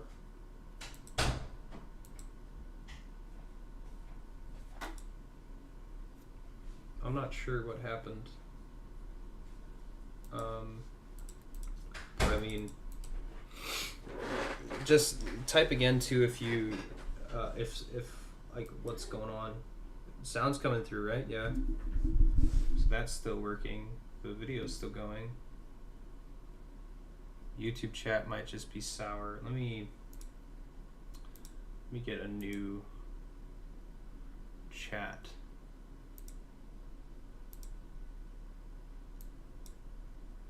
But I mean,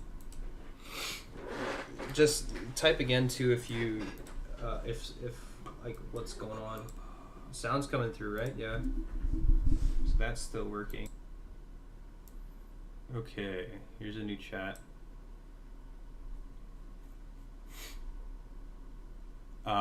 Okay. Yeah, sorry, Christopher. I was I haven't been seeing anything. I wasn't even sure if anybody was still there because nobody was talking. So I reloaded it, so hopefully that helps.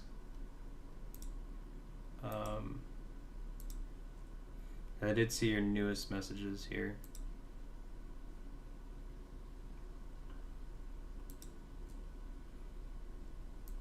Okay, so long story short, I finished it. If y'all can hear me. So this is the deck right now.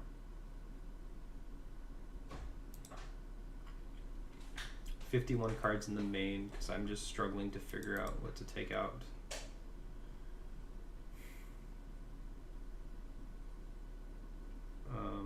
It might be Overcome. I just like the idea of having a reusable negate.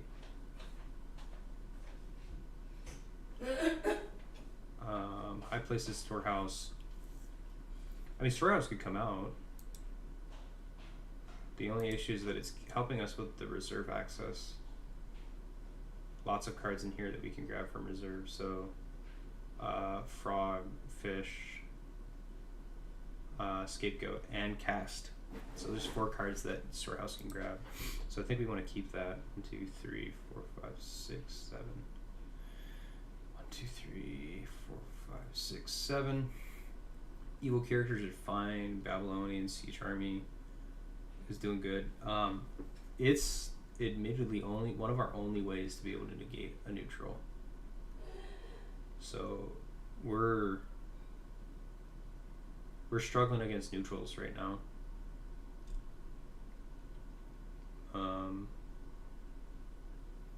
Yeah, we just don't have a ton of ways of getting around that.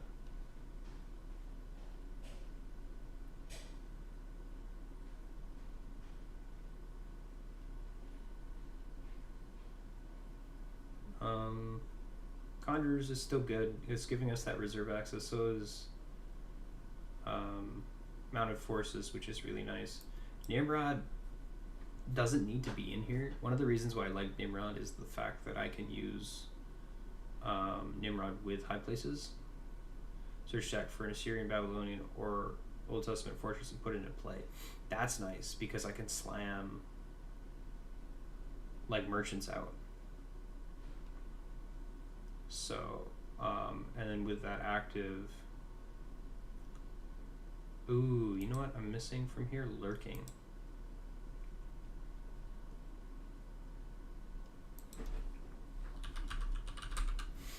I think Lurking deserves to be in this deck.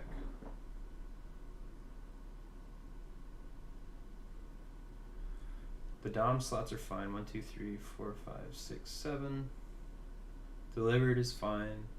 We have multiple ways of casting Delivered, so I'm not too worried. Nebuchadnezzar's fine. So that's 8 evil characters, including Nebuchadnezzar.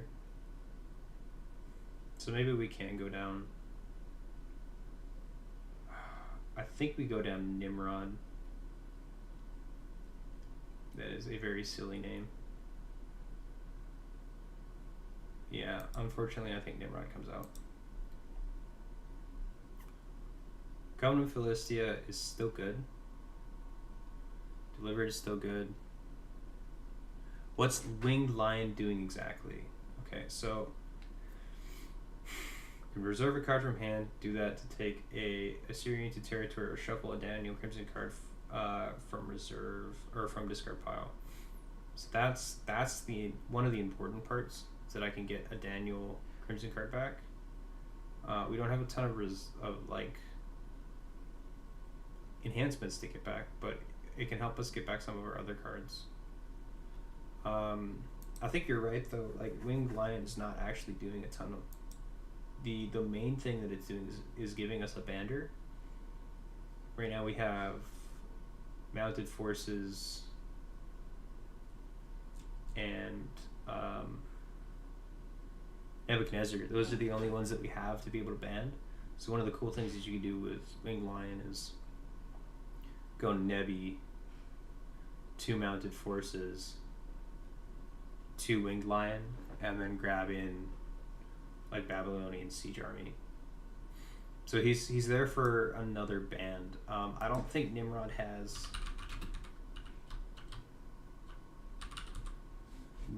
I don't think Nimrod has a band ability. If he does, he's coming in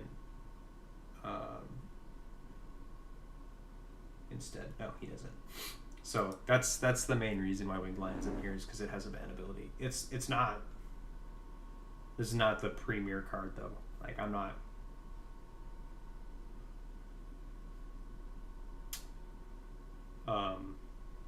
Oh, it's only Crimson Enhancement. Daniel Crimson Enhancement from discard pile. Do we have any Daniel Crimson Enhancements? Maybe some duels? No. Yeah, as long as we can replace it with a bander, and I think the one that we want is the Harlot or Babylon. Babylon. Begins as sight. The only problem with the Harlot is that she's negated neutrals. So if our opponent has an Akeem or an Enosh or an Obed out, she's negated. That's the only issue. But she's better than Winged Lion. So he can come out. And we're trying to keep unity for our Babylonian merchants.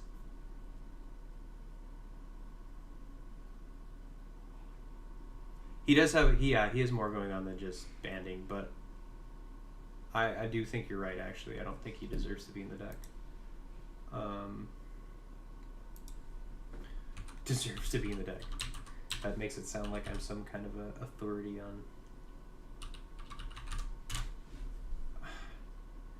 on his importance. No, he just doesn't have what we need.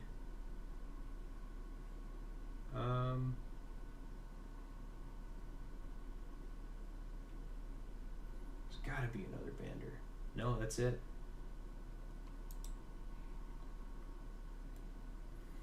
I almost want to keep him in because Babylon, the Harlot, when she becomes she's negated by naked neutrals.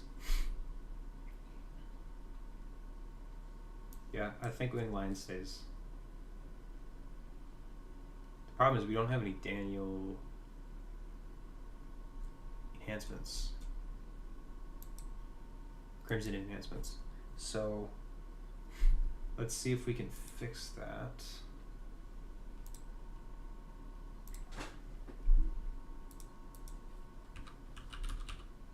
And see if there's a Crimson enhancement that we want. Great image. Ooh.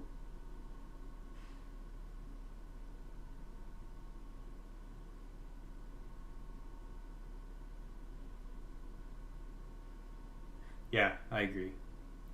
Just sounded funny coming off the tongue. Throne of the Beasts. Bando and non-human. We have 2 non-humans. That's not bad though. Throne of the Beast is not admittedly bad. It's by a human, banned to a non-human. If used by a non-human, discard a human.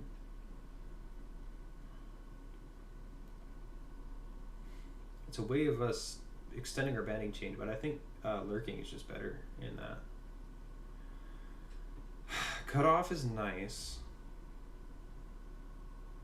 but I don't think it fits. So Great Image is really the pinnacle of Crimson Daniel enhancements that we want. There's so few. There's literally only 4. Other than Eternal Judgment, but Eternal Judgment never really goes to the discard pile. Your opponent, you just give it to your opponent. So Great Image, maybe coming back. Alright, so Table of Demons.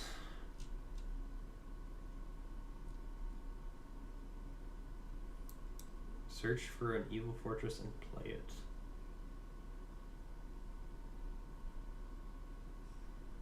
How many evil fortresses? We have 1 evil fortress. And it's not quintessential, but it is a speed piece, so I don't know if Table of Demons actually comes out. I think they can stay.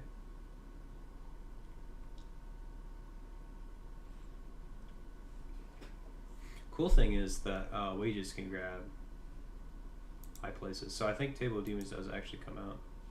Oh, it's a way we can negate an artifact. It's gotta stay. We have so few ways of negating artifacts. Invoking Terror is nice. Underdeck a human in a terror or a human hero. It's cool because it's CBP.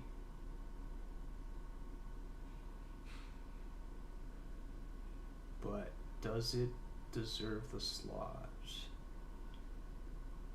I'm gonna say no. And that's how the cookie crumbles. That's our 15 in our main deck. So now I have to decide what comes out of our reserve.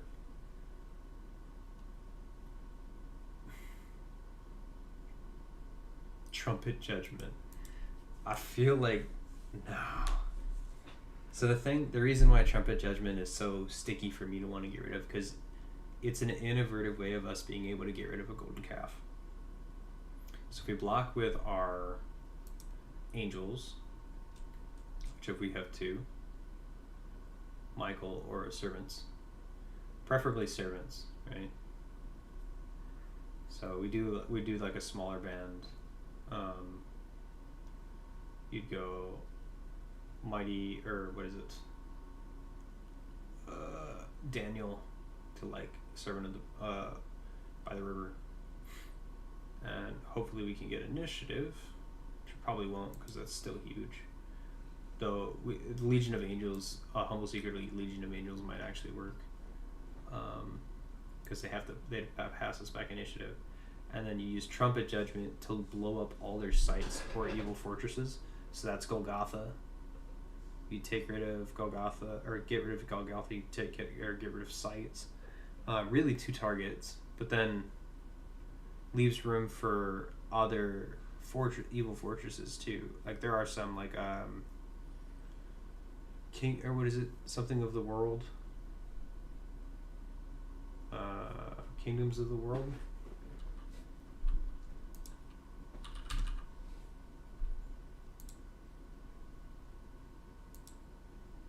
Kingdoms of the World. Yeah.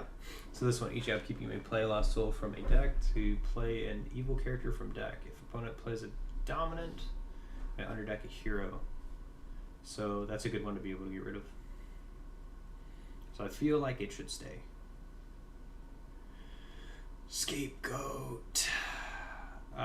It doesn't need to be in here, but it's in here for the same reason that Great Fish is in here. Kingdoms of the Road, yeah. That's what it is. I don't know why I was drawing such a blank.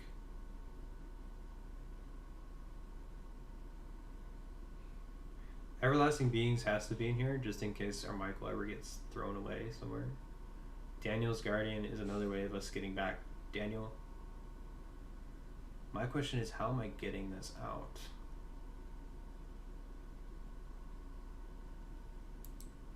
So I can get it with Majestic Heavens.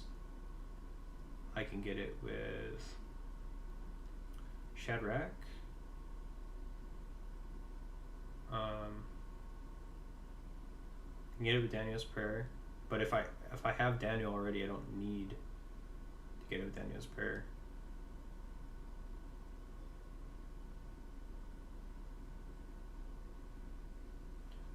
Crowd's Choice. I think that's the one. I think that's coming out. I think Daniel's Guardian comes out. That might be wrong. I might be wrong to take Daniel's Guardian out, but that's what came out. So took my Scapegoat out of reserve for Wayward Sheep, but I'm a terrible builder and I'm running lots of animals for my arc theme. Oh, okay. Yeah, so Scapegoat, it's really strong in this deck specifically because it works as a negate, which is nice because we need additional ones in our reserve, and Scapegoat fills that requirement while also being flexible enough to do something else. But its animal side, as the name would suggest, is really helpful in case our opponent kind of has us locked down. We can play Scapegoat and stop them from rescuing for a turn or two. It essentially, like during the mid game, it can give you a lot of space. It's not an essential card by any means, but it is a very flexible card that you can use for a lot of reasons. It can also get rid of something like Confusion of Mind, which is what I'm having currently. Cast into Lion's Den. Capture a character in battle if used by Daniel Hierman or Persian. This ability gains regardless of Protect. This is in here for Wives. So when your opponent blocks you with 4 Wives, you cast them into the Lion's Den, essentially. But we're not super worried about Wives because we don't have a ton of ways of drawing. Like we're relatively slow as an offense, which is one of the reasons why I put Faith of Samuel in here. But Trumpet Judgment, I think that's a good card. All right, we'll do some test runs with it. So draw 8. Mixo.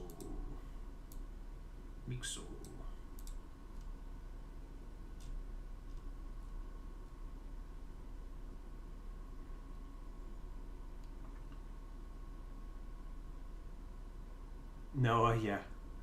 Yes, everybody goes after Noah when you're playing the Ark. It is unavoidable. Okay, so our starting hand is awkward. I wouldn't say it's the best starting hand I've ever seen, but we do have an attack, so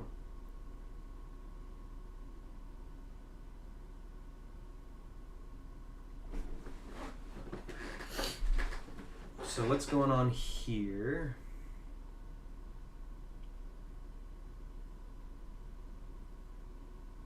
Yeah, is a really powerful card.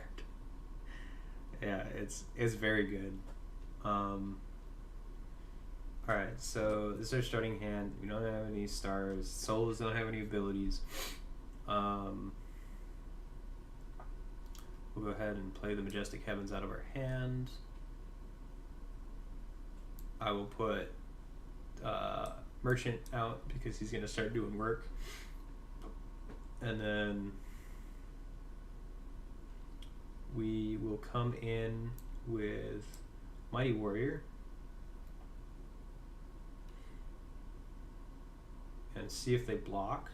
If they don't, we just get a free soul with Mighty Warrior. If they do, Crowd's Choice. Faith of Samuel.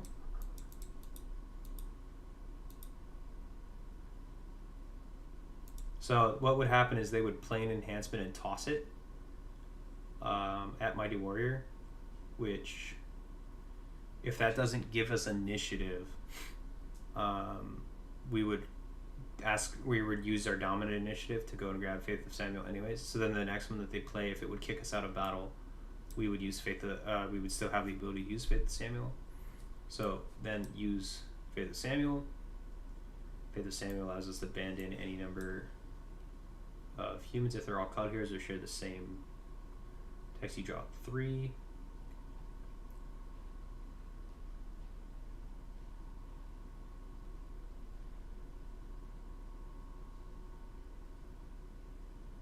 So we want to do it in this order.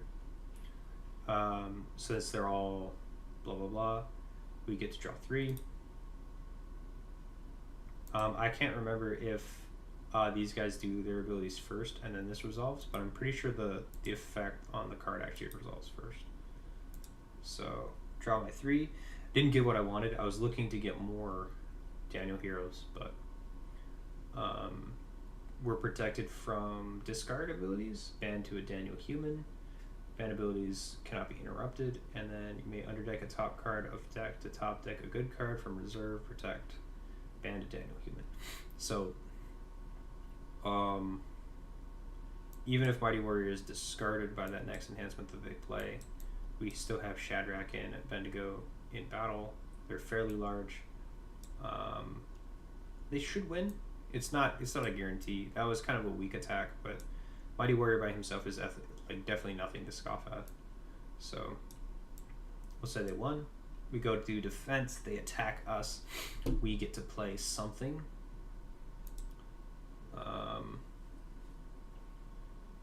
Most likely what we would do here is we would just play Burial to bury our Meek Souls, but just to see what the deck can do, let's go to deck with Deceiver.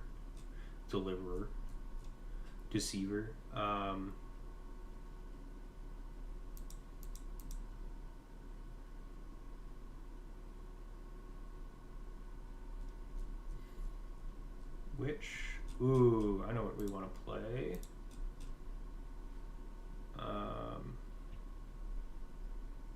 I'll preferably want to play somebody who can grab their own enhancement.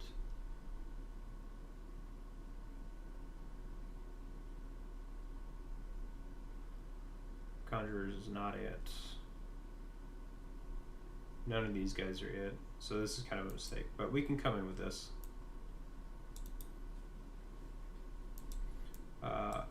Kind of bulky, negate their card or neutral. If it's an artifact, take it. Human, capture it. Enhancement, discard it. If it's a Site of Fortress, reserve it.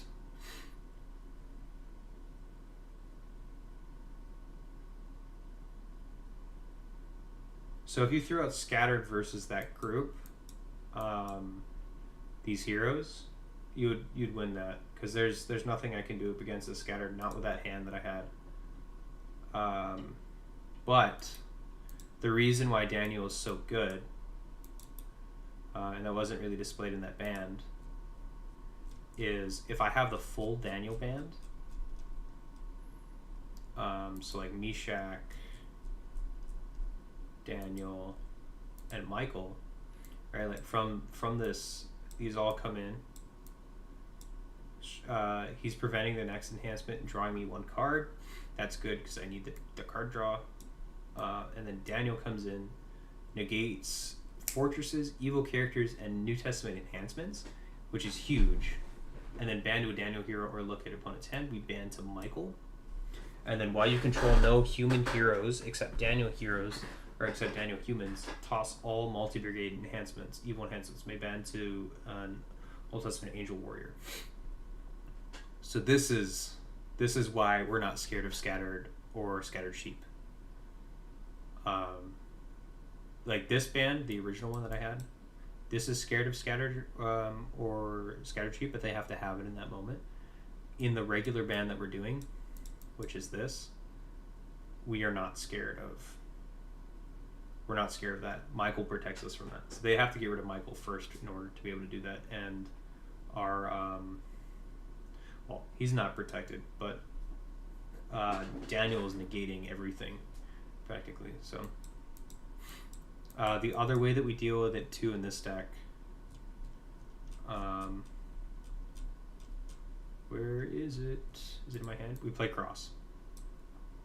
So Cross restricts downs and tosses all enhancements with a negated, or when negated in the special ability. So if you play your Scattered, it's just tossed.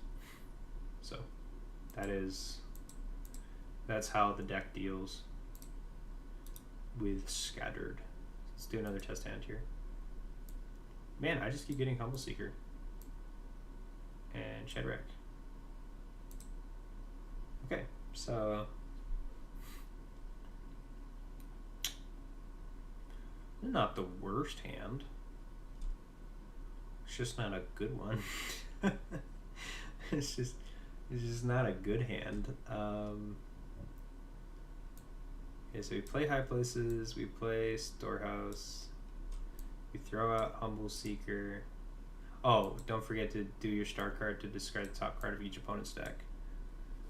So let's say you drop that whole band. My Scattered is pretty dead in hand. What's my answer to that pile? So your answer, okay, so let's go ahead and bring out the whole Daniel band. So this is the max Daniel band with everything. Minus there's a component that's missing. I don't have Daniel's Guardian. But I don't think it's necessary. So let's get it all the pieces. So protect Daniel Humans from discard. A ban to Daniel Human ban abilities on Daniel cards cannot be negated. A ban to go to top deck. Under deck, top card of deck. To top deck, a good Daniel card from reserve. Which a good Daniel card from reserve could be cast Lions. This is the only one that we have, cast into Lion's Den. So that might change the reserve. We might change to have more Daniel cards in reserve. Then you go to Meshach, who can then draw that card and prevent the next enhancement. Who then goes to Daniel.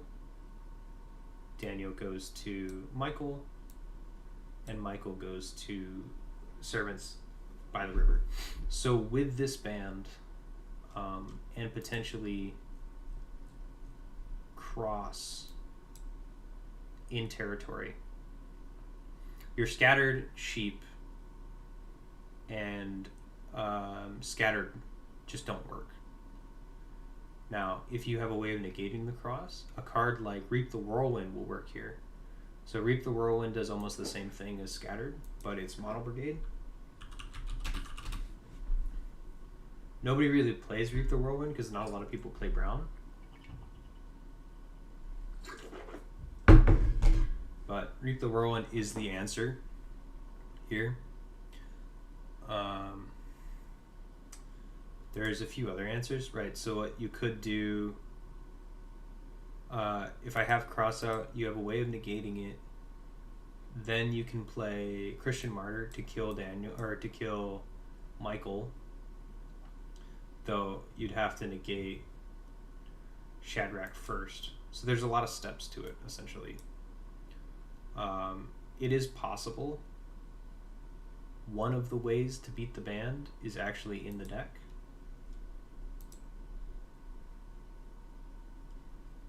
So Hypocrisy to bounce. They're not protected from bounce. Cross doesn't stop it. It's Mono Brigade, so it's not touched by Michael. It's negated, but it's CBP, so it doesn't matter. And so now they have to respond with a negate.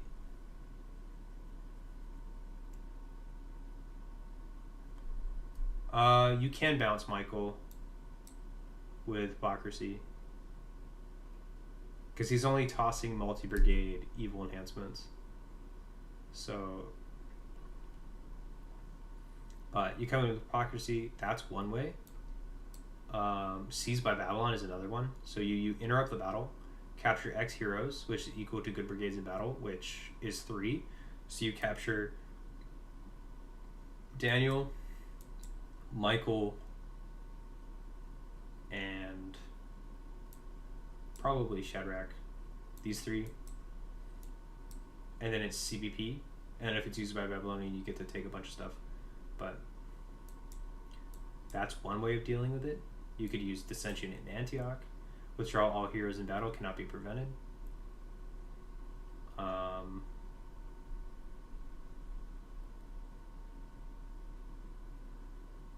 Doesn't one of them negate evil enhancements? Yes. So Daniel negates evil enhancements, but he only negates New Testament evil enhancements.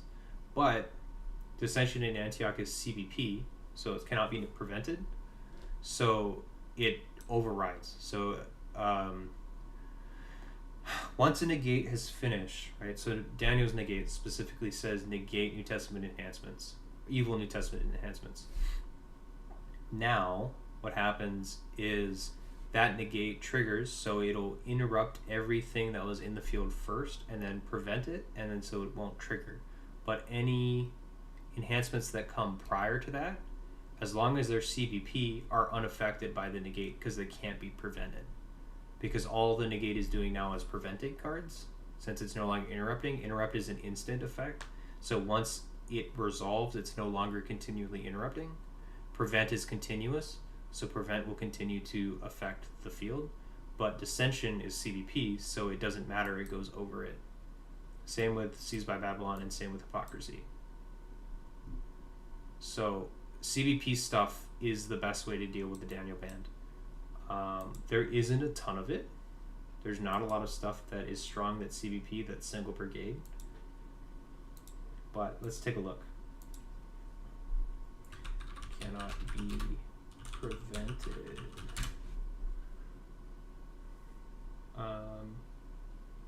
So stoning doesn't work. Seek and destroy would work if only one hero is in battle. If used by discard a hero. So this only discards one hero. It's not very strong. Go away. If you're playing Philistines, this would work.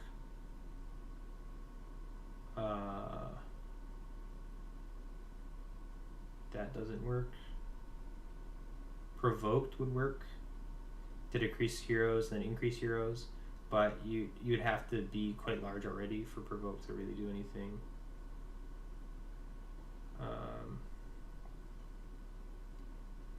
Reclaimed by Egypt would work to get rid of one of them. Solomon's Dream would work. So take per technique cards from rescue, except by meek heroes, cannot be prevented by King of Judah. The only problem is with the band, Servant Angels and Meshach or Abednego are protecting lost souls, so that doesn't actually work. Let's see here. Foolish Advice would work. As long as you're using it with a Job hero, Foolish Advice works. Opponent must underdeck X good cards from hand or battle, equal to the number of Job characters in play. Evil Job characters in play. Invoking Terror would work for one character. Seize Him would not work. Caesarea Oppression, return up to 3 Canaanites to your opponent's territory and are captured. Assign X characters for X turns. You would have to have like a really dedicated Canaanite defense to be able to do this. Blasphemies would work. No, it wouldn't. Never mind. Tribulations would work. Because it's CVP if used by Revelation evil character. Call Me Mara might. Not effectively though. That's it. So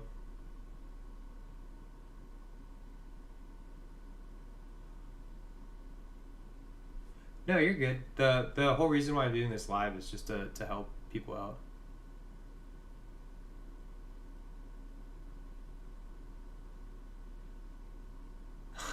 No, it does help. Because now, like, looking at it, because I've looked at this list before of cards that can deal with a band like this, and realistically, there's not a lot. There really isn't, right? Because most of them are multi-brigade.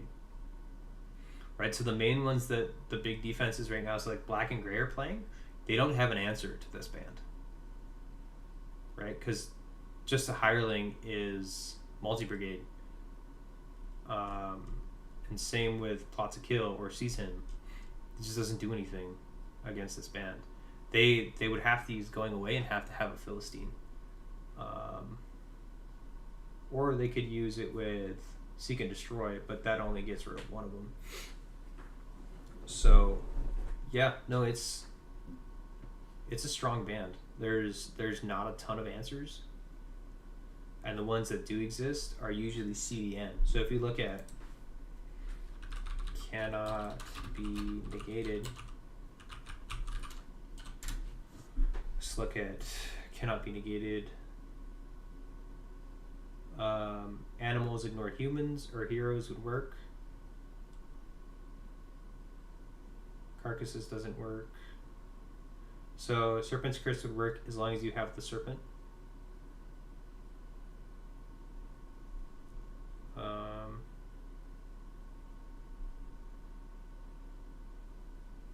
None of these work.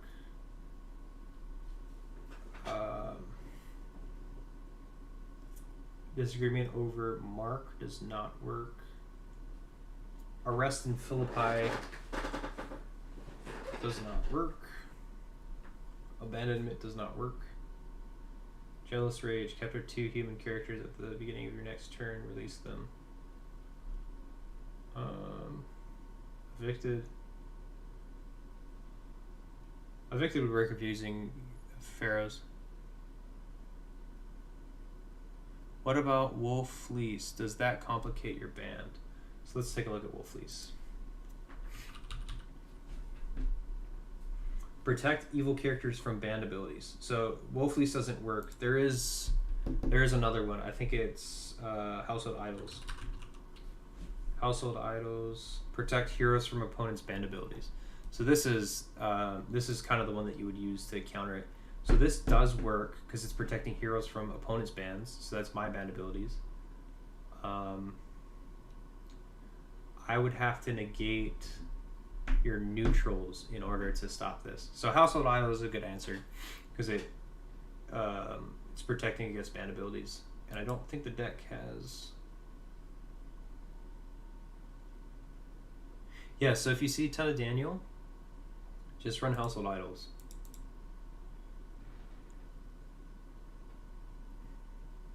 Yeah, so Household Idols is one of them. There is another one that protect. So let me look at this. Protect,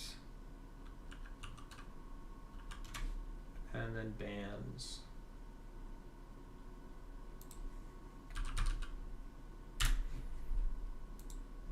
Household Idol. None of those other ones work.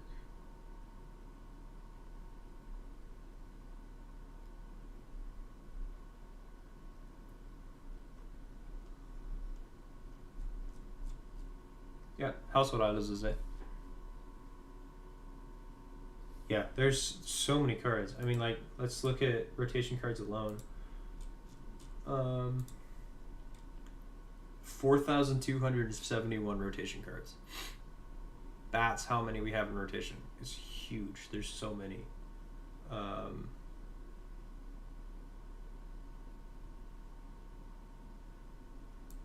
Gideon's Ephod would be really helpful too if you use Gideon's Ephod.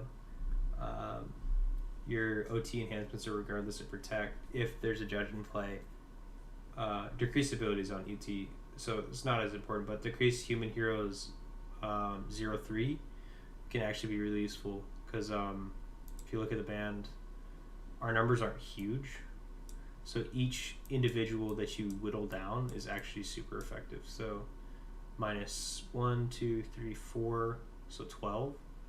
Minus 12 on the defense. That would almost, we're only, what is that now? 7, 12, 18, 25, minus 12 is 13. So we're only at 25 now. So the other way to beat this band, which I've done before, it's really hard, but is with another band. So if you have a big enough band, you can actually beat this deck. So like for instance, he would be negated. So he doesn't count. He is not negated. He cannot be prevented.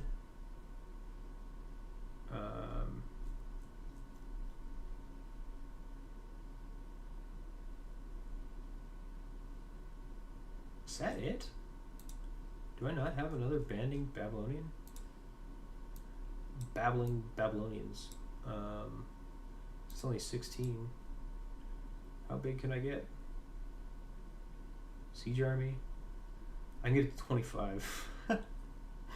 So we're not even comparable in size. Oh wait, no, we can do no, because he's negated. So unless we had Humble out to stop us from being negated, we're not even close to matching this band. Not even close. This is the biggest that we can get. So this is 6, 11, 12, 20, 21, 30, 31, 31 versus, oh my goodness, this is 12, 12, 18, 19, 28,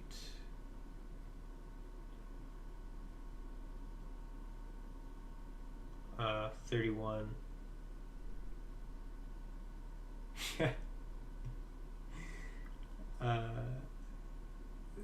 40 or 30, like, what is this? 30, 36. Just huge. Like, the band is massive. And if they have any enhancements in battle, they're just unreal. But there are other bands that are just as big. So, for instance, one of the biggest banding chains in the game is actually Job. Evil characters. What is going on here? Oh, identifier contains Job. I need reference is Job.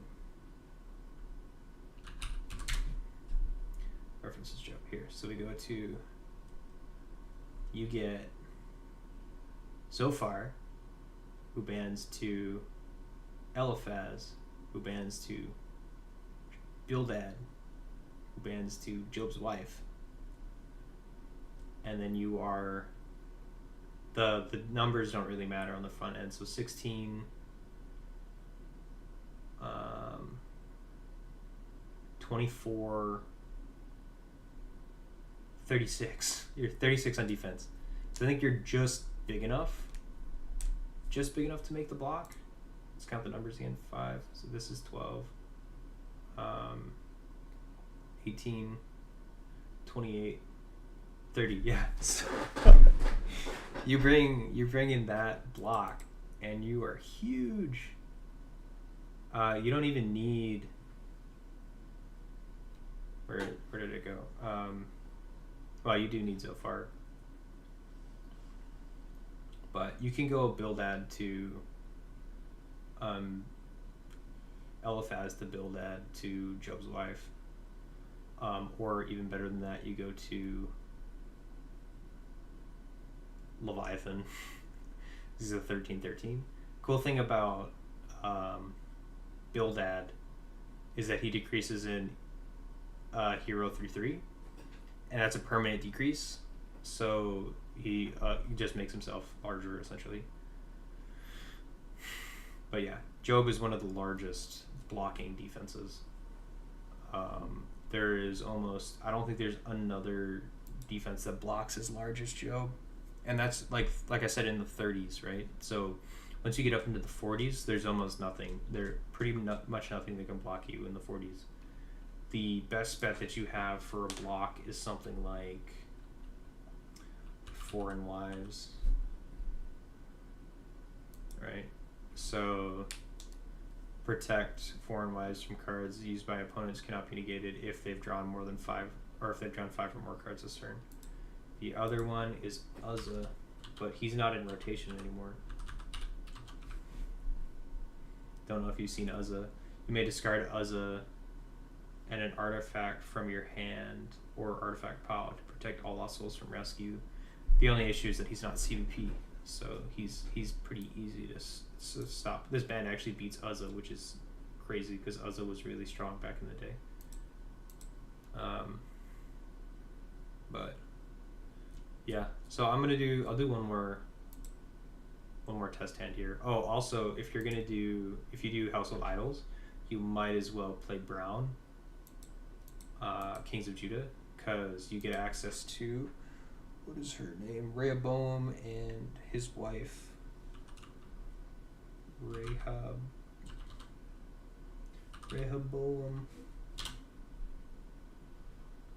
What's your wife's name, Rehoboam? I forget. Let's see, Judah.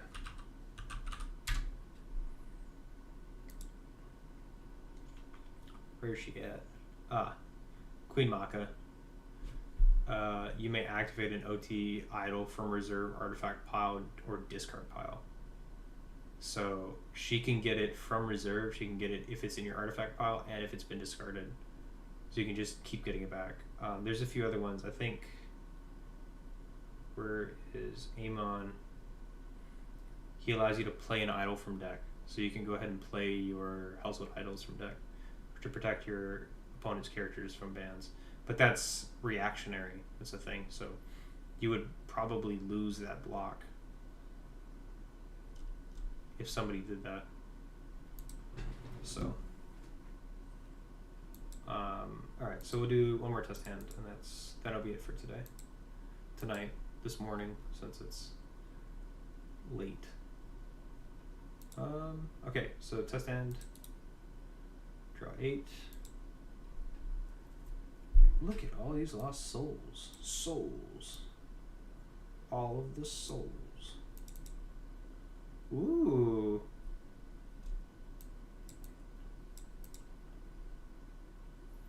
This isn't bad. Okay, so going second, or if we're defending, we have a solid defense. If we're attacking, it's a little bit weird. Storehouse out. Michael. Fifth Seal Justice Seekers. Reveal to owner's hand. Reveal to owner all. Lets us search for a good New Testament or new NT enhancement. It's probably gonna be Faith. I'm just double checking. We could go Angelic Guidance. Yeah, so we go Angelic Guidance. Angelic Guidance would allow us to look at our opponent's hand and then grab a silver card. That silver card could be Daniel's Prayer, but I think more than likely it's going to be Faith. Faith lets us grab Daniel and then shuffle this card back into our deck. And then we go to hand. So we know what our opponent has. We know what their options are. We go...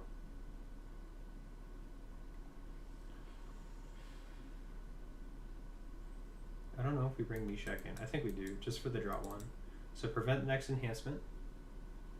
Draw 1. Band. Ooh, that's worth it. Negate fortresses. Evil characters and New Testament enhancements may ban to a Daniel hero. Ban to Michael. And there we go. So mini Michael ban, or mini Daniel ban, but it's still huge. And we can back it up with interrupt the battle, withdraw all evil characters. So pretty solid.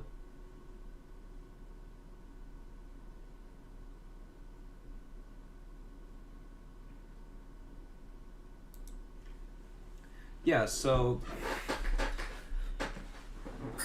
like what you're saying, like a big band like Daniel Band is the scariest band in the game. Admittedly, it's terrifying. But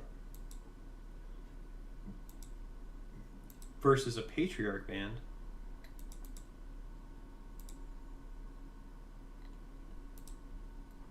so this is my main deck. This is what I played today earlier. I didn't play very well, unfortunately. Versus a Patriarch band like this. So starting hand's actually pretty solid. Enoch and Territory, Faith to go ahead and grab. Noah. Faith goes goes back. We go to honor none and shuffle. Jacob comes in. Jacob's going to go ahead and grab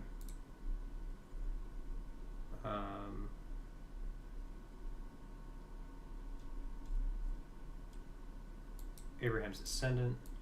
Goes to Abraham. Abraham converts to Meek. Grabs Isaac.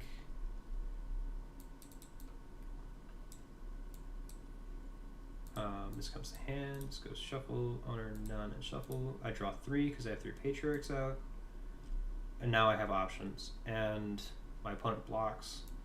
Enosh is protecting Father Abraham from discard, banish, and capture.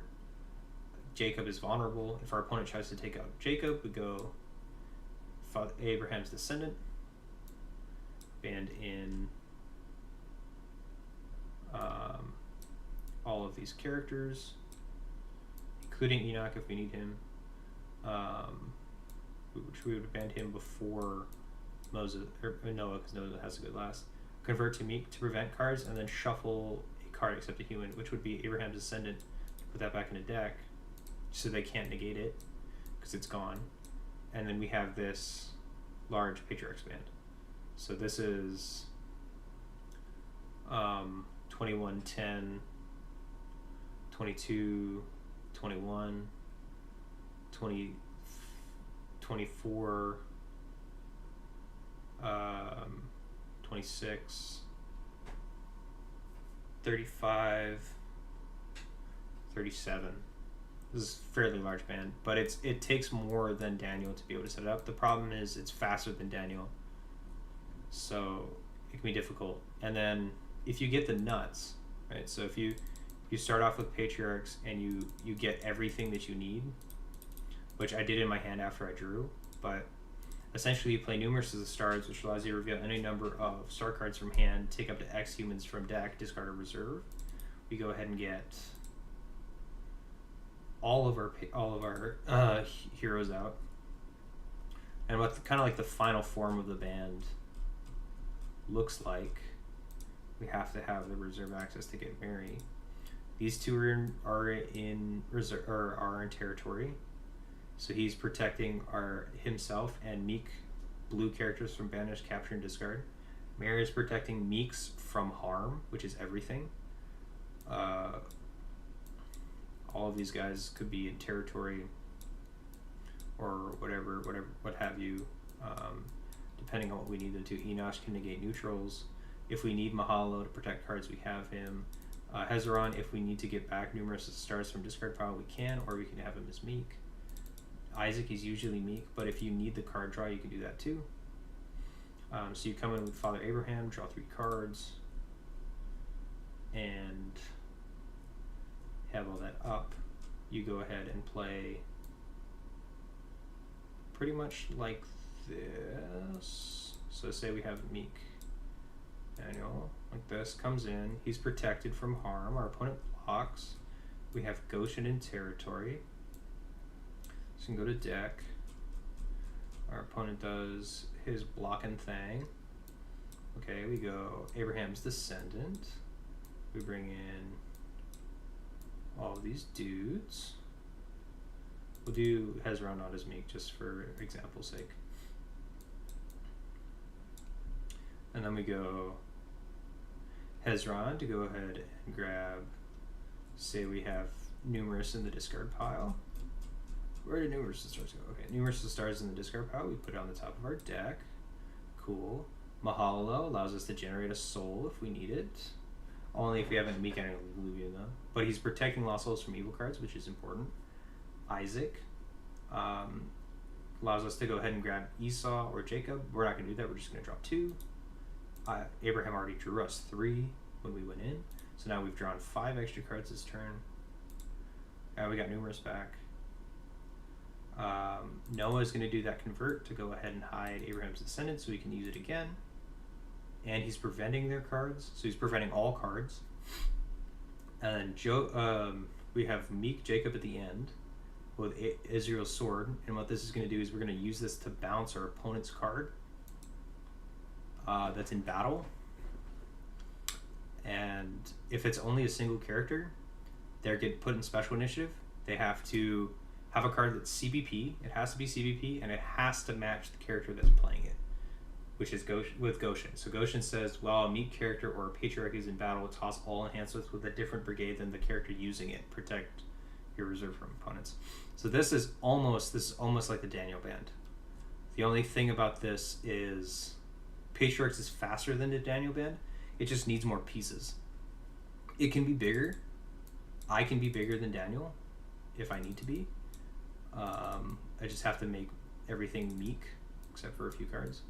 Right, so this is 20 some, 30 some, 32, 30, 32.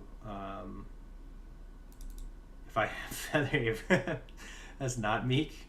I'm already in the 40s, and I actually make it to the 50s here. So, and not even adding these guys in, but just kind of funny. But you never get this big when you're attacking Patriarchs, because there's no reason to be that large, right? There's no reason to be up in the 50s. But your opponent has to stop this, and their stuff has to be CBP or CBN, and it has to match the color of the character that they're playing. And so a lot of things that they have to solve. It needs more pieces, but it seems to be to fish those pieces out a lot more readily. Yes, yeah. So that's one of the things is, so being my main deck, I know how to play it a lot better. Daniel, I don't have as much knowledge with it, but Patriarchs is fast, it's big, it's hard to deal with, and once it's set up, it's hard to solve. The only issue is if your opponent gets to you before you can get everything out. So if you're not going first, you're going to struggle a little bit. So our defense is good. Like we have strong defensive characters. We have like Behemoth, Fish, Esau, Basemath with Esau is really good. Leviathan is awesome. Reserve, we've got Snake, Foreign Wives, Firefoxes, which shouldn't be in here. Let me change that. Foxes is not supposed to be in this deck anymore. Change Fox out for Scapegoat. There you go. So, but what I will admit is this deck is not as strong on defense. I just updated this defense. I had to change around a few pieces because it just wasn't functioning properly. But even still, like it still suffers. There are so many things in here that could be different, but I just can't solve it properly. Like you need animals to play Esau, and so you're playing like.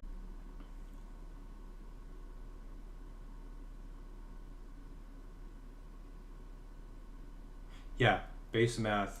Like if your opponent does not have a response or they have a storehouse up, she's just gonna destroy them. Plus, even if they do have a storehouse up and they banish a card of a matching brigade from their hand,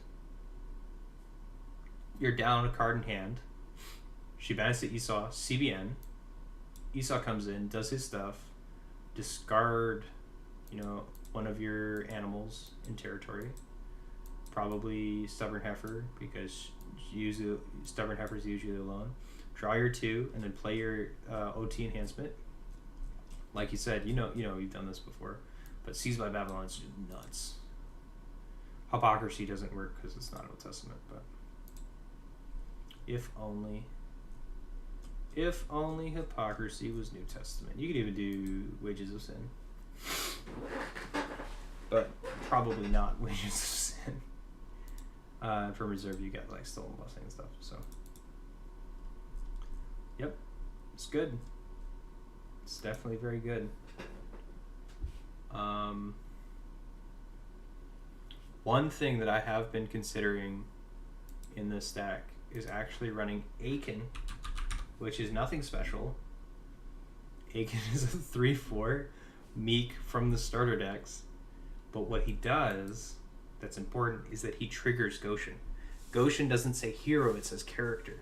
So as long as we have a meek character in battle, it triggers Goshen. So having access to Aiken to trigger Goshen during our opponent's turn is huge, especially if we have enhancements we can play on him. The issue is I would have to fundamentally change the defense in order to play Aiken. He just doesn't fit. So the alternative is I might play Philistines, and they have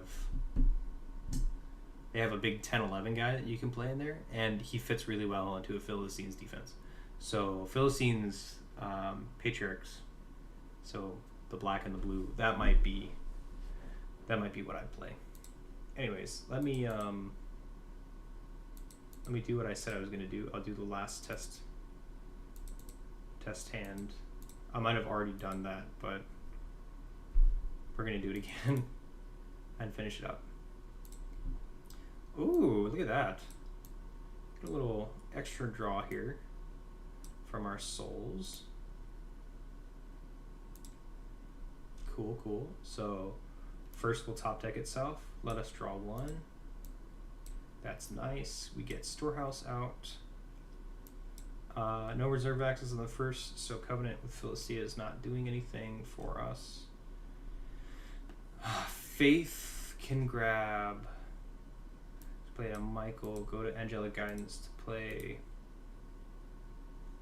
Oh, you know what? Let's do it this way. Okay, so let's be smart about this. We can get the entire Daniel Bend out the first turn. So, not the entire, but most of it. Play Shadrach in territory, or Michael in territory, doesn't really matter. Faith grabs. Do we need Bendigo? Oh, he's protecting lost souls. Okay, so yes. Daniel. This gets shuffled back. Play Angelic News. Angelic News allows us to go ahead and grab Faith back, which should be at the top. Use Faith. Faith grabs a Bendigo. And we looked at their hand, so in case we don't actually need a Bendigo, or we don't actually need Faith, we can grab something else with the Battle Winner, but usually probably going to grab a Bendigo. These guys are in hand. Okay, we start our rescue attempt. We go protect Daniel Humans from discard abilities, band to a Daniel Human, Bendigo, Meshach, draw one. let me shuffle that so I don't just draw Faith over and over and over again. Daniel, Michael. Boom. This is probably a first turn block. Or this is a first turn rescue.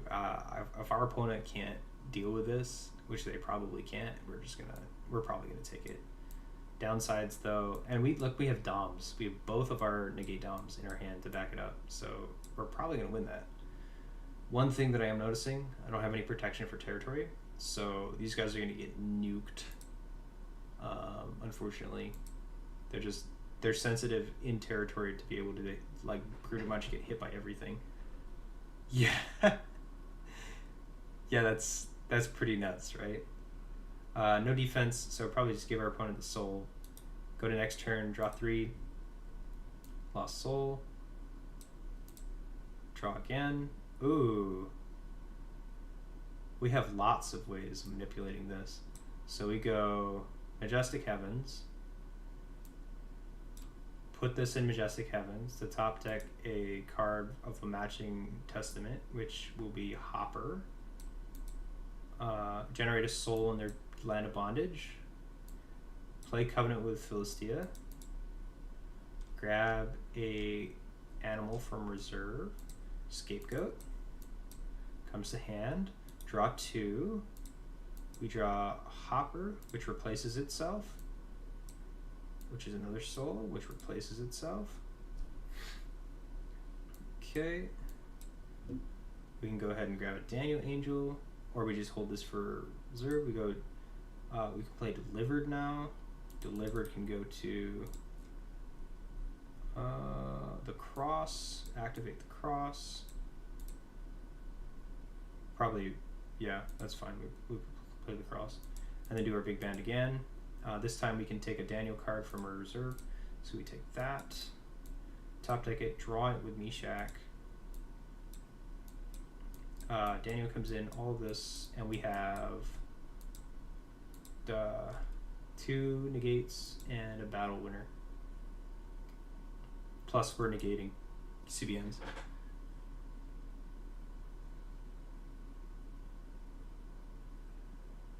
Yeah. Yeah, so I think, Christopher, you have the right idea. So this band, if your deck doesn't have a way built in to deal with it, just don't. Just give them the soul and then nuke them in territory.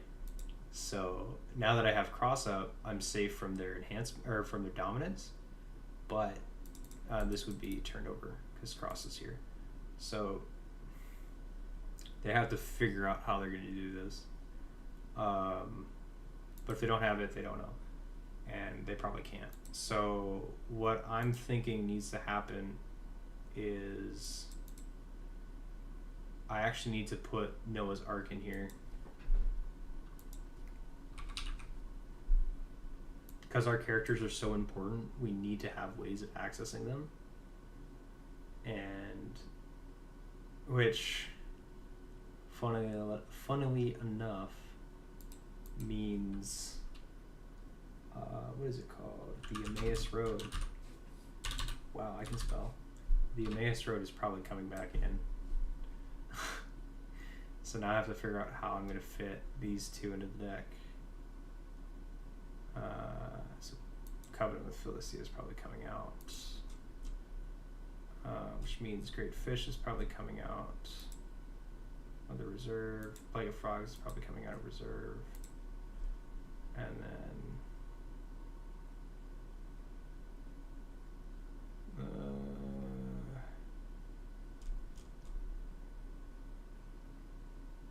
six Winged Lion.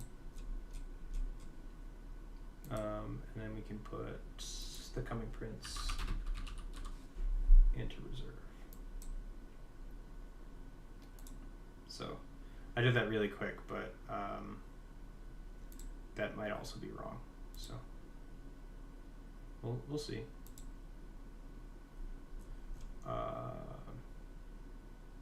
Just have another way to get to delivered with Emmaus Road, and then we have Ark of Salvation to be able to keep it. Oh, but you know what? I still want Covenant with Philistia in here. Covenant with Philistia in this deck is just actually good.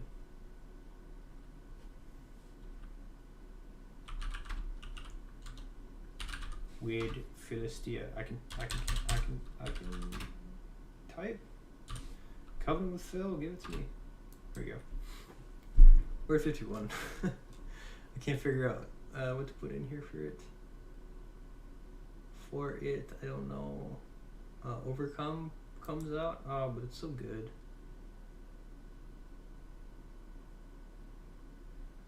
Who knows, man?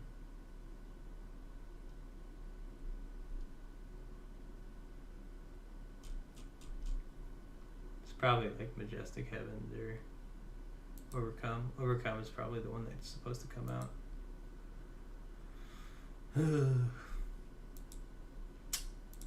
51's fine though. I'll figure out, like, if I leave it at 51, I'll figure out when it needs to come out. So. Yep, you are correct. I'm throwing Noah's Ark in there to solve your issue. But see, this is why you test live, so then, you know, people give you suggestions and then you solve those suggestions. But that's it.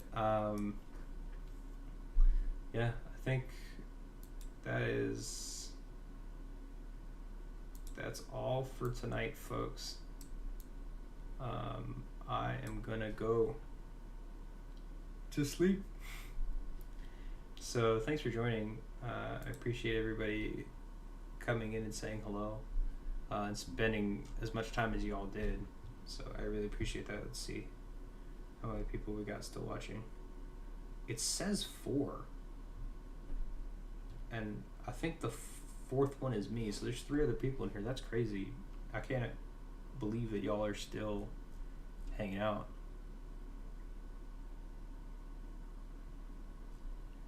Yeah, we'll see. I will be playing Daniel in the future here. So.